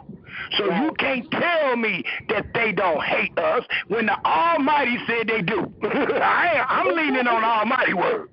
Exactly. I'm leaning on the Creator words. He said they are to hate you until I come and save you. So they hate us. We ain't saved yet. They hate us. And even though they will use us, no doubt about it, they will use us because that's what they do. When we was in chattel slavery, they were raping the women and the men. Did that mean that they loved us? Nothing has changed. Absolutely not. Nothing has changed except the shackles are off. Yeah, ain't nothing changed but the time. Right. Everything the same. It's just modern slavery. That's all it is. But the biggest problem is that his wife was married to a white man and has 2 mixed children. And so she sees a lot of my posts, which she knows how I feel. I'm very vocal about it, and I'm not ashamed about it. And, it's how I feel. I'm showing the love for me and my people and our preservation. And so she has some resentment toward me, about the way I feel. And I'm like, well, the thing of it is you shouldn't be feeling some kind of way. Yes, you have children, but you're not still in it. You married to my brother. So, what is your problem? Well, I think everybody that's on the phone got your point. We don't want to talk too much more on that situation because I don't want it to be where you might be discovering a secret that your brother or his wife wants you to reveal. So we're going to stop it right there. We all understand what you're saying. Well, they don't listen no way. Well, that ain't the point. That ain't got nothing to do with your understanding. Right, I hear if they listen or not. Yeah, they ain't got nothing to do with and your nobody knows them either, so. Yeah, well, I do. So don't tell me who know them, who don't. We don't know who they done been friends with. I seen your brother friends with a lot of Israelites. So we just want to hold it back. We understand the point. And if you want to continue to talk to your brother, just show him the scripture where the Almighty constantly tell us that your enemy is going to hate you. He's going to hate you. The Almighty got him hating you. Right. Don't forget who's doing this.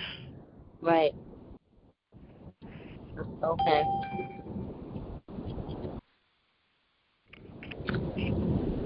Is there any other comments or questions? That was a great comment. Great comment. And many of the things that you said is true. We are hated. We are hated. I spoke about that in the last presentation when we went to Exodus 1, when it was talking about how the heathen grieved to see us. And I was saying that's how the Klansmen and the police and all of them, they want the nigga out of here. They want the nigga out of this land. They don't love you. Right. Well, people point the finger at Trump and talking about, look at Trump. Trump telling you his true feelings. Y'all mad at him. Y'all mad at him because he tell you his true feelings. I ain't mad. I'd rather see. Somebody tell me the truth. Hey. That's what I'm saying about the Klansmen and the Nazis. I'd rather see them outside instead of hiding behind the uniform, working next to me and all that, knowing that they hate me. I'd rather see you out there telling me you hate me than being my co-worker hating me, and I don't know it. Come on, y'all, wake up. You're here being punished. Yeah. You ain't here to be loved. That's right. Great comments. Is there any other comments or questions?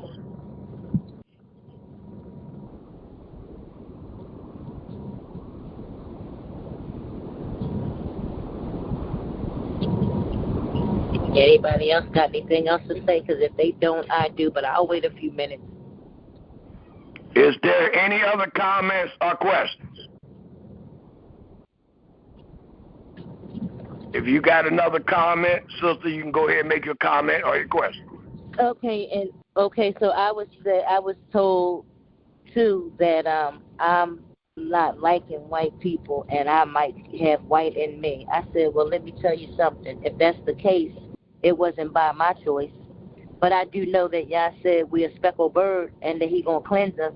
And then another thing I tell people too, because they always say, like, if you got a little complexion, like if you're like light or something, they say that we probably mixed. But David was ruddy. So that doesn't always mean anything.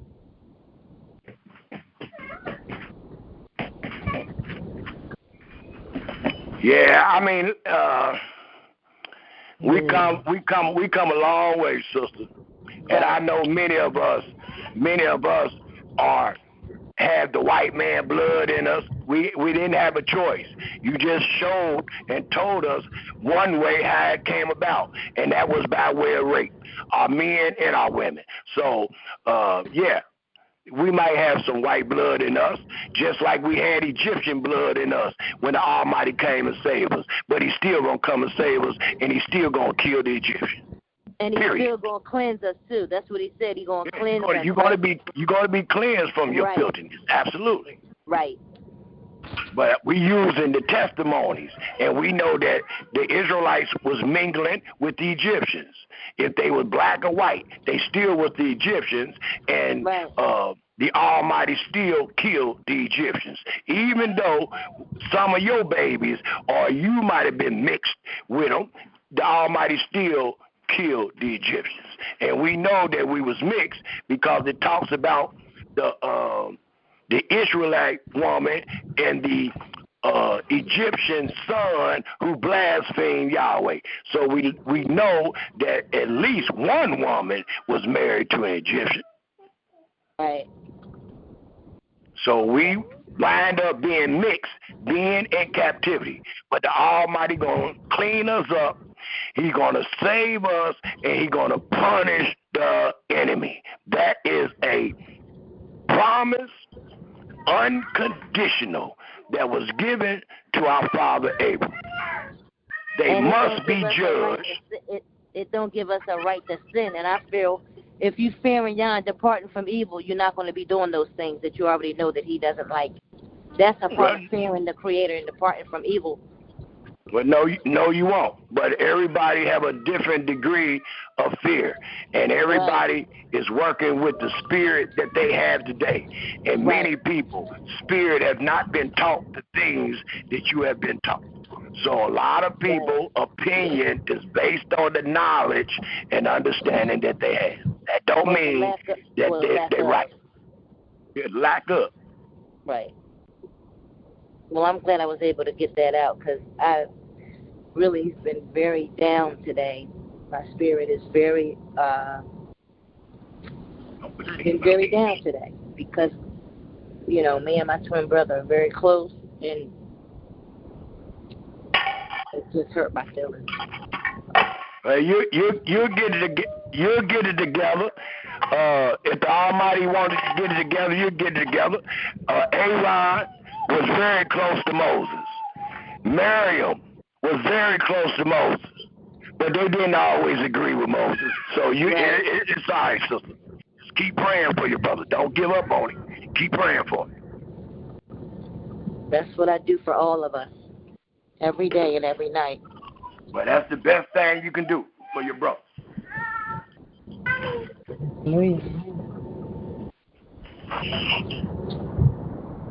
Brother Samuel, I have wanted to comment. This is St. Louis. I just wanted to comment quickly on the ruddy of David. Years ago, I had read it in one of those history books or something that there was or is an African tribe that are called, the ruddy is in the name of them, and they're so black, they're black-red, if you know what I mean. Sometimes you can see like red under the blackness of a person. I don't know if y'all know what I'm talking about, but that's what they look like. They were so black, their skin was, you could see red through their skin. So that may be how David looked. Just saying. Hold on one second, sister. I'm trying to hit you through another phone because this phone is shaking and I can't make out every word. 1 second. Give me one second. Okay.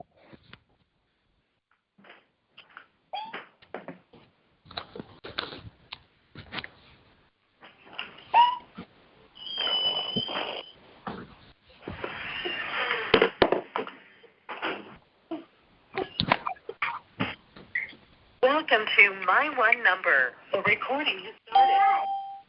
Please announce yourself. All right, now go ahead. Yeah. No, I was just saying I had read years ago about that ruddy word.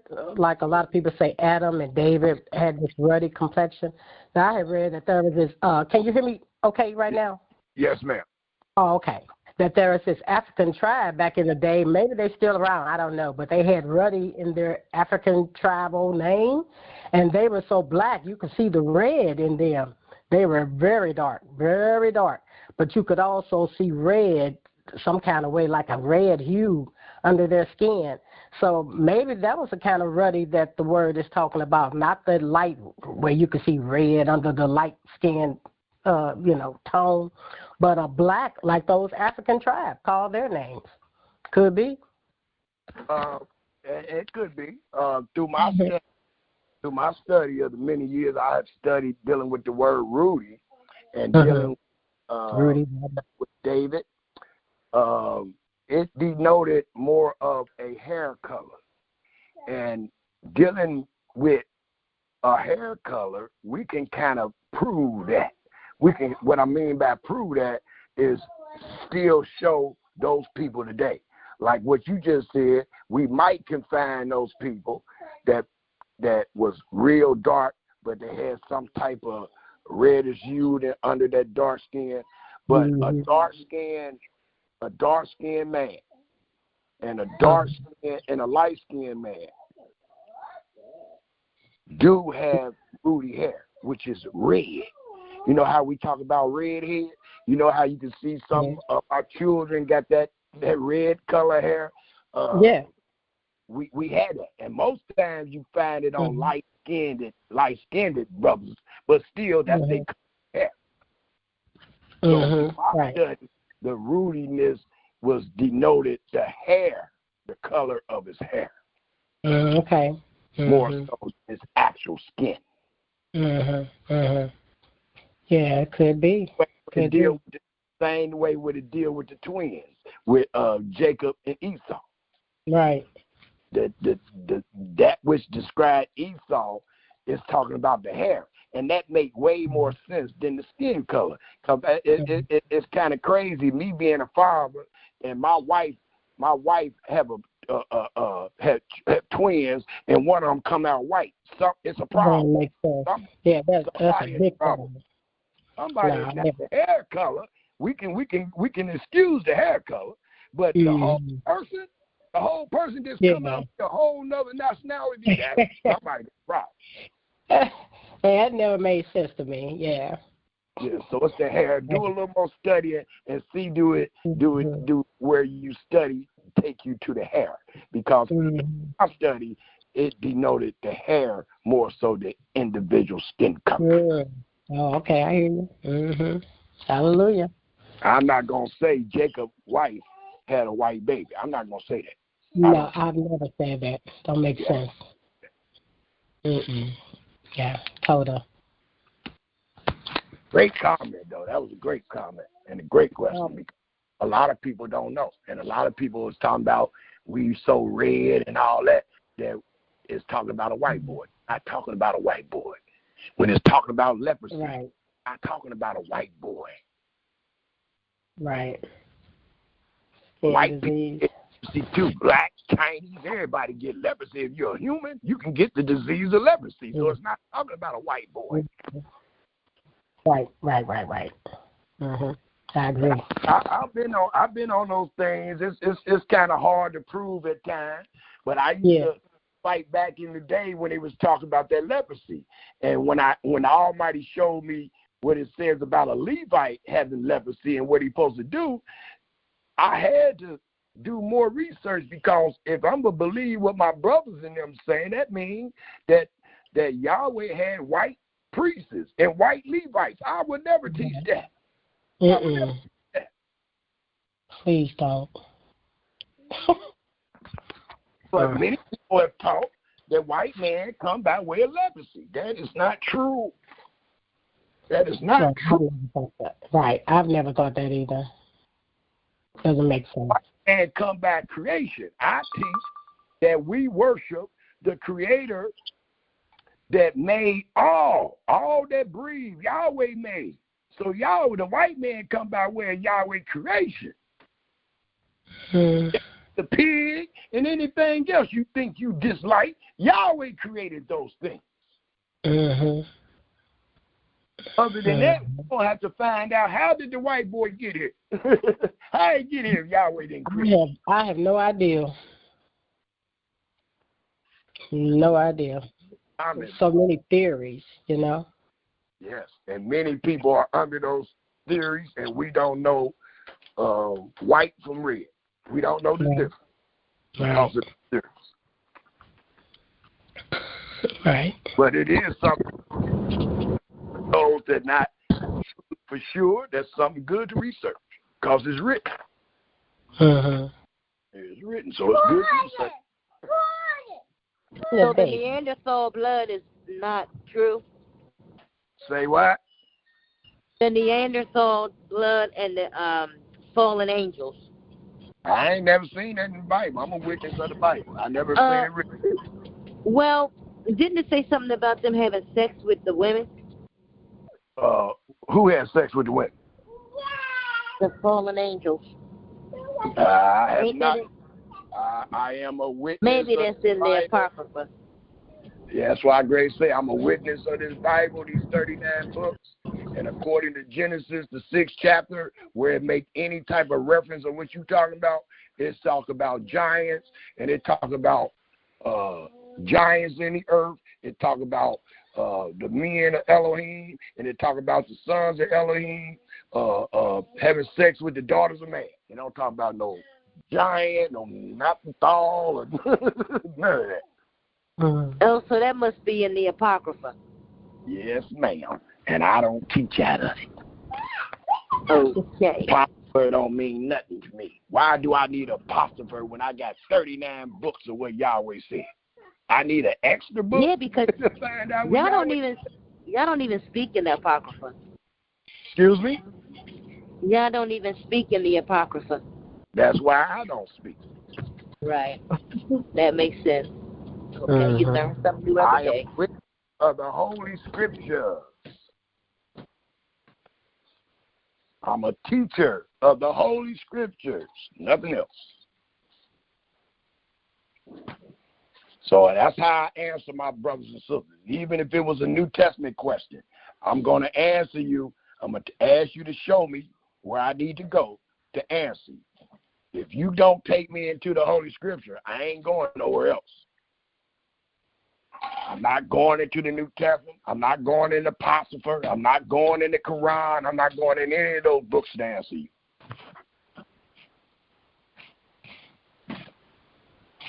But if it's in the book, we're going straight to the chapter and verse. If y'all ain't speaking, we need to dismiss it. That's a fact. That's what I do. That's what I do. Rumors circulating today. Rumors run things today. All rumors. Don't too many people know what Yahweh said and did. So we living under rumors. We being taught the difference today. But we've been brought up under rumors and stories.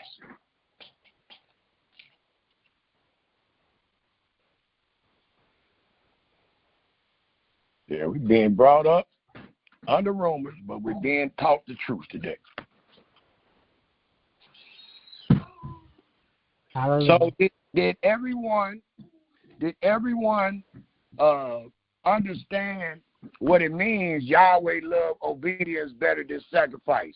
The couple places that I take you, could you see the sacrifice that those men offered? Y'all was able to see the sacrifices that they offered? Let me ask a quick question. What did Saul do wrong? Fear the people. Huh? I need a verse, because I need to make sure y'all seen what I seen. That's why I read the whole chapter. What was the sin? What verse did Saul sin against? He disobeyed. Or what instruction? Huh? I said he disobeyed. What verse is that? What verse? Show the listening audience. I don't know exactly. What verse? Huh? I didn't hear you. I didn't hear you, bro. I said, sorry about that. I'm driving. Okay. It's in 1 Samuel 15. Let me see. What verse did he disobey? 1 Samuel.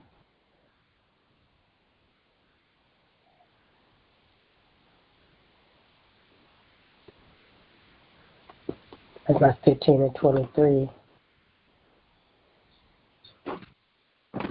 Look at, let me 15, 14. 15, 14.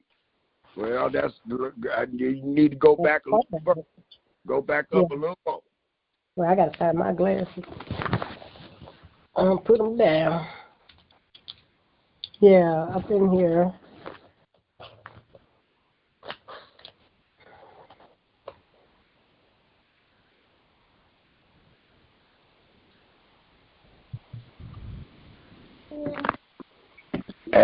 And let me give you a little help.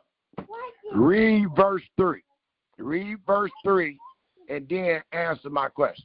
Read verse 3.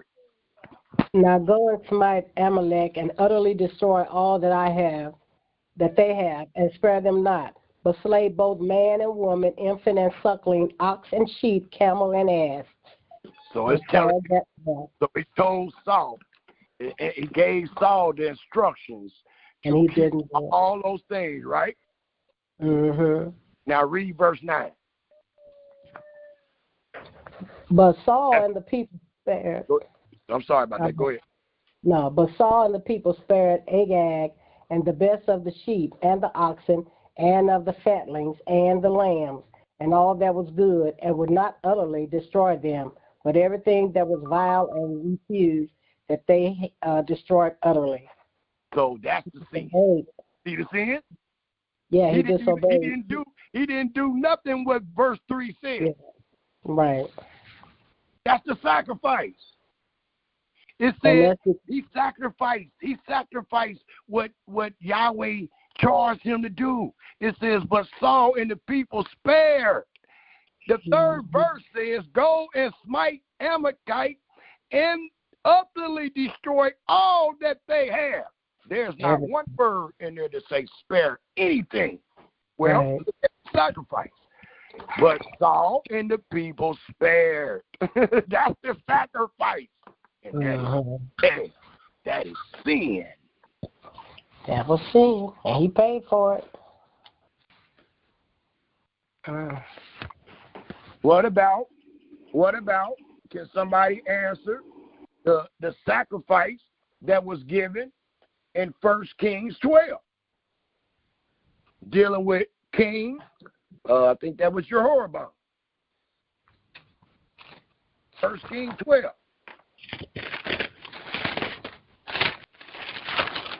Brother Nariah.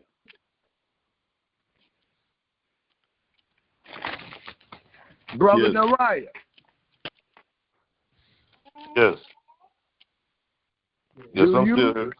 Do you see the sin or the sacrifice that was made in 1 Kings 12? Oh, let me go there. I was in Samuel right quick. Hold on. Yeah, our dear sister just answered the sacrifice that was given or made in First Samuel 15. That was him sparing. He spared what Yahweh told him to destroy. So that was a sacrifice. He did something other than what Yahweh instructed. Well, we took it. 1 Kings what? 1 Kings 12. 1 Kings 12, okay. I've seen that with the what he did and what's on this. 1 Kings 12 and what? 1 Kings 12, we started at the 25th verse, all the way to the 33rd verse. I'm asking, where is the sacrifice? Where is this King Jehoram not obeying the words of Yahweh? Drink it all, drink the milk. Was it good? I have some more. You have some more. No, eat your stomach. Say about you eat some food. Look at your big stomach.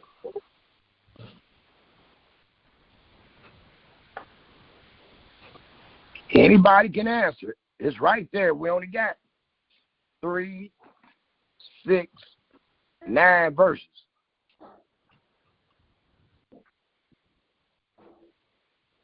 That when he made the 2 calves of gold? Well, just tell me what verse. Is that 28? Read that, please. Whereupon the king took counsel and made 2 calves of gold and said unto them, is it too much for you to go to Jerusalem? Behold thy gods, O Israel, which brought thee up out of the land of Egypt. Hallelujah. You are absolutely correct. And the 29th verse says, and he set one in Bethel, and the other he put in Dan. And this thing became a sin, for the people went to worship before the one even to Dan. That is totally against the instructions of their maker. That's the sacrifice they did. Instead of doing what Yahweh said, he said, don't go to Jerusalem. These be thy gods. I'm going to put one in Bethel and one in Dan. Y'all can go to one of those places. But don't go back down to Jerusalem like Yahweh commanded. That's a sacrifice. That's sin. Sin. Well, what about the 13th chapter? Who can find the disobedience in the 13th chapter?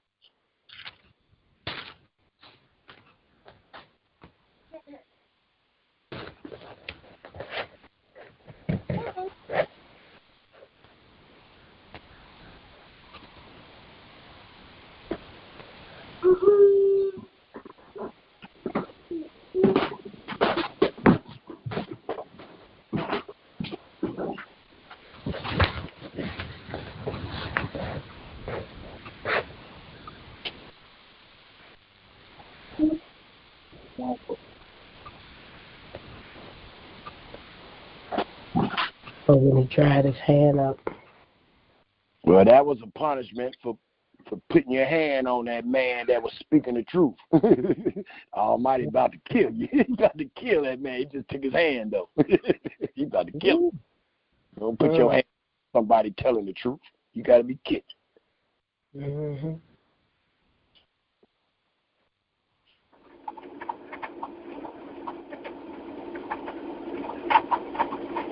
Well, read the 7 and 8 verse for me, sister.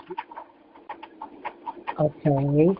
And the king said unto the man of God, Come home with me and refresh thyself, and I will give thee a reward. And the man of God said unto the king, If thou wilt give me half thine house, I will not go in with thee, neither will I eat bread nor drink water in this place. Why not? Read the verse 9. For so was it charged by me by the word of the Most High, saying, Eat no bread, nor drink water, nor turn again by the same way that thou camest. All right. So Now, another way. Based on the story, what was his sin? Anybody can answer that. We all was supposed to be listening. Anybody can answer that. Based on what the sister just read in the 9th verse, what was the sin? What was the sacrifice? Huh? Eat no bread, drink no water. Eat no bread, drink no water, nor turn again by the same way that thou camest. So he went another way. Return not by the came. That's the charge. What is the sin? Yeah. If you don't do the charge, that's the sin, right? Mm-hmm. Yeah, obedience. The charge ain't nothing but another word for instruction. So if you don't pay heed to the instruction, you sin. It says, again in the 9th verse, for so was it charged me by the word of Yahweh, saying, Eat no bread, nor drink water, nor turn again by the same way that thou camest. That's what it says in the 9th verse. Well, don't forget what the story said. The story says,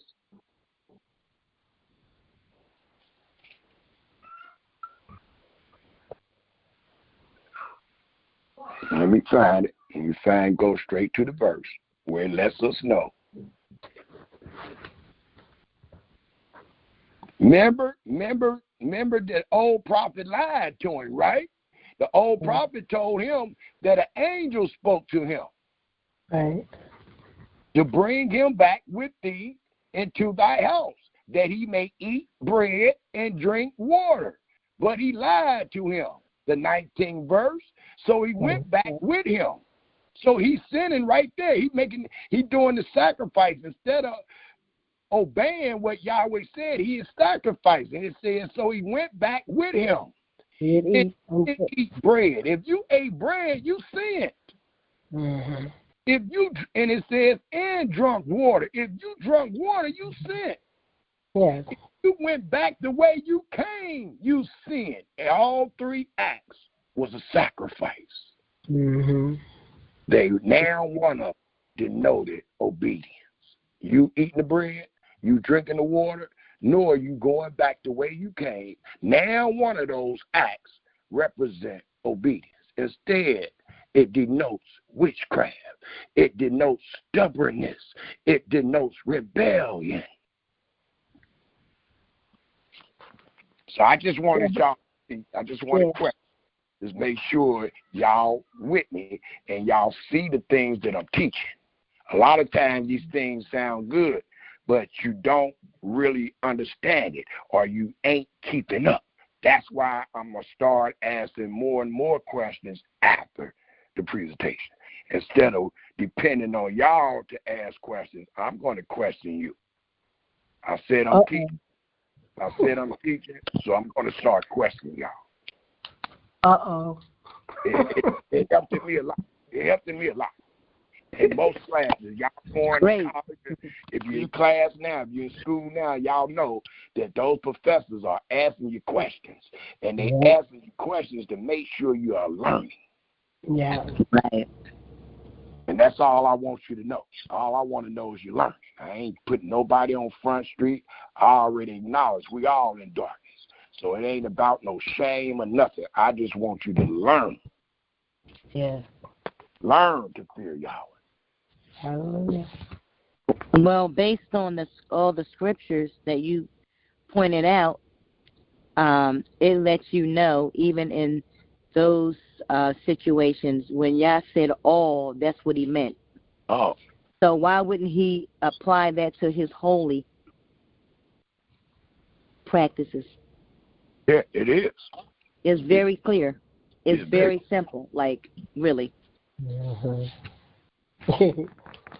Yeah. But like I said, we're in darkness. And we teach this like a jumbo soup. We mix it all together. You got swine and everything in that bowl. And that's how we teach this book. Today, the house of Yeshurun has been teaching to make a distinction, to show the difference between the holy and the unholy. And we are able to do that from Genesis 1 all the way to the book of Malachi. Mm-hmm.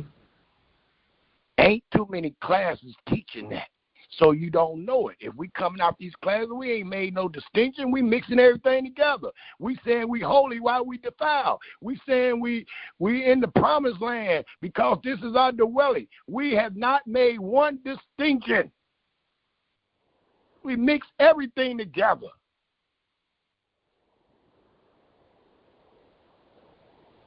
And when we do that, we find ourselves like Moses, telling the people, come drink, you rebels. That's all you're doing.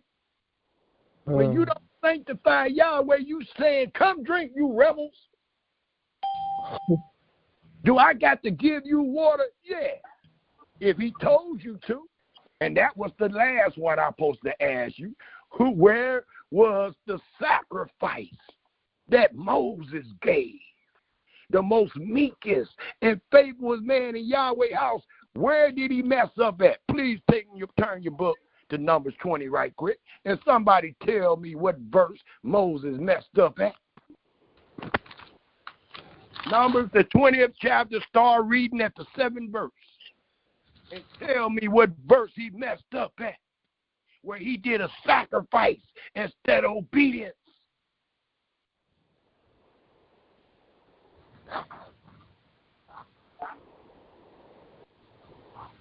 Number 11.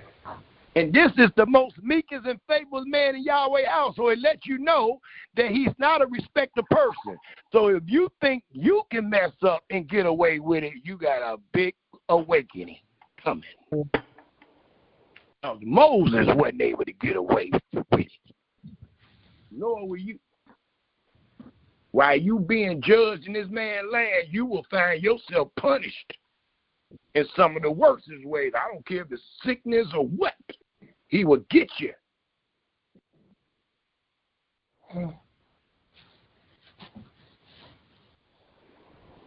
So we supposed to fear these words. We supposed to say, well, I fear these words enough. I ain't going to try it. That's how you supposed to be reading this. We reading this and then go try it. Oh, boy.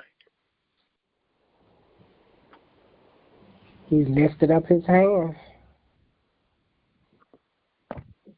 Numbers, the 20th chapter. Where did Moses give a sacrifice? Anybody can answer. We ain't putting it all on the sister. Anybody can answer. 11. Numbers, the 20th chapter. Start reading at the 7th verse all the way to the 13th verse. Somebody show me the verse where Moses messed up. 11. Where he gave a sacrifice instead of obeying.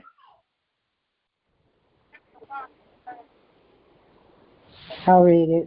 And Yah spoke unto Moses, saying, take the rod and gather the assembled together, thou and Aaron thy brother, and speak ye unto the rock before their eyes, and it shall give forth his water, and thou shalt bring forth to them water out of the rock. So thou shalt give the congregation and their beasts drink. And Moses took the rod from before Yah, as he had commanded him. And Moses and Aaron gathered the congregation together before the rock. And he said unto them, Hear now, ye rebels, must we fetch you water out of this rock? And Moses lifted up. Stop. There go the first sacrifice. You didn't see it? Yeah. Rebels. The Almighty never told Moses to call his children rebels. He did, though, didn't he? He did. All right. Now, what's the other sacrifice? Look at what you just read. You just read, it says, Hear now, ye rebels, must we fetch you water out of this rock? And he hit the rock. It's a question mark. And I said that y'all should all know the answer. What was he the hit answer? the rock. What was the answer to verse 10? The last sentence. What was the answer? What is the answer? He's saying we, like he's the big deal there. Must we fetch you water? Hold on 1 second. Listen to me real close. Okay. It reads, Hear now, you rebels, must we, who is we? Aaron and Moses. Mm-hmm. That's what Yahweh told to gather the people, ain't it? Yes. So that's Moses and Aaron. So Moses is saying, Hear now, you rebels, must me and Aaron fetch you water out of this rock? What is the answer based on the instructions? They didn't sanctify Yahweh. They giving the credit to themselves. The weak. Stop. Please stop, brothers and sisters. Look at the verse. Listen to my voice. What is the sacrifice? What is the sin?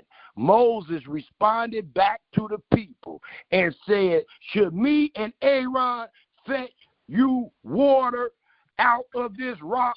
There is a question mark right after the word rock. I am asking anyone on the listening audience, what is the answer to that question mark? Yes or no?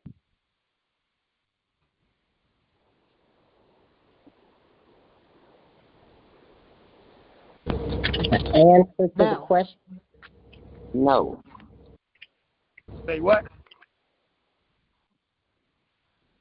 No. Now you got your teacher kind of upset with you. Because I just spent 4 hours. Let's stop. Let's go back to verse 8. Verse 8, by way of the law, by way of instruction reads, Take the rod and gather the assembly together. Okay. They did that. Thy and Aaron, which denote we. Thy brother. And note the next sentence. And speak you into the rock before their eyes. And it shall give forth his water. And die, hold on, because I need y'all to answer this question that is asked in the last sentence of the 10th verse. And here is your answer. And thy shall bring, is y'all reading with me? At the last of the 8th verse, thy shall bring forth to them water out of the rock. Now, I just asked y'all, according to verse 10, the last sentence, Hear now, you rebels, must we fetch you water out of the rock? What is the answer? Yes. Yes. Yes. If you're going to be in obedience, the answer should be yes. Yes. Well, Moses is acting like he don't have to. That's what he's opposed to the people. He's saying, well, is me and Aaron supposed to gather y'all some water? The answer supposed to be yes. Yes, because y'all supposed to do it. Yes. Yep. Yes. Y'all supposed to do it. Now I see it. Because Yahweh told him to. Right. Absolutely. That's why Yahweh loves obedience better than any sacrifice. And then the 11th verse says, and Moses lifted up his hand with the rod. It says, and Moses lifted up his hand, and with the rod, he smote the rock twice. Was that a sacrifice or not? Yes, it was a sacrifice. Yes. Sacrifice. Yes, So Yahweh ain't told that man to hit that rock. That's right. He did. Yahweh told that man to speak to the rock. Speak to it. Right. It sure did. You see the difference? You see the difference? You don't get no credit for hitting it when he told you to speak to it. Speak to it. Yeah, I see now. You see it? Yes. So all these things are done. And with Moses not being obedient, it hurted Yahweh so much because Yahweh just labeled you as the most meekest and faithfulest man in my house, and you can't even pay attention to instruction. I ain't going to let you go into the land for that. Look at the punishment. Just because he didn't speak to the rock, he smoked the rock, he hit the rock. He ain't hit it once, he hit it twice. And Almighty said, what's wrong with this man? He done lost his mind. And he was talking to the most meekest and faithfulest man in his house. We talking about Moshe. So it allows us to know Yahweh mean what he say, and he say what he mean. And he is not a respecter person. So don't think you being a Moray, a Kohen, a nobody, where you're going to be able to do what you want to do, and Yahweh is not going to correct you for it. And the reason why he must correct you for it, because you didn't sanctify him. You didn't set him apart. You didn't tell the world that we got this water by Yahweh.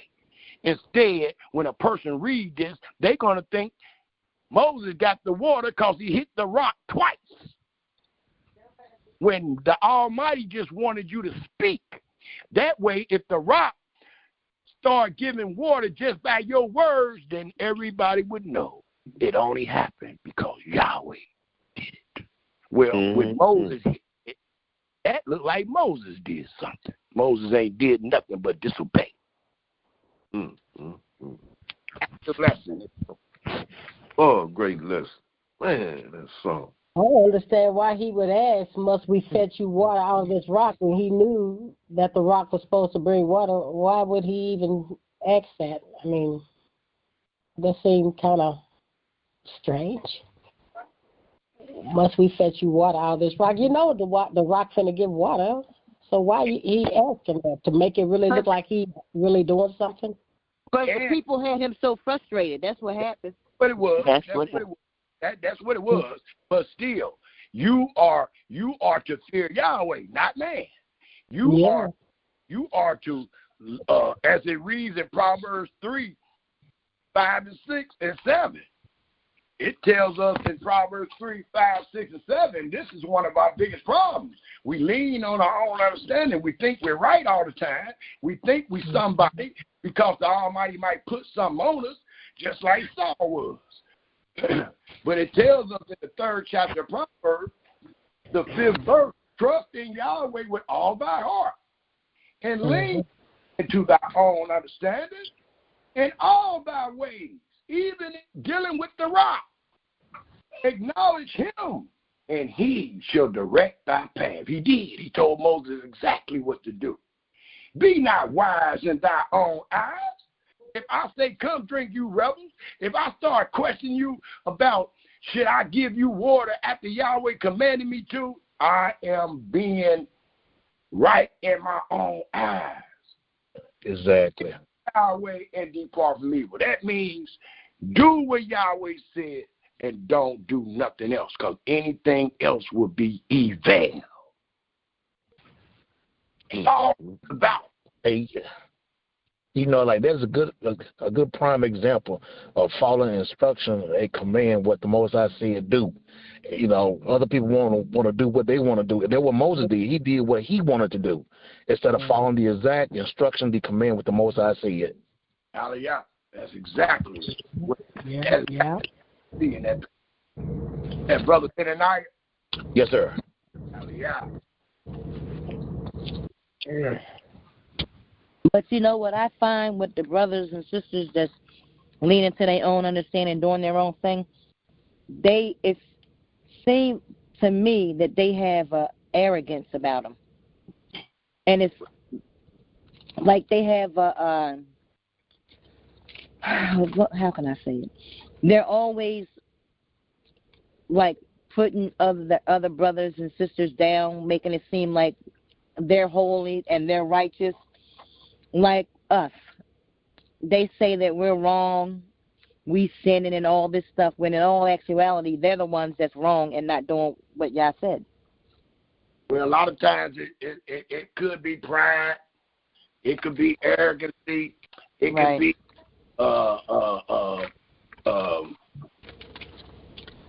not knowing. It's factors, and a lot of times we get confident in the people. That's why the Almighty told us in Exodus 23, don't follow a multitude to do evil, because the multitude, they're going to be confident in what they do because it's a bunch of them. See, the more people that's doing the evil, that they're going to be more confident in the evil that they do because it's the majority. Right now, the majority is the one saying we wrong. Right now, the majority is the one saying they under the Sabbath. Right now, it's the multitude that's saying that we under the covenant of the law. So the Almighty have always spoke against the multitude because the multitude will find themselves, as you were saying, prideful, right, in their own eyes.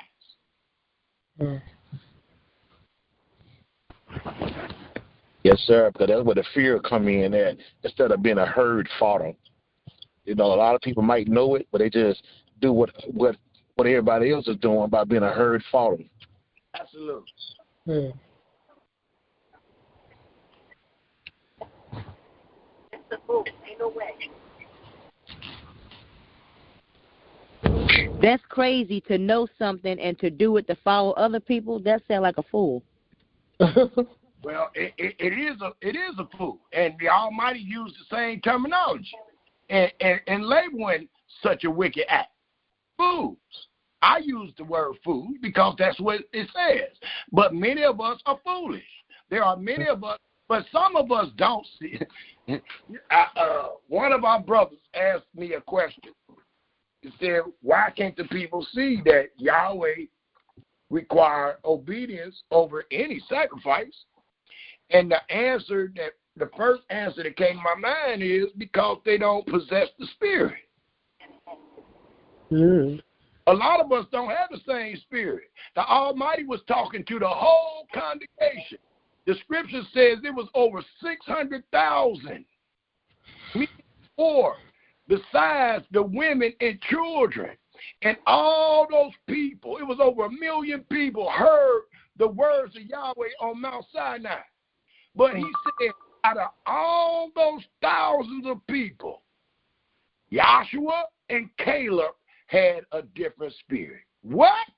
You mean out of the multitude of all those people, there was only 2 people that actually heard and believed what you said, that had a total different spirit?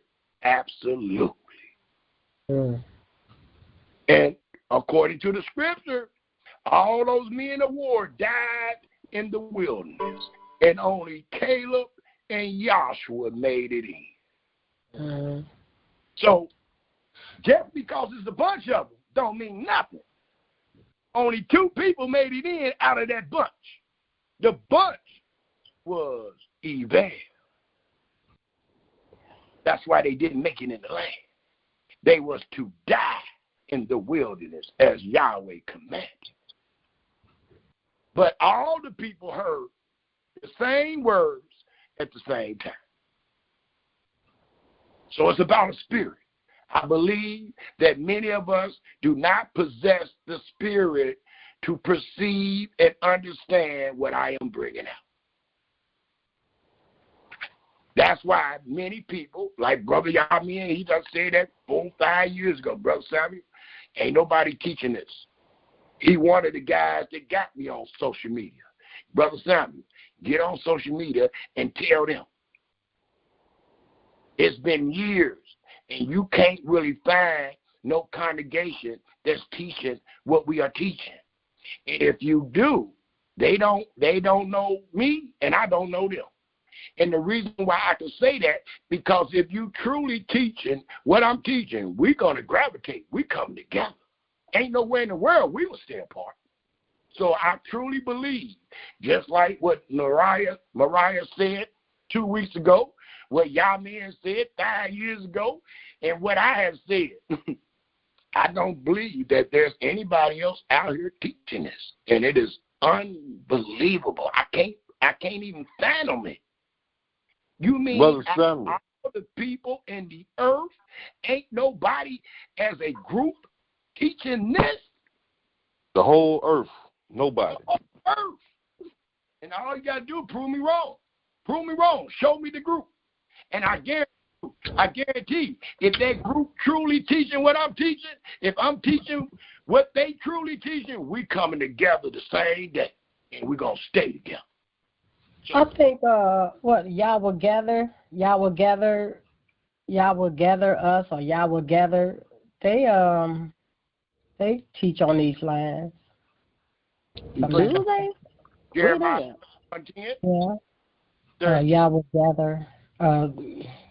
Yah will gather us. He that gathered Israel will gather Israel. I think no, Yah will gather. I think that's if you go on the internet, Yah will gather us. I think, yeah, they're teaching that they don't, do all that Sabbath and all that stuff, holy days and all that. If you can get their name, if you can get the correct name, just text it to me, run it back at me, and I'll look them up. I doubt it though, sister. Yeah, you know Hedora. She's part of that group, so you know Hedora. Oh, if part of, I know that they ain't speaking the same thing because she's been against what I've been speaking. She's been against what I've been speaking after she left dealing with us. She's been against what I've been speaking for the last 2 or 3 years. So well, not about keeping the Sabbath and all that. Is you talking about the group, the flag? Yeah. Well, they definitely can't be talking about what we talking about. Do we got a flag? Have we ever spoken about no, not everything. I didn't say they do everything, but they don't keep those holy days. They don't believe in all that, and the Sabbath and all that. Yeah. They don't do that. But other stuff, yeah. I do hear them saying that, but like I said, a lot of those things I had taught Sister Adora. I don't know about the group. Yeah, I know. Yeah, you did. Yeah, the group that she's dealing with, but I know what they teach, and they ain't dealing with us, nor are they trying to extend a hand. I done already extended my hand. They ain't dealing with us. And like I said, Adora had already been with us. She ain't with us no more. Yeah, she the one that turned me on to you. Yeah, so it ain't nobody. I would love to be proven wrong, though. I would love to be proven wrong. I'm talking to people in Africa and all over the place, the Philippines. Yeah. People be hollering at me from Germany and London. I am talking to people all around the world, and I have not met one group. We did have a group that came on here a couple of years ago. It said that they was going to learn what we teach him, where he can teach his congregation. We do have, I don't remember the brother's name, but we do have a brother on one of our recordings saying that he wanted to learn all that we was teaching, where he can teach his congregation. But I don't know what happened to that brother. But I would love to be proven wrong. I would love for a brother or a sister, groups of brothers and sisters, and say, brother, we believe the exact same thing that you find written in the book. I would love this for that. But I think we are about the only people on the face of the earth. That is nasty. And it's favor. It's mercy. I teach this all the time. It is wisdom to know where Yahweh commanded ought to be done. Do you know how many people in the world doing what Yahweh commanded to be done in Jerusalem all over the place, wherever they at? That show you how great it is that y'all know where Yahweh commanded everything to be done, because the majority, the multitude do not know. Mm-hmm. Sure. Yeah. And then they try to cop out by saying, well, don't nobody know everything. I ain't talking about everything. I'm talking about 39 books of the Holy Scriptures. I ain't talking about everything. So that's a cop out. That's a cop out when they tell you, well, the brother don't know everything. I ain't said I did. I'm talking about the 39 books. Mm-hmm. I ain't talking about everything in the world and what colors the moon. I ain't talking about, I'm saying the 39 books, being a witness of our Creator. Try me and see what I know.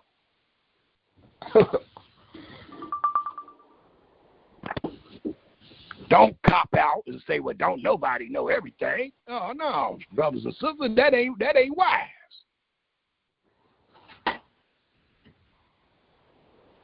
We ain't concerning ourselves with everything. We concerning ourselves with the 39 books. Right.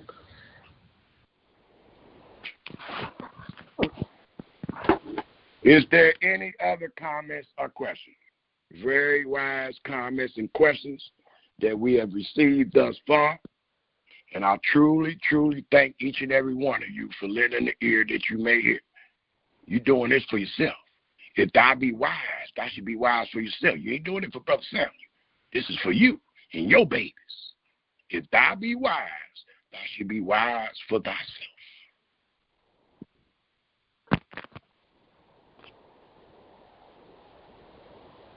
If there isn't any other comments or questions, I truly, truly thank each and every one of you.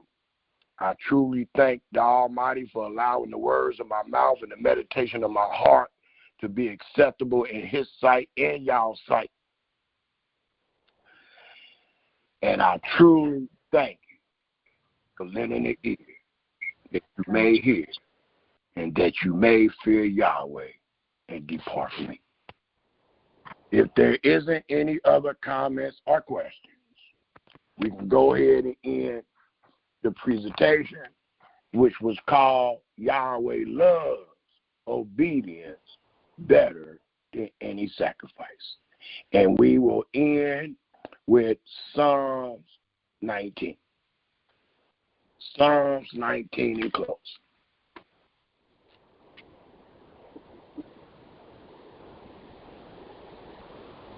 And it tells us all in Psalms 19.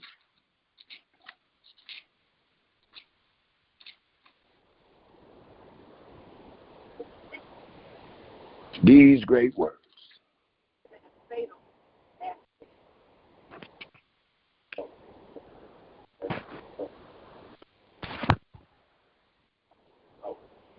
The heavens declare the glory of Elohim, and the firmament show His handiwork. Day into day utter speech, and night into night show us knowledge. There is no speech nor language where their voice is not heard.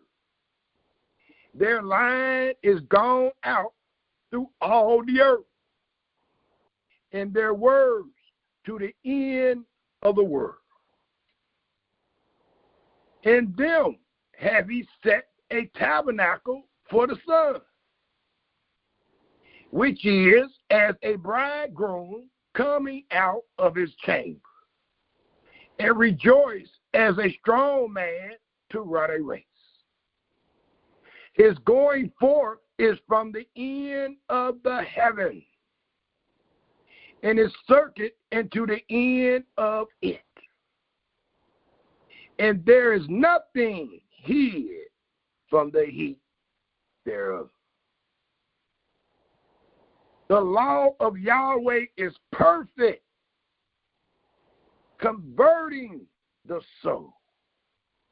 The testimony of Yahweh is sure, making wise the simple. The statutes, even the statutes of the Passover and the Feast of Unleavened Bread, it reads, the statutes of Yahweh are right, rejoicing the heart. The commandment of Yahweh is pure, enlightening the eyes. The fear of Yahweh is clean, reverence, enduring forever. The judgments of Yahweh are true, truth, and righteousness all together.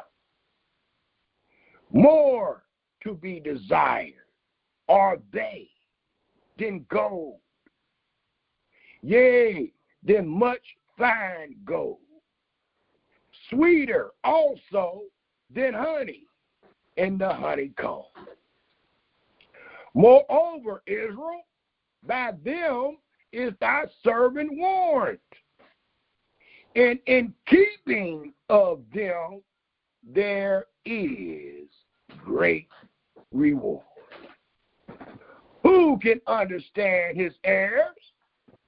Cleanse thy me from secret faults. Keep back thy servant also from presumptuous sins. Let them not have dominion over me. Then shall I be upright, and we shall be innocent from the great transgressions. All right, now, let the words of my mouth and the meditation of my heart be acceptable in thy sight. O Yahweh, our strength and our Redeemer. Hallelujah, hallelujah, hallelujah, and shalom, Israel. Shalom, everybody. Have a great night. Shalom. Thank you. You too. Shalom, everyone. Shalom, family. Shalom. Shalom, shalom. Yakai. Hallelujah.